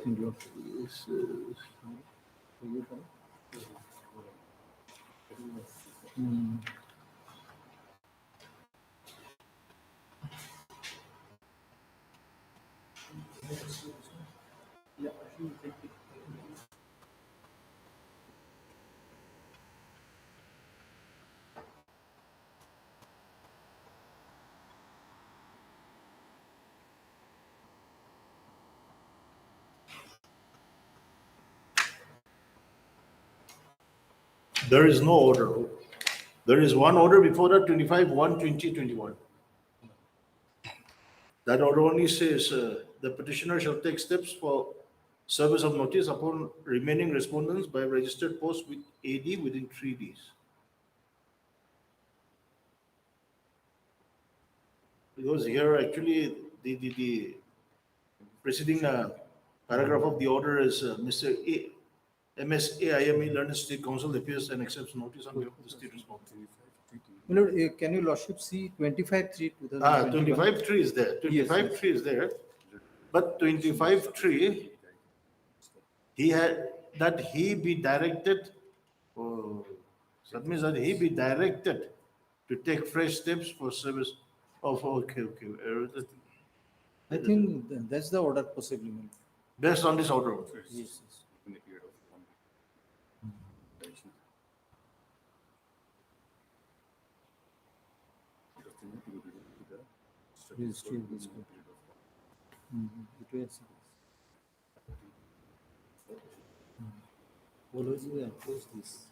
So we'll issue notice to the respondent number 4.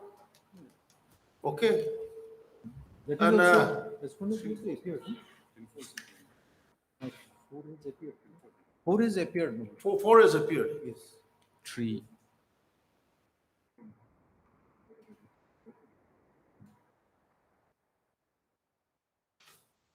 I mean 5. 5 shall be deemed served. Deemed served, yes. Because of this affidavit. Mine. And just check out whether there is any provision to arrest this kind of litigants, those who are avoiding the process of the court. My lord, I'll check that whether there is any. We will have to bring them. My lord. Because for the proper adjudication, their presence is required. Correct, and he is the main party. Yes. He is the main culprit. That's what we are seeing. Yes.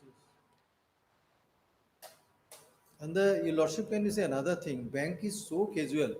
After all, it's a public money, and they are not looking what are the documents has come before them. My lord, from my experience, I am representing so many banks. Correct. I know what they are doing. The moment they get cut money, enough, they are satisfied. And ultimately, my lord, public money are. Your lordship has seen the Punjab National Bank. Yes. So many Mr. Modi and so many people left this country.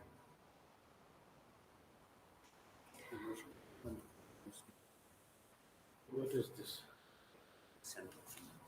This is for respondent number, respondent 3.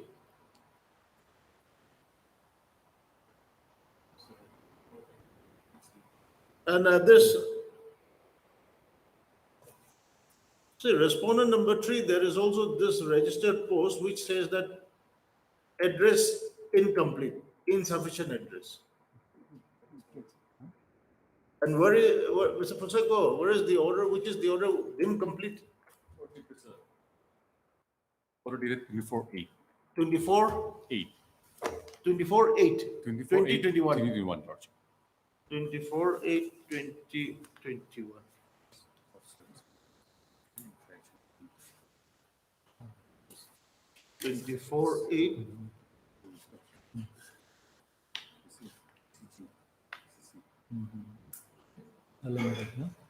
Oh, 5 also deemed complete, Lordship.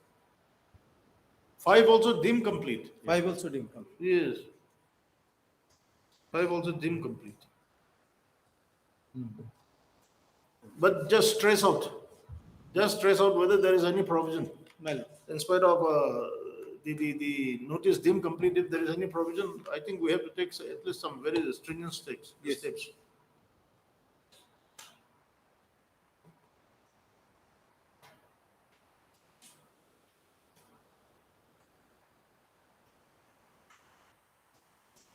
but the legal points are very interesting, Melody. Ah. It's required to be settled. So, Alan, Your Lordship, please come thoroughly prepared. Here, Lordship. it will not only be a question that he has mortgaged the land and the bank has taken over. Maybe there are some more intricacies. Lordship, yes, it is only the case which is already decided as per the provision of law. By fulfilling all the terms and conditions which is placed before this honorable court. When the party, the 3 and 5, they are very much to be here. They have some convent, some say collusion, whatever maybe. Since this recovery tribunal, they are not appearing. Here They are I am actually tentatively, I am observing that 3 and 4, they are in connivance. Your Honor, they have to be answerable to this. So if Lordship feel wise, as Lordship pointed out, that there should be something that to Let bring them. our senior counsel assist this court by tracing out any provision which can be helpful for effective Lordship. adjudication. Mr. S. Datta, assisted by Mr. Fonseca. Mr. S. Datta, the learned senior counsel, assisted by Mr. Fonseca, advocate, present for the petitioner. You are for 1. Your Honor, for 2. I'm for Canara Bank. Mr. Alan Rongwei, present for the respondent number 2, and MS AIMA, present for the respondent number. The learned counsel, sub-learned counsel, for the respondent number 1 and 6. None appears for the respondent number 4. Stop. The registry shall reflect the name of Boto, B-O-T-O, D. Su, D. Stop Su, as the learned counsel for the respondent number 4 in the daily cause list.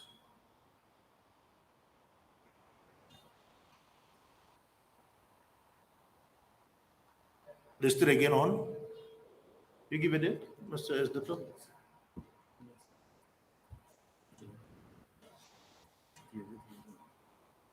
Sometimes in the first week of July. Tentative date, sir? Listed again on. Given. Can we have it on 4th? Whether it will be convenient for you, Mr. S. Datta?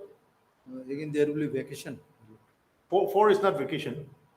You have vacation there. We are having. You are having vacation there at Gauhati. Here also. Principal seat. No, here it starts from 6 only. Oh, yes. Starts from 6 only. Right, correct. Like it, yes. In that case, my lord, Or you can- if you don't want to take risk, then you can have it on 17th. 17th will be much better. Listen again on 17th, 7/20/23. And kindly assess this court with all those Yes, provisions yes. if there is any. Now, I will request my learned friend, let it not be adversarial litigation. The litigation where we should assist the court to Correct, come to a correct. correct decision.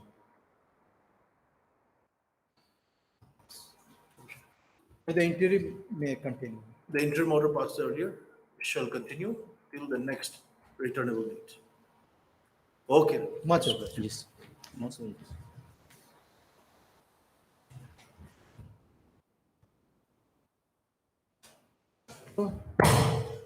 Naveen, thank you so much. 꼴찌라고 컴퓨터 섹션도 카드